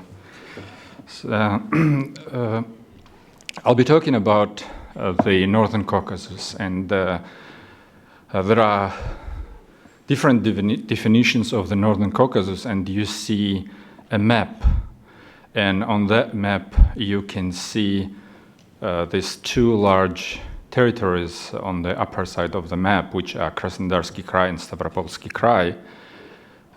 These two territories are predominantly ethnic Russian regions, while other regions, 7 other regions, are non-Russian, predominantly non-Russian regions. So we include Stavropolsky Krai here because Stavropolsky Krai is included in North Caucasus Federal District, and also include Krasnodar Krai because it's very ethnically diverse, and Adygea used to be part of Krasnodarsky Krai. That's where Sochi took place, in Krasnodar Krai as well. So this is the geographical understanding of the North Caucasus and other border regions.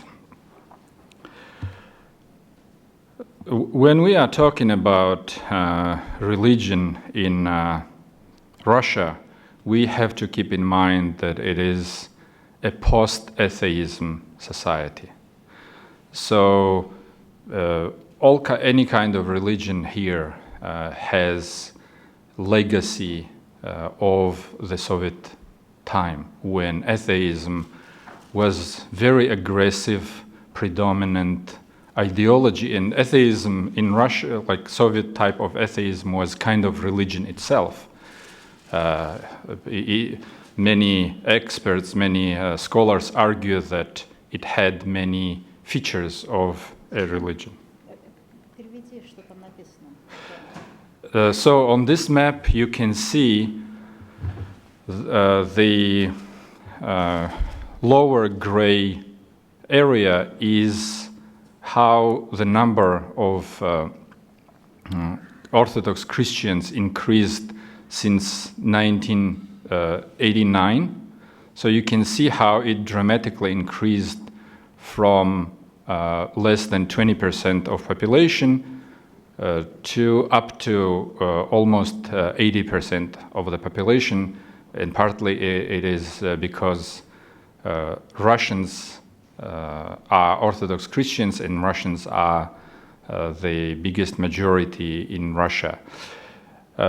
The darker area is atheists or unbelievers, including like many kinds of non-believer atheists, agnostics, and so you can see how the proportion of non-believers dramatically decreased after the fall of Soviet Union. It used to be more than 70%, and now it's just a small fraction of the population. On the upper level, you can see this narrow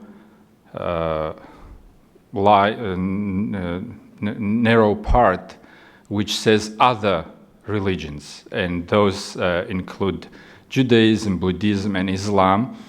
And though if you compare it to the Orthodox Christians, it may seem small proportionally. However, since these regions represent North Caucasus and Volga region and others where non-Orthodox Christian religions are, this is actually not by proportion but by number is very high. And you can see that at the end of this graph in 2015, the number of other religions increased also rather dramatically, and it keeps increasing. Actually, many reports evaluate that Islam, for example, increasing the number of followers of Islam keep increasing, and new religious educational institutions are opening all over North Caucasus and Volga region and in other regions in Russia. These are 9 regions that include North Caucasus and border regions. And these 9 regions represent highly diverse picture. Here, for example, you can see by territory, there are very small regions like Adygea, Ingushetia, and North Ossetia, while very large regions like Dagestan, Stavropol Krai, and Krasnodar Krai. You can see here rather mono-ethnic regions like Chechnya and Ingushetia, also like partly Stavropol Krai. However, there are very ethnically diverse regions where the ethnic politics play very big role, like such incomprehensible to pronounce titles as Kabardino-Balkari and Karachaevo-Cherkessia. My students never can remember those, though I'm from one of them originally. So, these regions are also very diverse in terms of religion, and not only different confessions are represented here, but different.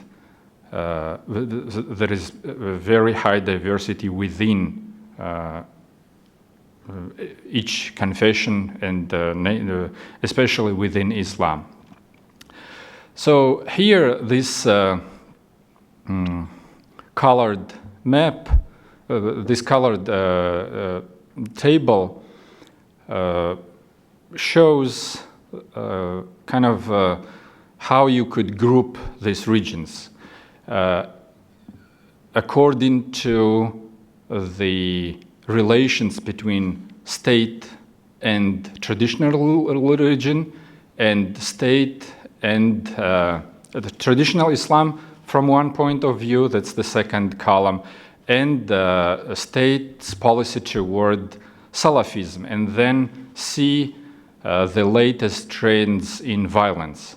So the highest support for traditional Islam, we also, Yerlikapov mentioned here this title that they have, Spiritual Board of Muslims. Also, they are called Muftiyat, from word Mufti, the head of Spiritual Board of Muslim. So in Chechnya, the support is the strongest. It's actually, you could say that Muftiyat is incorporated into the political machine. And the state's policy towards Salafism is completely to marginalize Salafism. However, we can see, and this is just 2016, but later there will be a slide showing the bigger chronology of violence in the Caucasus. We can see that the violence is still high in Chechnya, though this is one of the approaches that the state takes toward traditional Islam and toward Salafism, that is, fully support traditional Islam and absolutely very actively oppose Salafism. In Dagestan, the state's support for traditional Islam is rather weak, and actually recently there was a phenomenon that Muftiyat, the spiritual board of Muslims, opposed the governor of Dagestan. So they are actually in conflict. And that's not unique for Dagestan, but also it's the same picture in Ingushetia, where the leader of the republic is against the Mufti of Spiritual Board of Muslims. The difference is that in Dagestan, though the governor and the Mufti are in opposition to each other partly, however, the policy of the state is still to marginalize Salafism, while in Ingushetia it's opposite, and in Ingushetia they try to incorporate Salafism into the mainstream. They try to have a dialogue between the Salafis and the followers of traditional Islam and Sufism. In Kabardino-Balkaria, we have strong support for Muftiyat, and at the same time, this policy to incorporate Salafism to traditional Islamism, which started in 2010 after the Mufti, Anas Prikhachev, was assassinated, and after that his deputy was appointed, who was leading more careful policy toward Salafis. And very recently, this year, in February of this year, he appointed as his deputy a young imam who actually managed to incorporate several different trends into the local spiritual board of Muslims, including nationalist trend, including Sufi trend, which was also marginalized previously in Kabardino-Balkaria. And also he managed to initiate some sort of dialogue, though not direct dialogue, with Salafis, and he actually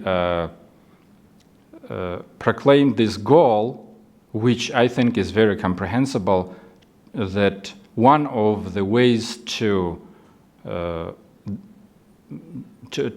a policy, an inclusive policy towards Salafis, is to educate them religiously, because many problems with Salafi followers come from the fact that they are poorly educated, not only in religious terms, but in general. And so his approach is to incorporate Salafi movement into the traditional Islam through education. We have the same picture in Karacháyevo-Cherkessia, where the state incorporates Salafism into the mainstream Islam. However, state doesn't support as strongly Muftiyat as it does the state does in Kabardino-Balkaria. So, for example, when there are conflicts between traditional imams and their younger Salafi opponents, usually Karachaevo-Cherkessia government interferes and comes to a compromise that the old imam, how they call them, the traditional imam, he would stay as a imam of the mosque, while the Friday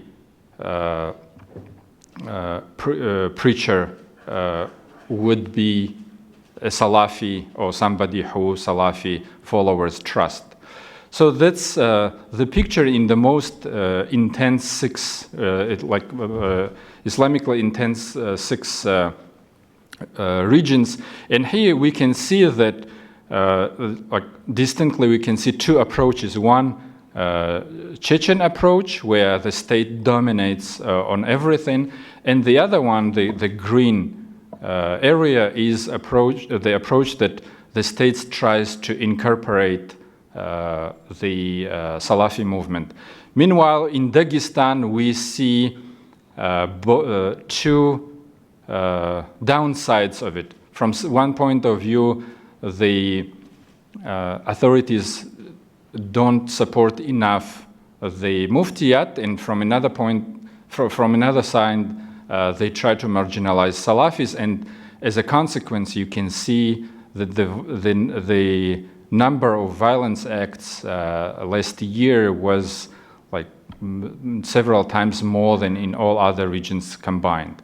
And in the blue part, we can see the four regions where where Islam doesn't form majority, and the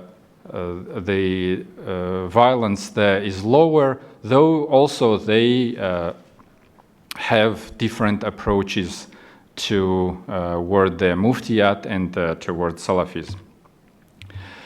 The whole structure of Muftiyat is a post-Soviet legacy. And when in 1991, the spiritual boards of Muslims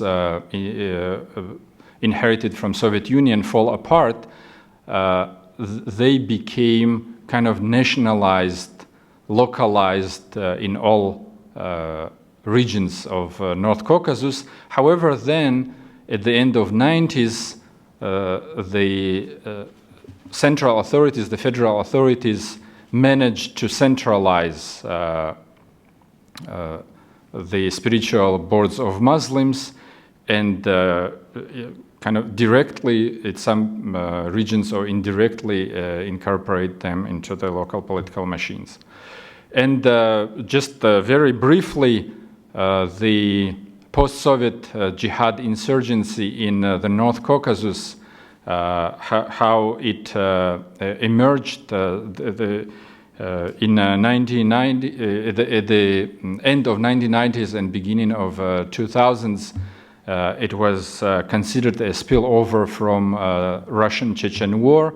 Then, in the run-up to the Sochi Olympics, the Caucasus Emirate emerged, and the number of violence directly connected to religion rather than to nationalism increased dramatically. And in 2015, there was this split inside the local insurgency between followers of Al-Qaeda, who argued that the jihadists should deal with the local problems and should not go to fight, not join international terrorism from one side, and the other part of the split was the insurgents, jihadists who decided to join ISIS, and that split is still present in the North Caucasus. In terms of Muslim population, we can distinguish the North Caucasus into two very different areas. In the east, we have these overwhelming Muslim majority populations in Dagestan, Chechnya, and Ingushetia. And in the west, we have other six regions where the Muslim population either sharing the big share of the has a big share of where the population has a big share of Christians, like in Kabardino-Balkaria and Karachay-Cherkessia, or the Muslim population is a minority, as it is the case in North Ossetia, Adygea, and while in Stavropol and Krasnodar Krai, Muslims are less than 1%. So the difference between East and West also is formed by belonging to different madhabs or schools. That East exercises Shafi'i mazhab, while West exercises Hanafi mazhab. And as I said, the consistence of religious population is different. Also, the clashes between within the Islam are different in the West and the East, and the state-church political machine, the proportion how Islam is incorporated in state and how the state and church divided is different for East and the West. Also, in the East,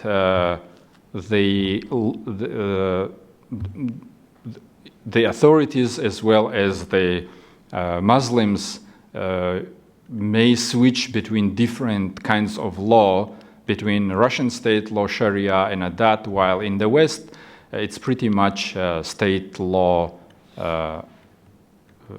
regulations. Here is the chart that I talked earlier, and here we have the statistics of violence from 2010 through 2016, and we can see that the number of acts of violence is dramatically increased from 1,700 to less than 300 over these 7 years. However, we also can see that Dagestan remains the most problematic region in this in terms of violence. Here I just put some of the groups who are either causing violence or are victims of violence in the North Caucasus. And the political machine is one of them. Sometimes it's a source of violence, sometimes it's a victim of violence. There are politicians and bureaucrats who have been assassinated in the past because of the clashes within political elite or the clashes with jihadists. Another group is the law enforcement agencies, and this is a very specific and different from political machine, except in Chechnya. In Chechnya, law enforcement agencies and the political elite are united. However, in all other regions, the heads of different law enforcement agencies, including police, anti-terrorist agencies, and FSB, they are appointed directly by the Kremlin. So they are independent from the local political machine, and that often is a cause of violence by itself. And the third group is oligarchs. By that we mean local and federal level businessmen who are either sometimes often incorporated into political machine, but also can become victims of violence from other groups.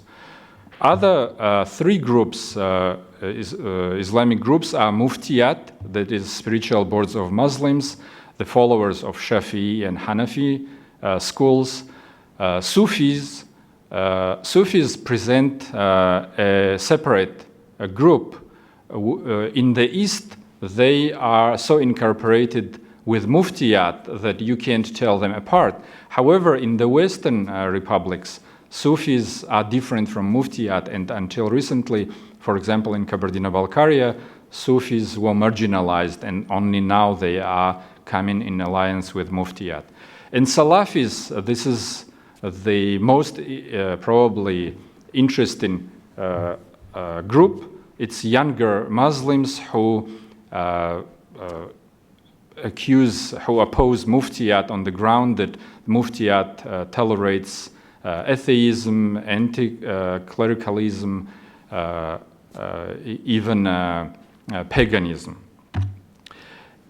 Two other groups are also that play a major role are nationalists and followers of folklore Islam, and these groups are also incorporated into religious groups. So the Salafis or traditional Muslims, they can be also nationalists, and there is another one of examples of that. For example, is that Said Afandi Chirkavi, who would give his sermons only in his native language. And the last group, which doesn't fit the screen, it's jihadists who they directly target the law enforcement agencies all the time in all the regions. However, depending on the region and on the period of time, they also target any other of these groups. One of the indicators of this kind of radicalization is the changing of ethnic proportion in the regions. So that many Russians left and Orthodox Christians left the regions.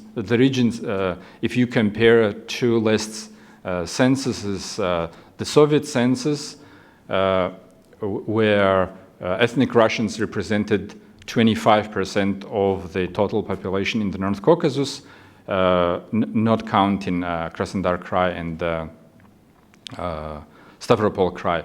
While according to 2010 Russian census, their number reduced to 16%, and since then it even went lower. And these are the 7 non-Russian regions that I mentioned.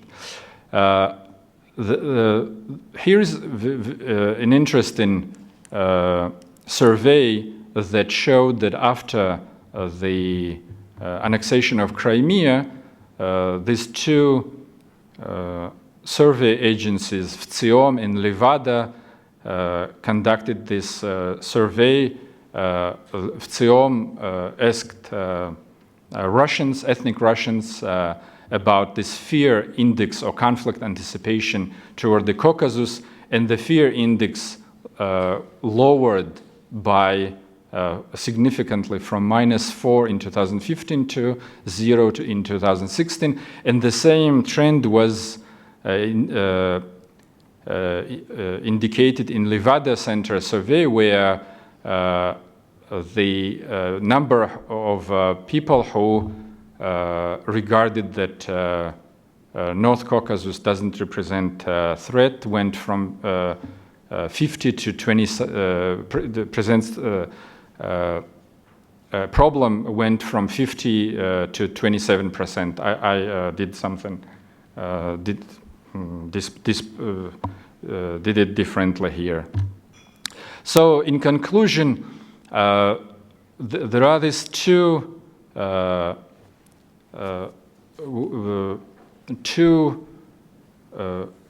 ideas that we can draw from the history of relations between these 9 groups that I mentioned, and there are more of them. First, that each group has been involved in a conflict at some point. So inside them, there were no groups that were not involved in the conflict. Also, each group can side with any other group, and there are these conspiracy theories or not so conspiracy theories that each group could be even sided with the jihadists and insurgents. And several recommendations which I will not elaborate on, but I mentioned one of them already, the Islamic education in the methods of muftiyat, so that Salafis could understand Islam better and wouldn't be as rigid as they are, support of dialogue between different groups, etc. And the last point is that I wanted to end on an optimistic note that such a diverse and active ideological landscape could actually help to develop strong civil society. And when preparing the presentation, I even added "and democracy," but then thought that I went too far, so I deleted democracy, but at least strong civil society. Thank you. Thank you, Sofia. And other Russian regions will be presented by Olga Oliker and Denis Sokolov, but Olga Oliker will speak, right? Also, yeah, I'll speak and Denis can jump in. Can I get the slide deck thing?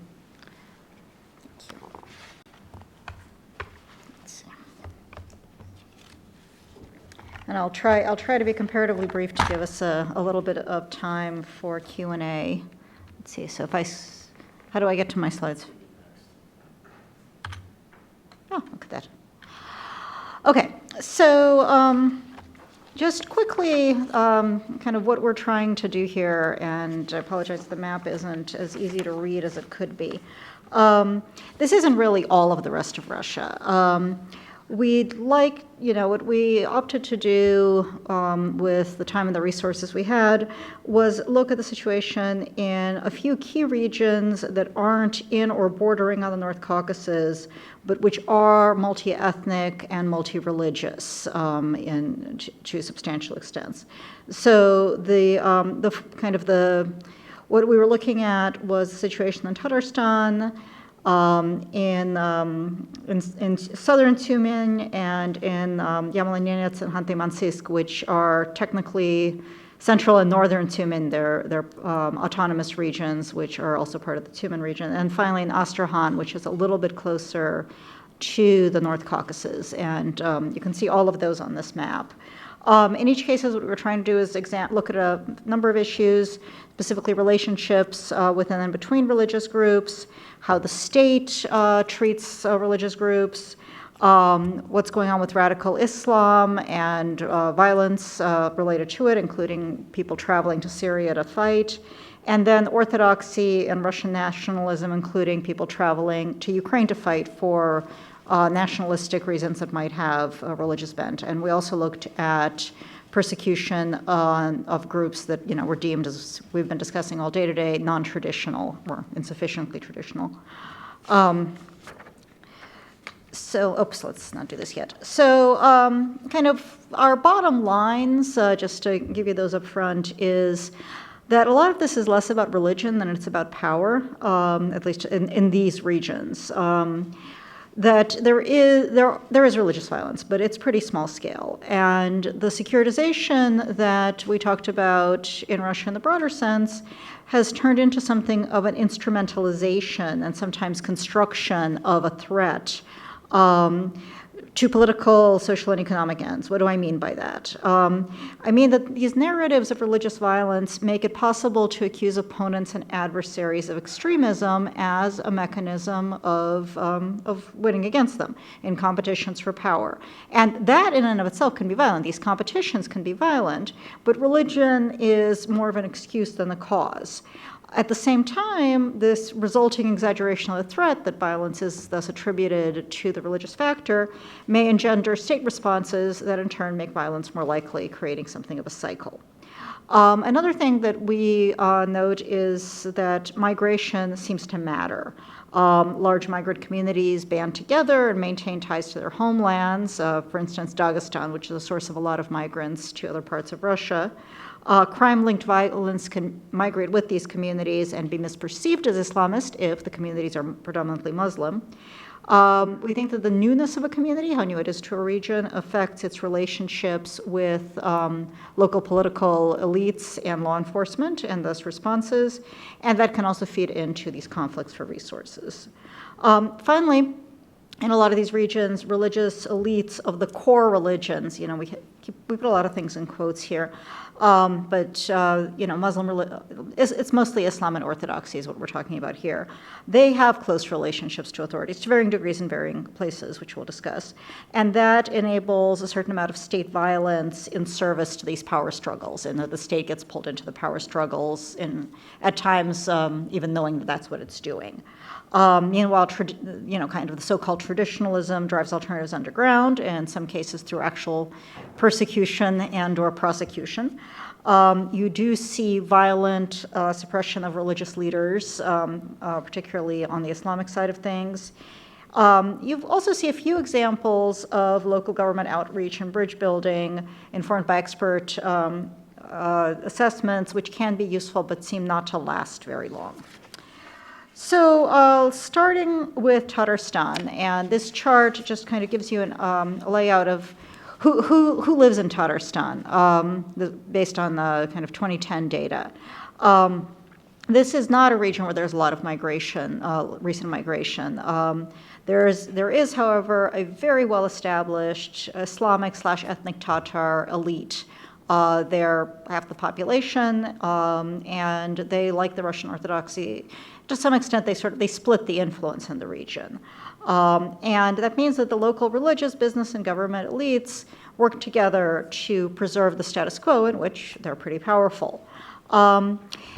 We observe four main forms of religious violence in Tatarstan. One is state repression of groups that have been termed extremist or terrorist. Alexander Berkhovsky in his presentation talked about Hizb ut-Tahrir. That's a chunk of this. They've been fairly active in Tatarstan. So since they've been declared a terrorist group, they've been rounded up pretty consistently in the region.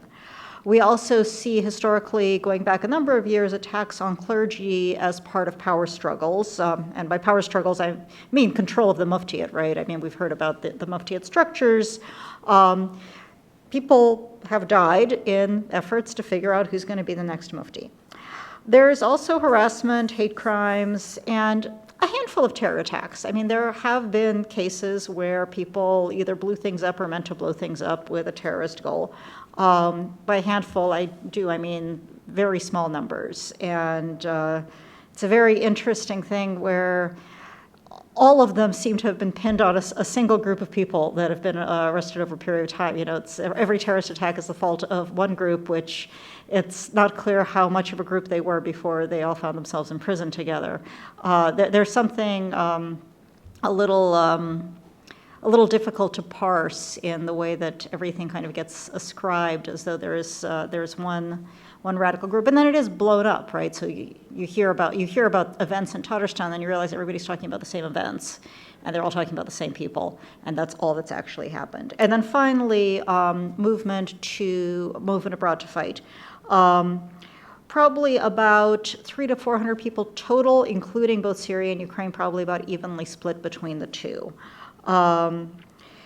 And in Syria, what you see is mainly internet recruitment, which fits with the presentation we heard in the last panel.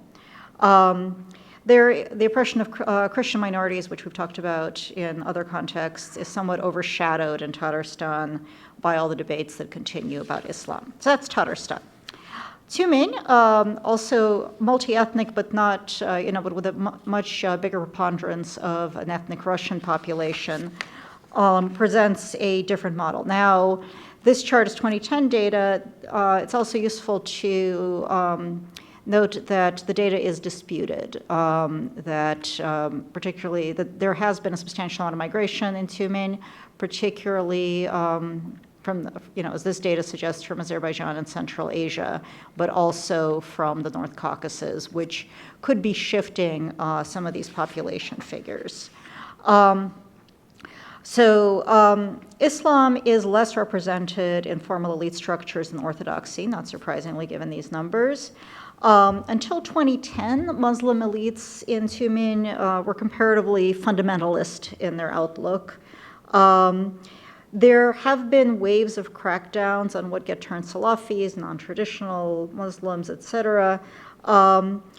It was tempered by basically there was a guy who was working in the local government who actually had spent his life studying this stuff, so he had some idea who these people were and how to work with them, which tempered some of the government response. But generally what ended up happening is most of these folks ended up leaving.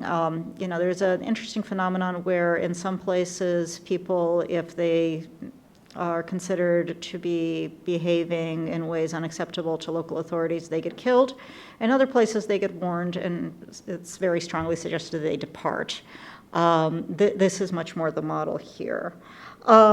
So what the forms of violence we see here are state repression of groups termed extremist or terrorist, again, the same sort of model that we've been discussing, Hizb ut-Tahrir, et cetera. Interclergy conflict among the Muslim leadership here has also led to violence on the one hand, but also immigration, where people, were just pushed out of the region. There is a substantial amount of pressure on the Pentecostal community in Tyumen. Most of this is not violent; it's just unpleasant at present. Maybe some 100 or so people have gone to Syria from Tyumen. Mainly through internet recruitment. Some of them were migrants into Tyumen before that, and then maybe another 100 or so folks have left Tyumen to go to Ukraine to fight. We still have the autonomous regions. In both of the two autonomous regions, also multi-ethnic, with the titular ethnic groups are actually a minority of the population. But there is a lot of labor migration because there's a lot of energy industry there from Tatarstan, Bashkortostan, the North Caucasus, Central Asia, and also Ukraine. So that creates an interesting mix. This comparatively recent diversification of the population has divided the elites. Local Muslim elites are challenged, as they are elsewhere, by Salafi preachers and their followers, but it's much more of a rhetorical fight than a physical one. You don't see these. You don't see either the violence nor the involvement of local authorities as you see in Tatarstan and Tyumen, where people get arrested for being extremist. They may or may not have actually been extremists. They may have just challenged local authorities. Violence is minimal, kind of handfuls. There was a mosque that was shut down by authorities. There was a car bomb in 2014. There was a Russian nationalist group that carried out some attacks on migrants in 2014. There's, again, pressure on Pentecostals. But again, these are incidents. And again, we've got local experts estimate some 100 people have gone to Syria. We don't know how good these numbers are, right? What I can say is talking to people, most people can tell you anecdotes of people they know who have gone to Syria or people they know of. So finally, Astrakhan, which again presents a different ethnic mix with a larger Russian component, but also a pretty substantial component of traditionally Muslim ethnic groups. A lot of migration, particularly, as this shows, from Kazakhstan and also from Tatarstan. There are a good number of migrants from the North Caucasus, and Dagestani communities, particularly in Astrakhan, maintain close ties to their home villages. Directly to the villages, where it's kind of everybody knows what village everyone's from, and they maintain these relationships. Elites are divided from these communities. At the same time, there is a real Islamic civil society with groups that are politically and societally active. Catholicism and Pentecostalism have both grown here, and they are viewed by the Orthodox Church as threats. You also see there, we talked to religious leaders, including Salafist religious leaders in the region, who said that they personally were taking steps to keep young people from traveling to Syria, for instance. That people would come to them, they'd learn some things on the internet, and they would use various means to dissuade them. The most interesting of these means was the imam who told us that his second wife was one of these people who had been thinking of going to Syria, so he managed to presumably dissuade her by marrying her. The forms that we saw violence taking, again, police campaigns against people who are suspected of being part of radical groups, export of conflicts from within Dagestan, sort of clans fighting one another, keep fighting one another when they relocate. And then the fighters and others, heading to Syria. When I say others, talking about entire families who have gone to Syria on this notion they were going to live in the brand new Islamic State. You talk to some of the people, not necessarily from Astrahan, but from elsewhere who have done that. They're usually quickly disabused of the wonders of the Islamic State. Once they get there, then they have a hard time getting out. But that is a model that people basically, what some of the propaganda is telling them, that is, if you go to Syria, nobody's going to harass you about your hijab, nobody's going to bother you about your beard, and some people believe it and make their way there. There are a few things that I think we don't cover that I think are probably important and it would be good to cover, and I just want to talk through those. Because we're talking about the export of violence as it moves around through migration, I think the roles of prisons and criminal communities is an interesting one. You see prison conversions also as a factor. How much those play a role in radicalization or don't, I think is very important. I think in the regions that we were looking at, I think we got a little information, but probably not as much as exists on non-Muslim religious minorities and treatment of them. I think a big gap in kind of this piece, this non-North Caucasus piece, is major metropolitan areas like Moscow and Petersburg, and generally the role of urbanization in this equation. And then violence within Muslim communities, for instance, Islam used as justification for violence against women, persecution of LGBTQI people, non-believers, something that's touched on, at least theoretically, in some of the other papers, but I think is not sufficiently well documented or discussed in really what roles religion plays. And I think you could do the same thing for Orthodoxy and other religions and do a comparative. And also within that kind of family, the question of conversions and how people respond to conversions. I'm gonna close with that. The one thing I do want to show is just kind of, if you're looking at these numbers, it's useful to just for comparative purposes, just to see how small this is. Sufyan's presentation showed Dagestan, kind of as being the high watermark. So if Dagestan's the high watermark, okay, here are arrests for people who had illegal weapons in the 3 regions we're looking at compared to Dagestan over the last 6 or 7 years. Here's the extremist arrests and prosecutions. Again, here you actually see the Tatarstan wins the extremist sweepstakes, but the terrorist sweepstakes is it's all Dagestan. Those are the biggest numbers. So I'm going to close there, and I think that still leaves us a little bit of time for discussion. Good. Thank you, Olga. So yes, we have 10 minutes or so for questions. Who'll be first?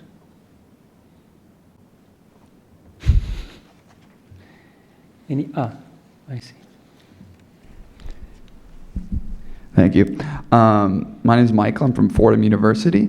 Maybe the first question I'll direct to Sufyan. There was the big decrease in the violence in the past 7 years, or I guess 6 years, in the North Caucasus. So I was wondering if you thought that the travel of insurgents and radicals to Syria was a contributing factor to that. And part 2, I guess we can direct to the whole panel. Do you think once the conflict in Syria dies down that the people coming back to Russia will increase the violence in Russia?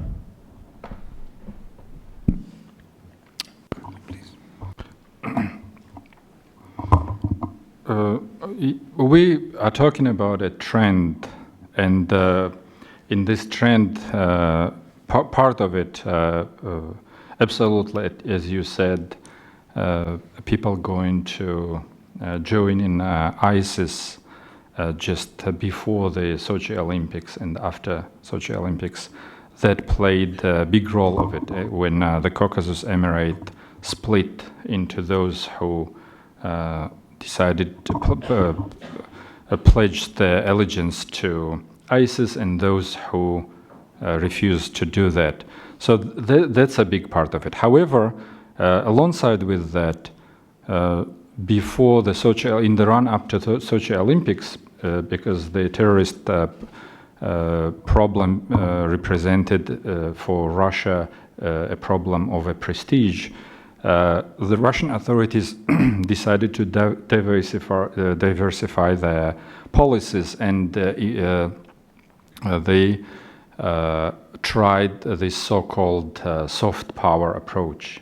And in many regions it worked, like in Ingushetia, in Karachay-Cherkessia, where the local authorities decided not only to include Salafi, younger Salafi Muslims into the dialogue, but also almost every region had this program for adaptation of the former insurgents back into the society. It didn't work in many cases. However, it shows that the state was trying to deal and is trying to deal. It's not that the state just wants to kill everybody. The state is really concerned, the Kremlin is really concerned, it's just out of hand, and they are not competent or can't deal with it. The question of returning of insurgents from Syria, from one hand, it is a problem of Russian borders. If Russia is a strong state and it won't let them return, but from the other point, they may not have a local support when they come back, if they come back. So I wouldn't predict what will happen in the future. However, we see a positive trend in the term of decrease of violence. Thank you. I'll quickly add to that. I am concerned about returning fighters, not just from Syria, but also from Ukraine. Look, if you're returning from Syria, you're probably going to be arrested, and maybe the rest of your family's radicalized. Maybe you get out, maybe you break in. If you are, if you're not disenchanted by violent jihad, which you may be, one of the reasons you might be returning from Syria is you did not have a good time. But if you did not feel that, if you felt that it was a comparatively positive experience and you'd like it to keep going back home, you're probably a very dangerous person. If you're coming back from having fought in Ukraine, moreover, you may, you have military experience. You're probably not going to jail. Nobody's really paying that much attention to you. And you may very well be frustrated by the lack of support of your government for the cause that you went and took up arms for. So, I worry about those people a good bit as well. Any more question? Oh, please. Hi, my name is Jung-Soo Kim. I'm a student from the University of Southern California. Kind of a follow-up question to the other gentleman's question was, so how much of Russian foreign policy is influenced or informed by domestic counterterrorism or other concerns with regard to the Caucasus and Tatarstan, et cetera? Thank you. Do you want me to give you a percentage? I mean, like every country, some amount of foreign policy is informed by domestic policy. And some of it is better thought through than other aspects, right? Whether it was turning a blind eye or facilitating people to travel to Syria probably wasn't a brilliant move in the grand scheme of things for either domestic or foreign policy from Russia's perspective, and the extent to which that was directed by Moscow or local officials trying to improve their statistics before the Sochi Olympics, I can't tell you. That's debated. The extent to which, but things have trade-offs at home and abroad. I think one thing, which is off topic for this session, but there's a lot of argument made that everything that the Kremlin does is about domestic politics. And I guess my counter to that would be that they've gotten very good at selling their policies at home, which suggests that you don't actually craft the policies to be the ones that the domestic population works. You just craft the message to make them appealing. Yes.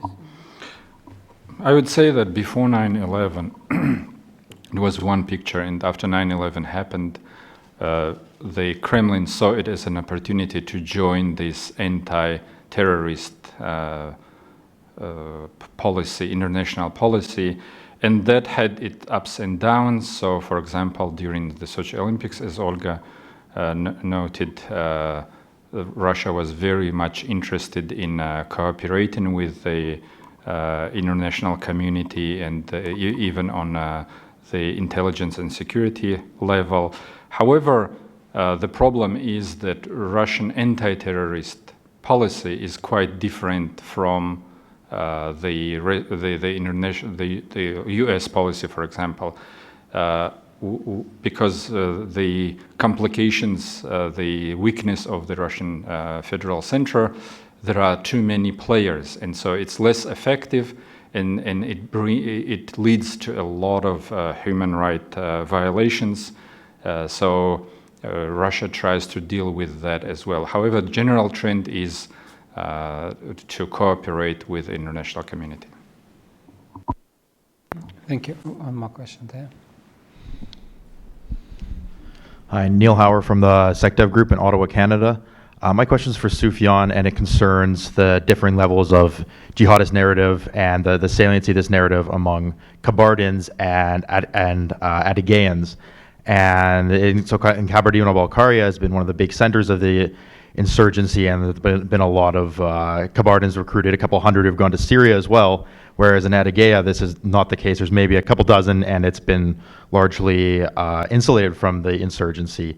And this is despite the fact that they're Kabardins and Adygeyans, essentially two branches of the same ethnic group, one Western Circassian, the other Eastern Circassian.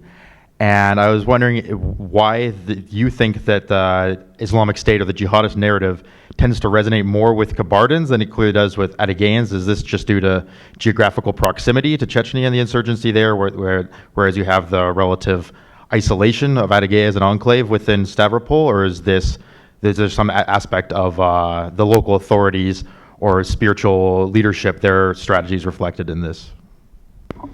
Yeah, thanks for that very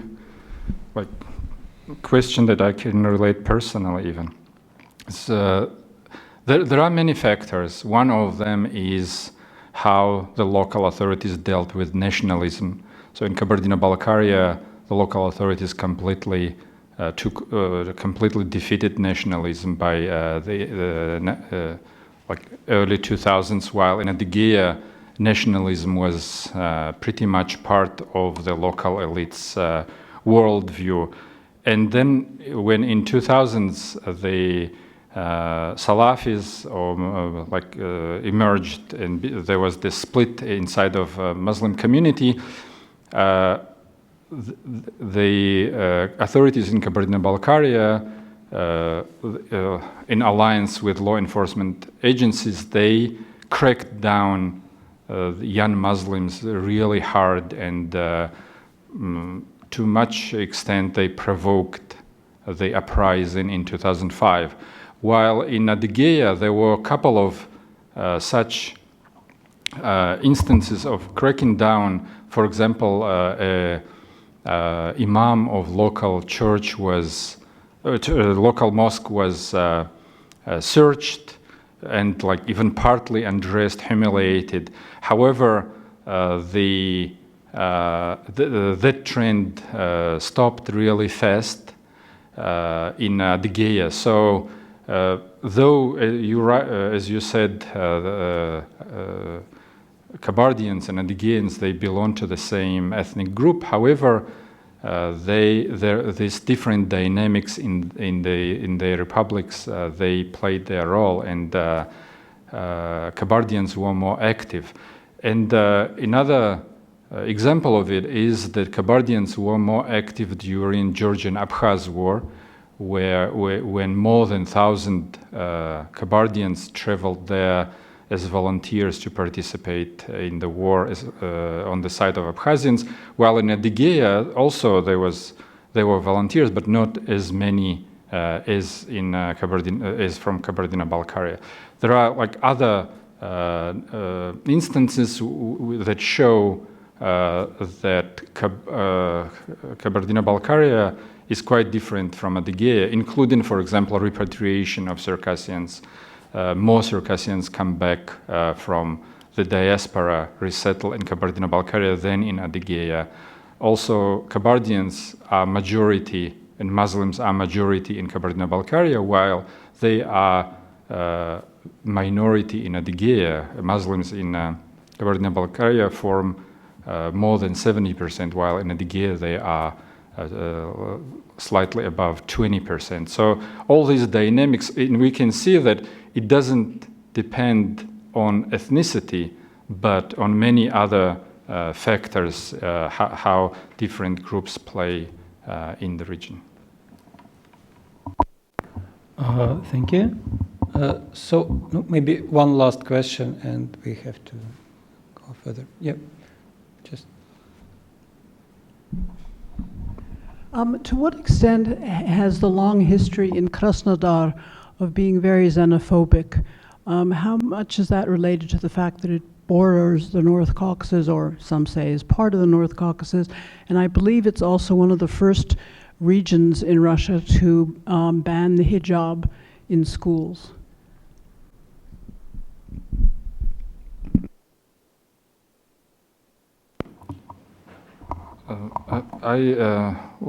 So the question is how the Krasnodar policies affected the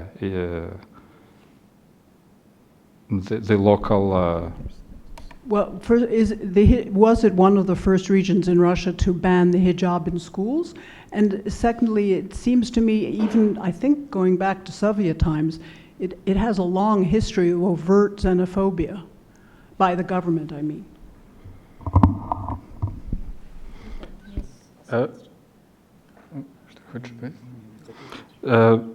We can talk about like the similar trends in Krasnodar Krai and in Stavropol Krai against many, like for example against the Meskhetian Turks, the minorities again, and like recent. Right now, for example, a local activist was detained for performing a pagan ritual in Krasnodar Krai.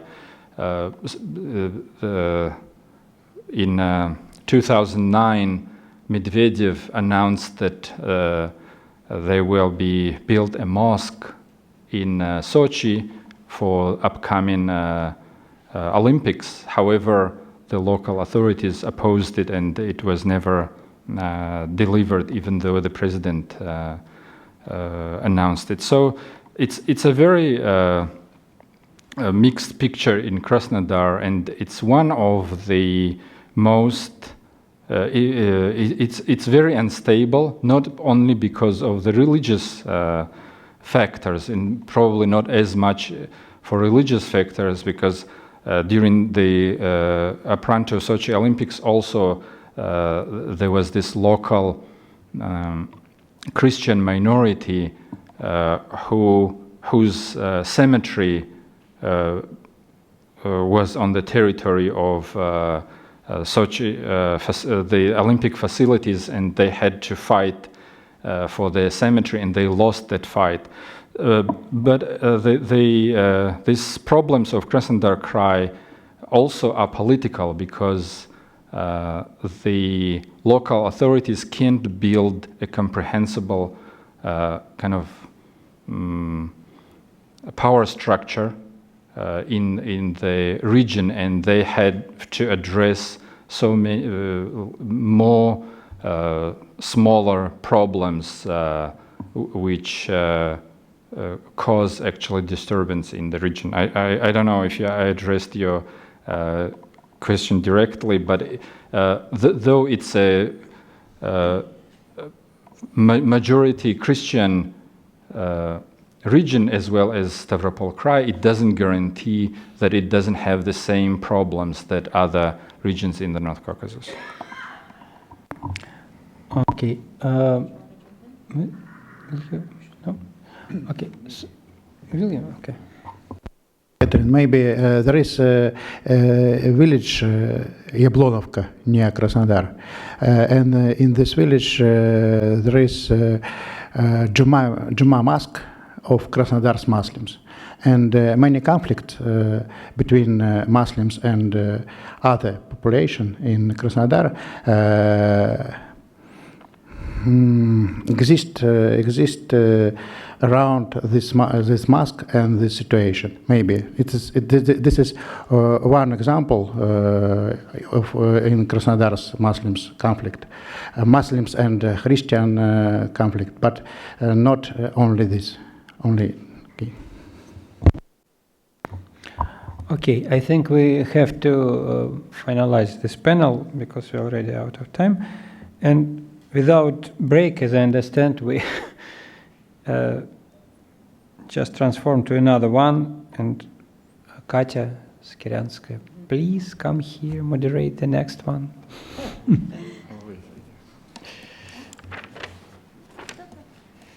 The divided Korean peninsula remains one of the largest sources of uncertainty and potential conflict in a prosperous and growing Asia.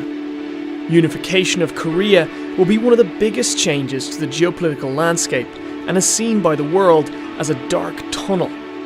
Opacity among regional powers creates confusion. Misunderstanding impedes smart planning. False assumptions could cause costly strategic blunders. But CSIS believes the potential for growth, prosperity and peace of a united Korea is immense. Okay, let's continue and come to the final session of our very interesting and inspiring discussions, and we will now discuss recommendations.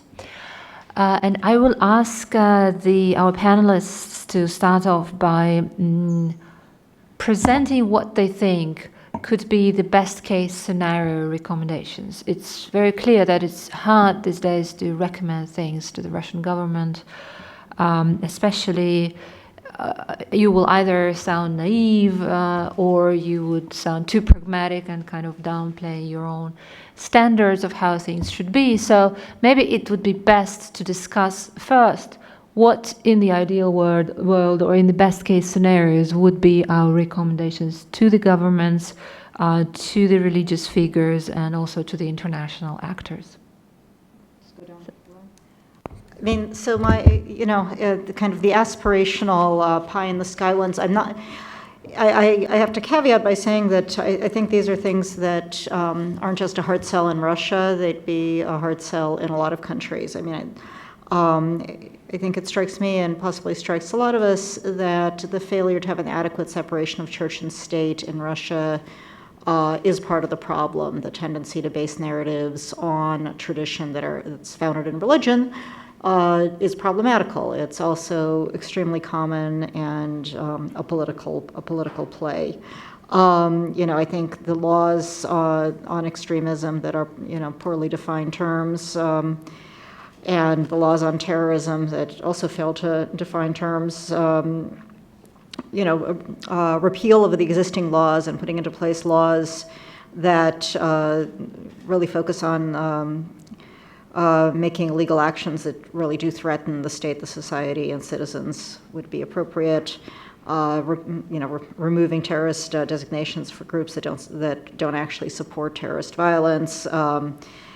Repealing extremist designations as a whole because they're meaningless, and ending criminal prosecutions on those grounds and releasing those currently imprisoned. That's kind of the, pie in the sky notion for Russian authorities.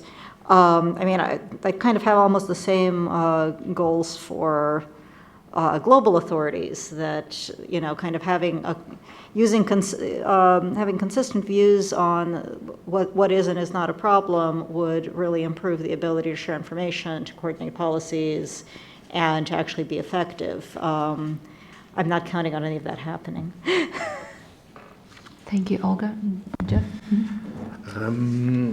I'll first say that those are discussions I have with Katya, but I want to be sure that, because I'm sometimes more blunt and more direct, and maybe some things I will say will be more provocative. So it is a general discussion about what would be in best case scenario.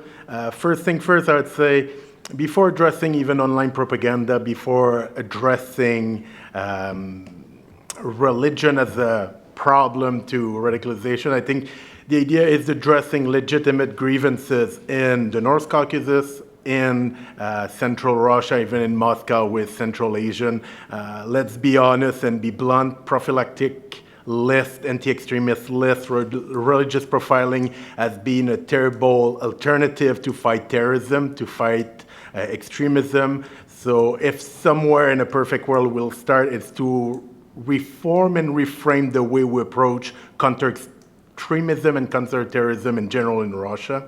Second thing, in a perfect case scenario, every country that had to deal with huge contingent of foreign fighters in the past and didn't want to rehabilitate them and reintegrate them in society has provoked a backlash that has lasted at least for 10 to 20 years. We can think about foreign fighters coming back from Afghanistan. The case of Saudi Arabia is a good example. The problem is now that Russia has tons of foreign fighters that might be hiding in Turkey, that might be hiding in Ukraine. And these people, if they are not rehabilitated, if they are not reintegrated, will become militant for an entire career for 10, 20 years. And they will be targeting the Russian state from abroad or from inside.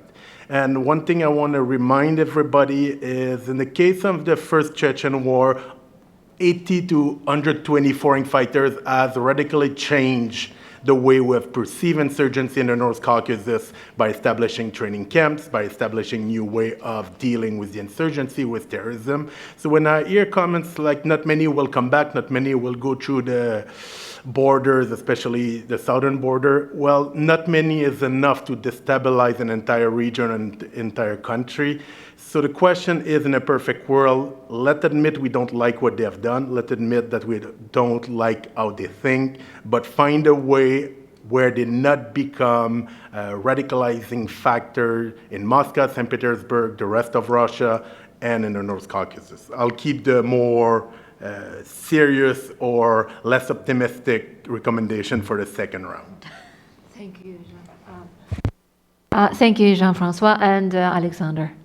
I am not good in such an idea that imagine that our government will play as I would like to. So I will be very brief in this round, if possible. I think that it would be ideal first if the government just abandon this anti-extremism legislation and redecide as a obvious following measure all bans which already were approved by courts, maybe not abolish them, but redecide them.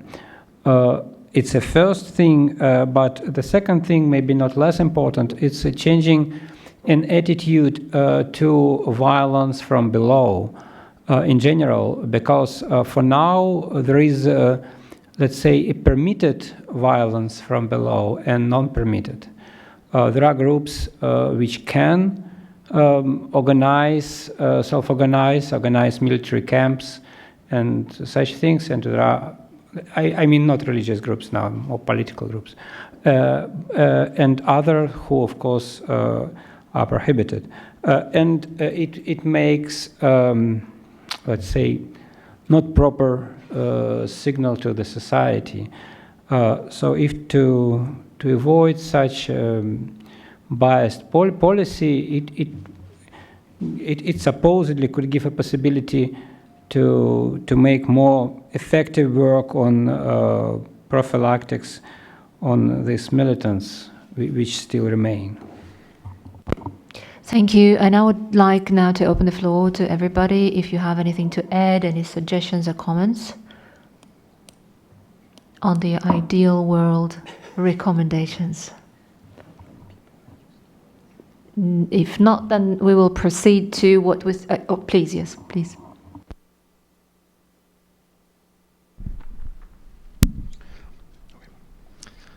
I guess this is just sort of a broader question for the panel, whoever wants to answer it. In terms of... So I don't think we're in Q&A exactly. We're trying to do a roundtable. Oh, okay. I guess I only have a question, so I'll hold on to that. So if you have suggestions, do you have... No, that's going to need a lot more thought than just the question, so I'll pass it on. Okay.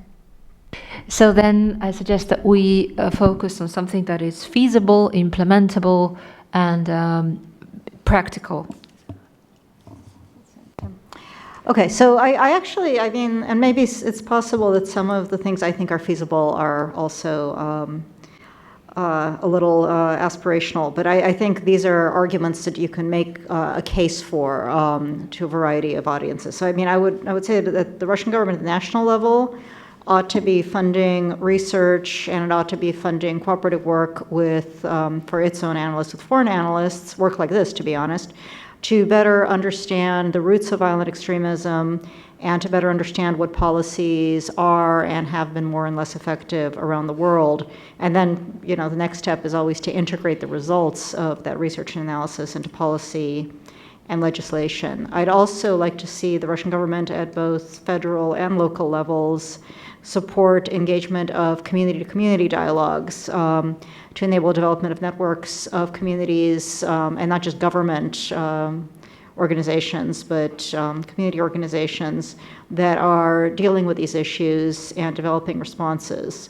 I'd also, and again, this I think is less political, you know, this presents challenges not just to Russia's fight against extremism in a very immediate sense, but also to its ability to carry out global cooperation, is there's a practice which we haven't really discussed, but we hear a lot of reports of Russia putting people on Interpol watch lists for political purposes, because they're political opponents rather than because they've actually committed crimes, and people are surprised to find them on these lists. So increasing the transparency, what gets somebody on an Interpol watch list, the same way that, you know, if you're accused of a crime, you would want to know about it. I think that's a not unreasonable thing to ask of any government. And I think it could actually increase for Russia its ability to cooperate with other countries, because then they'd be more inclined to take its concerns seriously. For local Russian officials, I'd like to see more engagement of religious and ethnic community in the communities in the development of policy. We see this work in a few places where it's tried. You want to see more police outreach to and work within communities, including training to police that would help them avoid religious and ethnic profiling. I also think that hand in hand with that would be ways, better oversight to investigate police and government abuses of power, and to have sanctions in place for people who do violate laws and regulations. It's going to be more feasible in some parts of Russia than others, I expect. I think support for community efforts to, I'm going to put words in quotes again, de-radicalize youth to prevent violence. Again, I think it's less about radical ideologies than it's about violent ideologies in this context. But, and that, you know, that means that in some cases, some of the communities you engage might be communities that have non-traditional values and views. But if they are nonviolent and they have an interest in working with youth, they can be part of that discussion. I think that's something that one wants to carefully temper policy on, because you don't want to go to a place where you're helping people proselytize, but you do want to go to a place where youth who are already interested in certain ideas can benefit from the outreach. And generally, support of community-based efforts to engage youth, religious education, debates, sport, And, in doing that, have a system in place for evaluating programs to assess what works and what doesn't, and then expand the programs that work. I also think that it's important that both national and local authorities be very aware of the appealing tendency to seek quick fixes and, tendency to equate certain religions with violence on the face of it. And again, this may seem pie in the sky, but I think kind of if you lay it out in very clear policy directives, I think it's plausible. For foreign governments and non-government agencies, I think they too can be supportive engagement of community-community dialogues and funding research and development work, including collaborative work with Russian analysts to better understand these issues. Conferences and exchanges like this, I think, can be very valuable. I also think that bilateral, multilateral protocols to overcome the challenges of information sharing and cooperation could be helpful. A lot, it's been pointed out that I think by Sufyan in the last panel, the different definitions of terrorism preclude cooperation. I think work, to some extent, my pie in the sky idea is that get better definitions, but given that people probably won't, at least understand where the overlaps are and what you are and aren't willing to share information on, I think is helpful. So I'll stop there. Thank you, Jean-François. I'll add only a little bit about online propaganda and understanding that the Russian government, at term of recommendation, can focus on the supply or demand of online propaganda. Regarding our measures focusing on the supply of propaganda, we have to say that it is impossible to aim to eliminate everything from online material that are targeted, whether from terrorist sources or extremist sources.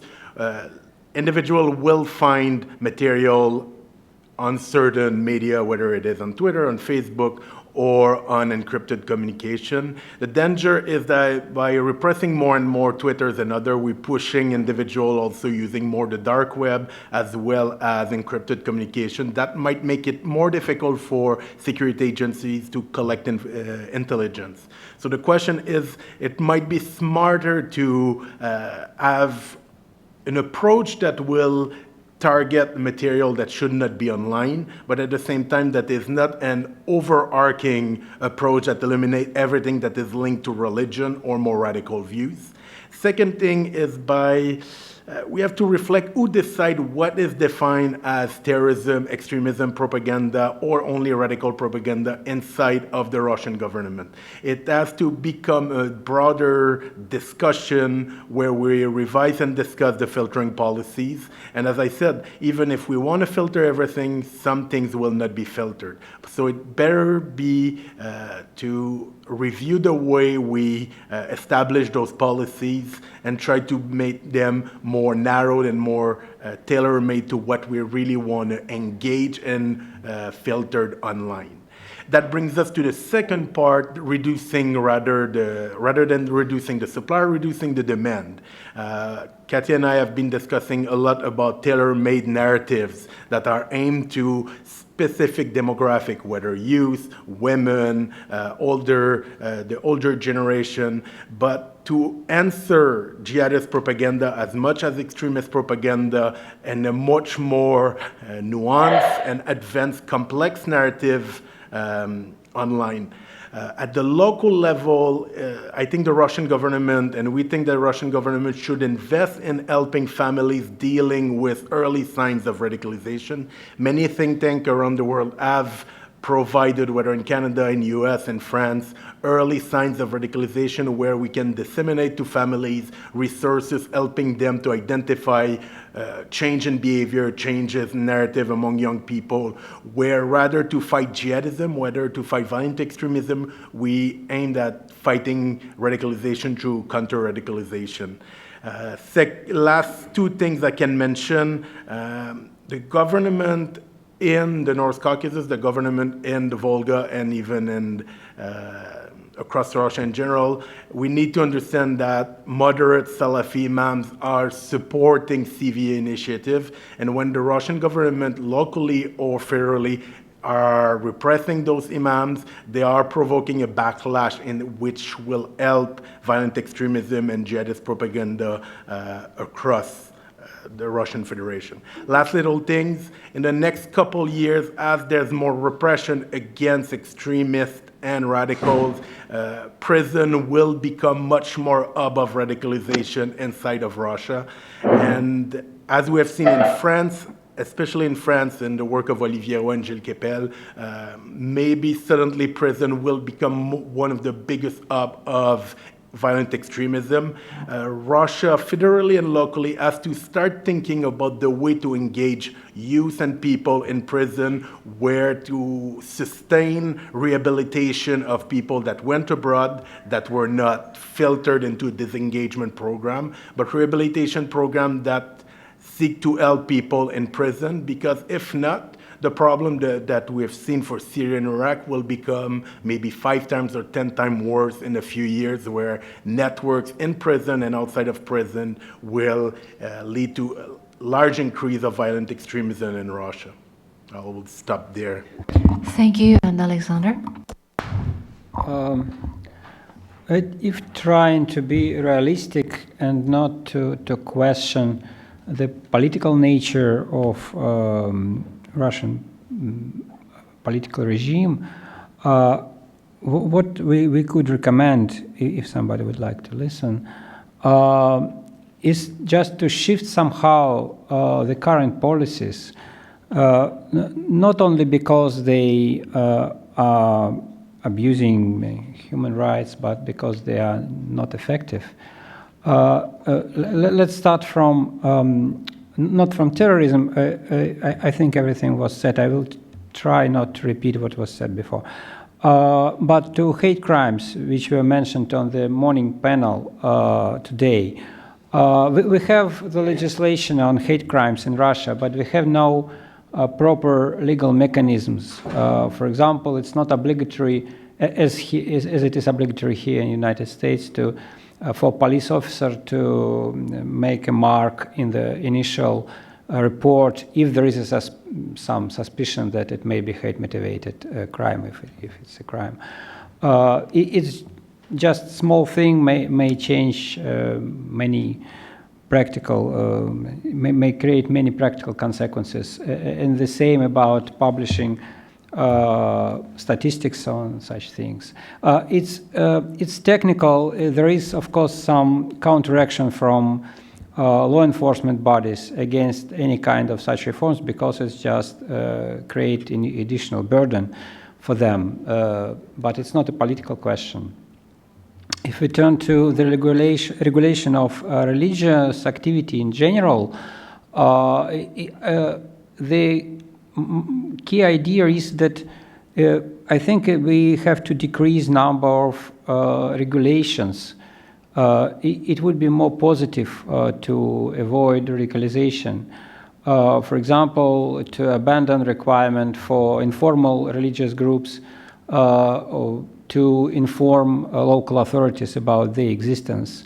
Now we have such a regulation. It's completely unclear how to implement it, because what does it mean, informal religious group? Is any group of 5 people sitting and reading Bible have to inform authorities or not? And the same, of course, with this anti-missionary amendments, which were mentioned several times. Again, because it's just impossible to implement such legislation properly, even if to imagine there is a proper purpose here. And in general, not to try to create some specific mechanisms to protect religious tolerance. I mean, in addition to usual mechanisms which are protecting tolerance in general. It just creates restrictive norms, not really creates more tolerance in the society. And here I return to my favorite anti-extremism law. It's, of course, maybe it would be nice to abandon it because it did not prove to be much useful, but I don't think it's realistic. But it can be amended, at least according to this Shanghai Declaration, which defines extremism as something related to violence. Now there is no such connotation at all in the definition, which make it so vague. And there are some other things in this like that. For example, we already have in our country, we already have the statement of Supreme Court which said that critiques on certain religions or religious traditions or religious leadership cannot be interpreted as incitement of hatred. But anyway, it happens again and again. As I said, any religious polemics may be interpreted as incitement of hatred. Just implementing this Supreme Court ruling would be a big progress and without any, again, without any serious political consequences, dangerous for our authorities. But then, anyway, we have to return to some bans which already happened, bans of organizations and bans of literature. With bans of organizations, of course, it's difficult because purely legally, it's impossible to just to open the case again if it already was closed many years ago. But I think it may happen if to change definition of extremisms on the basis of which definition all these decisions were made. So any change in the definition of extremism may be a reason to open the case of ban of some organizations again, because some of these bans proved to be not proper and counterproductive. And as to the idea to ban insightful literature and not only literature, and leaflets, videos, whatever, I think it can be only abolished because it's as I said today in the morning, it's just impossible. Videos of Said Buryatsky, one of most effective propagandists of Islamist terror, are still widely available. While they are prohibited many times, songs of Timur Mutsuraev are prohibited maybe 20 times already. He is safe, his songs are popular, nothing happens. It just doesn't work. There are maybe some other even more practical things. I'm not sure if it makes sense to discuss them here. My general idea is just to diminish number of restrictions, because if we want to educate somebody, if we want to prevent changes in mind of some groups of people, it's better to make it without police officer immediately on site, while it's still possible. Because together with the police officer or prosecutor, it's much more difficult. Thank you. Thank you very much, and I would like to open the floor again to the audience to get back to you for your ideas and comments. Kathy? Please.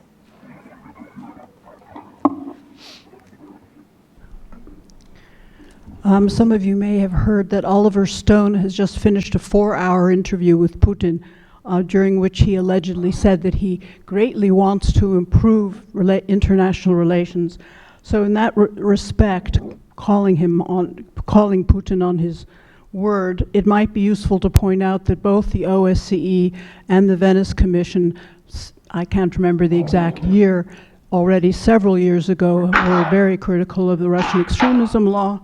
Also to call out the Russian Constitutional Court, which holds that international law, which supposedly is supreme in Russia, is no longer the final word. And I was glad that Sasha mentioned that the SCO at least does include violence as a criterion for terrorism and or extremism.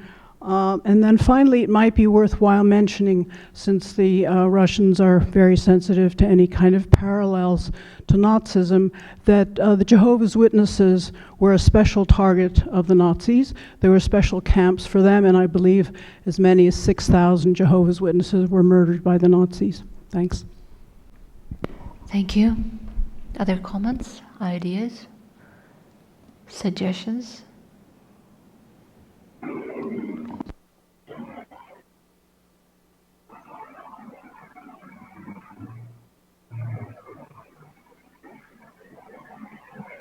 Some of you said at the end of your presentation, some of the folks who already presented today, that you had recommendations, but you would save them for this panel. Now's the time.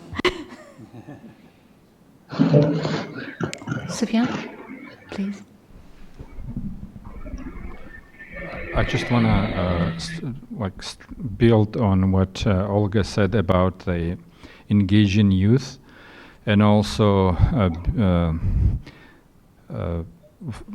apply the same angle that Jean-Francois talked about, that the propaganda usually targets specific groups, like specific by gender, specific by age, and youth. I'm not talking just about propaganda now, but youth represents the most a group that is mostly exposed to the radical Islamism, and one of the measures for that, the state is already taken some measures, so probably we could just even mention that what state is doing and then add to it. For example, as I mentioned in my presentation, the Islamic education factor, that young people who self-educate themselves in Islam usually more tend to follow radical views, to pick up some ideas, radical ideas on internet, versus young Muslims who attend Muslim institutes and universities and madrasas in Russia, licensed by the Russian state and run by professional clergy. So that could be, it's kind of counterintuitive, because you kind of don't want to produce more Muslims. However, in fact, it is very, I think that's one of the most productive things, because the problem is that young people who turn into Islam become more religious. They radicalize because of the absence of education, and the education level in general, not just for religion, but in general, is sometimes very low. Thank you, Sufyan. Other ideas?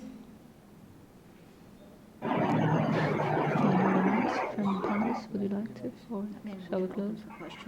Yeah, if we have remaining questions, please.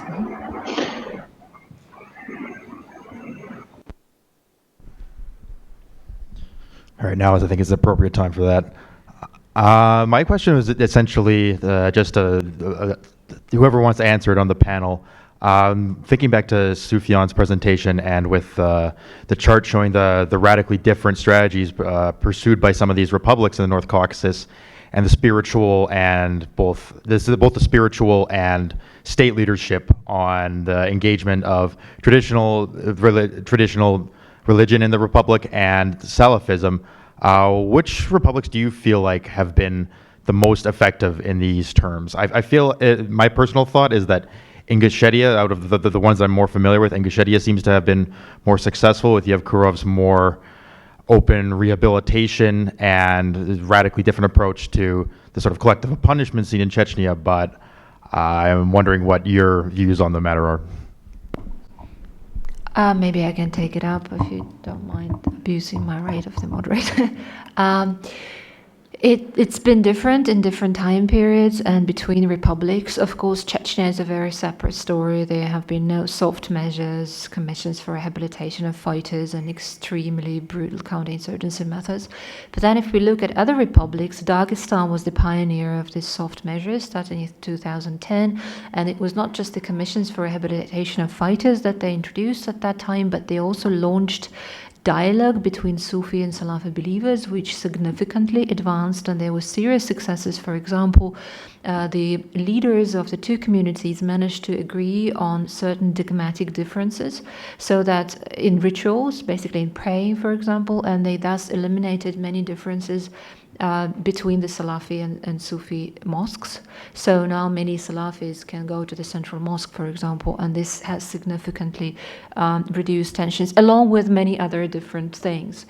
At the same time, they also liberalized the regime towards Salafis. They could freely participate in public life, Salafi businesses were flourishing, and it just became much more comfortable for different religious groups to live in Dagestan at that time. And this resulted in visible reduction in violence. For instance, in 2012, there was a 15% reduction compared to 2011, and the youth outflow into insurgency reduced, which was largely attributed to this set of measures. And I think this was the chance at that time for the entire insurgency to slowly de-radicalize and disengage, because basically most ideological people lost a lot of the ground for their propaganda, and these were the criminal elements left, mostly those who were extorting money for jihad and who were really marginal and not supported by the community. So if this policy continued and unfortunately was rolled back before the Sochi Olympics, and if also it was not half-hearted as it was, because at the same time with the soft measures, hard measures continued with all these arrests and summary executions and abuses of Muslims. So this would be really a success. We could have said that this would be a successful strategy. And I think still this is a model that the Republic should come back to.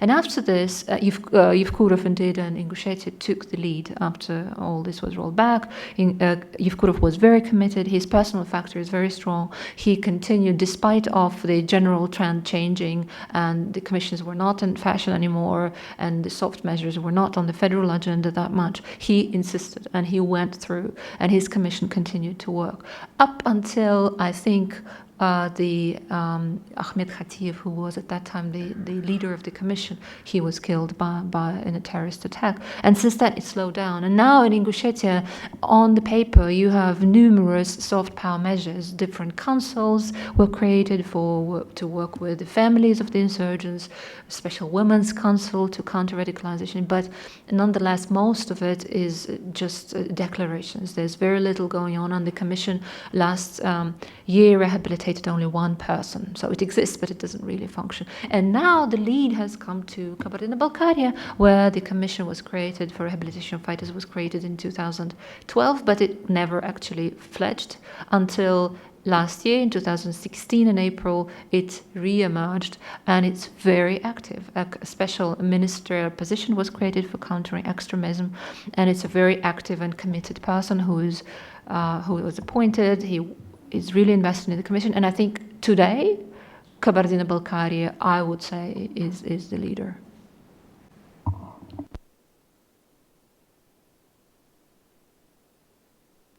Irina, would you like to add anything to the discussion? I would, yes, except it's a little. I have to sort of think back to the panel earlier today. I think, at least from the research that I did for our paper, it seems to me that this language of defense of traditional values and the ability of violence to defend them within the community. I think we're losing you, Irina. Could you speak in the microphone? Oh, we lost you. Is there a way to fix the connection? Can you continue speaking? Huh? Yeah. can you hear me now? Yeah. Okay, I think it has to be understood within the context of the worsening relations between Russia and the United States, and that it's very hard to make concrete recommendations on the assumption that that relationship will not improve in the near future, because you can talk about, you know, how can we make things better, and then sort of think about the political landscape and the way and the likely direction in which it's going to go over the next few years, and then the recommendations become kind of pointless. But having said that, I'm a very pessimistic person in that respect. But having said that, I think there's one way to counter it possibly, which is to encourage a counter narrative, which is that these traditional values themselves are, for example, like you know, something like, you know, orthodoxy is a religion of peace, you know, like as the counter narrative to ISIS and other jihadist movements is that Islam is a religion of peace. Well, you know, we can try to somehow turn that narrative around. I'm not sure how to do that, but I think that's the only thing that you could possibly do. The other recommendation, I think, is that I think a lot of the people talking in defense of traditional values with possible violent means, what I found when I was doing the research for this, that a lot of the narrative was very much like the narrative of the American Trump voters, you know, that this is a community that feels that it's under threat by kind of an amorphous West. So, for example, if, you know, the Trump voters are, you know, under threat by global capitalism, or if you go to, for instance, you know, Hungary and what's going on now, there, you know, the narrative being that, you know, they're under threat by, you know, Soros or whatever. So there's a sense that they're being threatened by something, and I think the greatest failure that we could possibly have would be to ignore their sense of being threatened and not trying to understand why it is that they're being threatened, and to maybe find a way to talk about it with them, to engage in a dialogue that might lead to kind of more creative, you know, more peaceful solutions to their, you know, sense of frustration about whatever it is that, you know, they feel they need to defend, I guess. Thank you. More questions?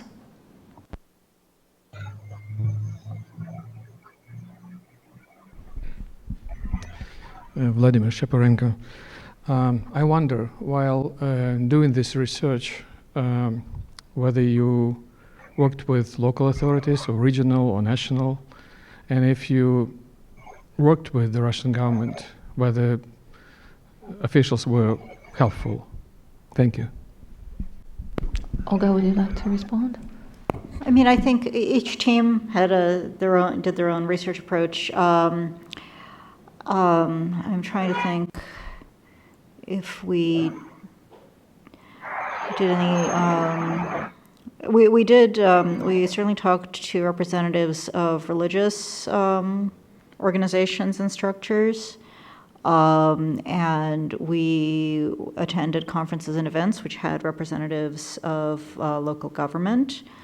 We made no secret of the research we were doing, so other authorities were aware of it.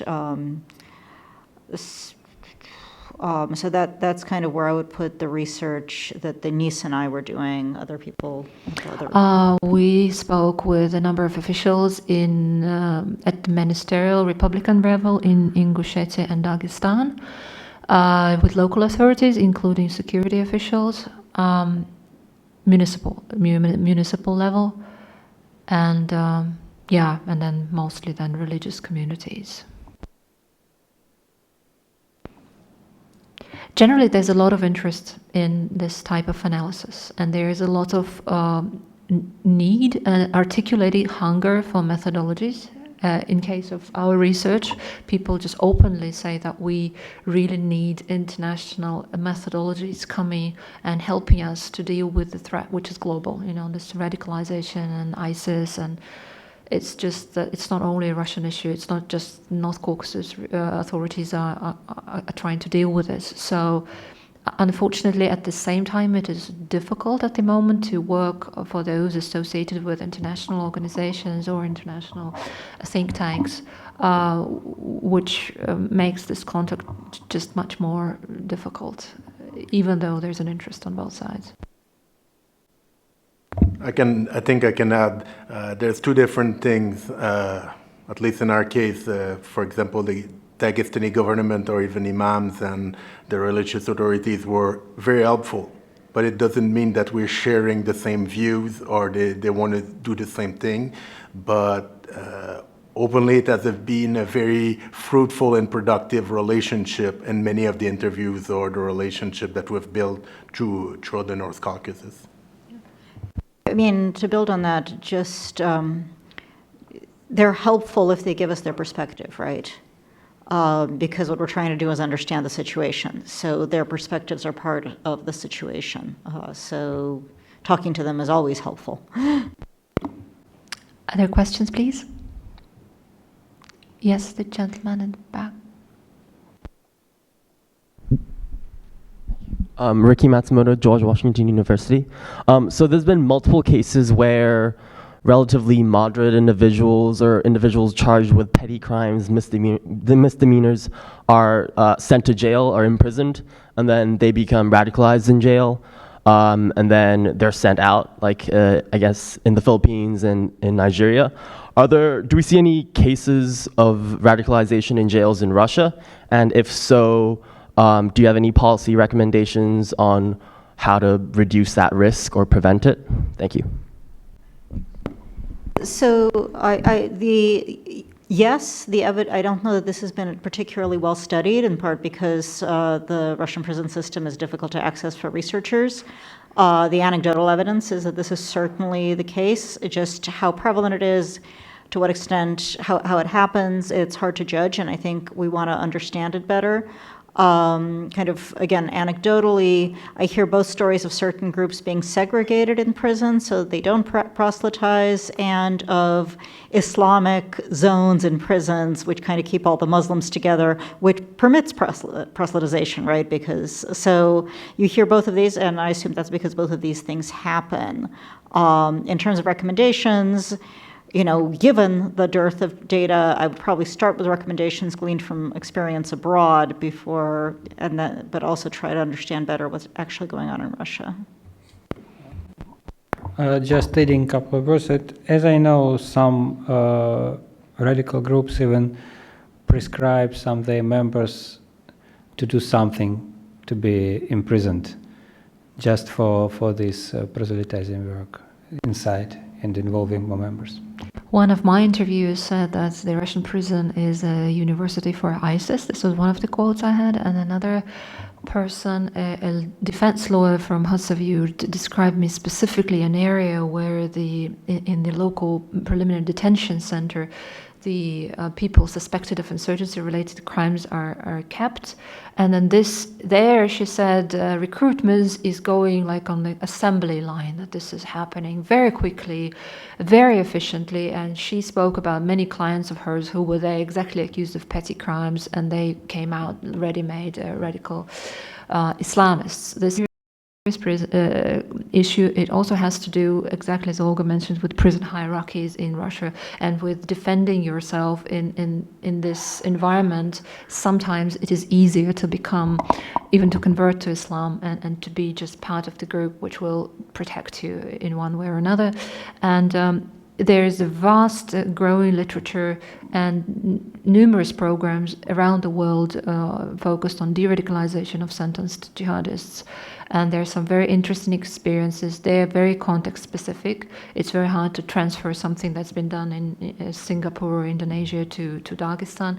Nonetheless, they're best practices. It's very important to research this and to transfer, or at least to suggest to the Russian government to test those things. I know there have been attempts within the framework of these commissions in the republics to work a little bit with the people who have already been arrested, but it is all really ad hoc and based on individual initiatives of certain security officials rather than kind of program, which it really should be. More questions, please?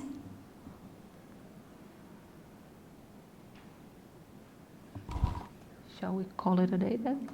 Yeah. So some final remarks? So please, Olga, maybe you can give your final comments. No, I just, my only final comments are to thank everybody who is participating in this project and everybody who came to this event. I think your questions and comments are very helpful to us. And we hope to have a finished report out for publication end of this calendar year, beginning of next year. We're going to continue the work we're doing in the meantime. We are open to thoughts and comments from folks who think that they have something to contribute. We'd certainly like to hear your thoughts. But just in closing, I want to again thank the Henry Luce Foundation for supporting this project and to thank everybody here today for participation. Thank you. Thank you very much, everybody.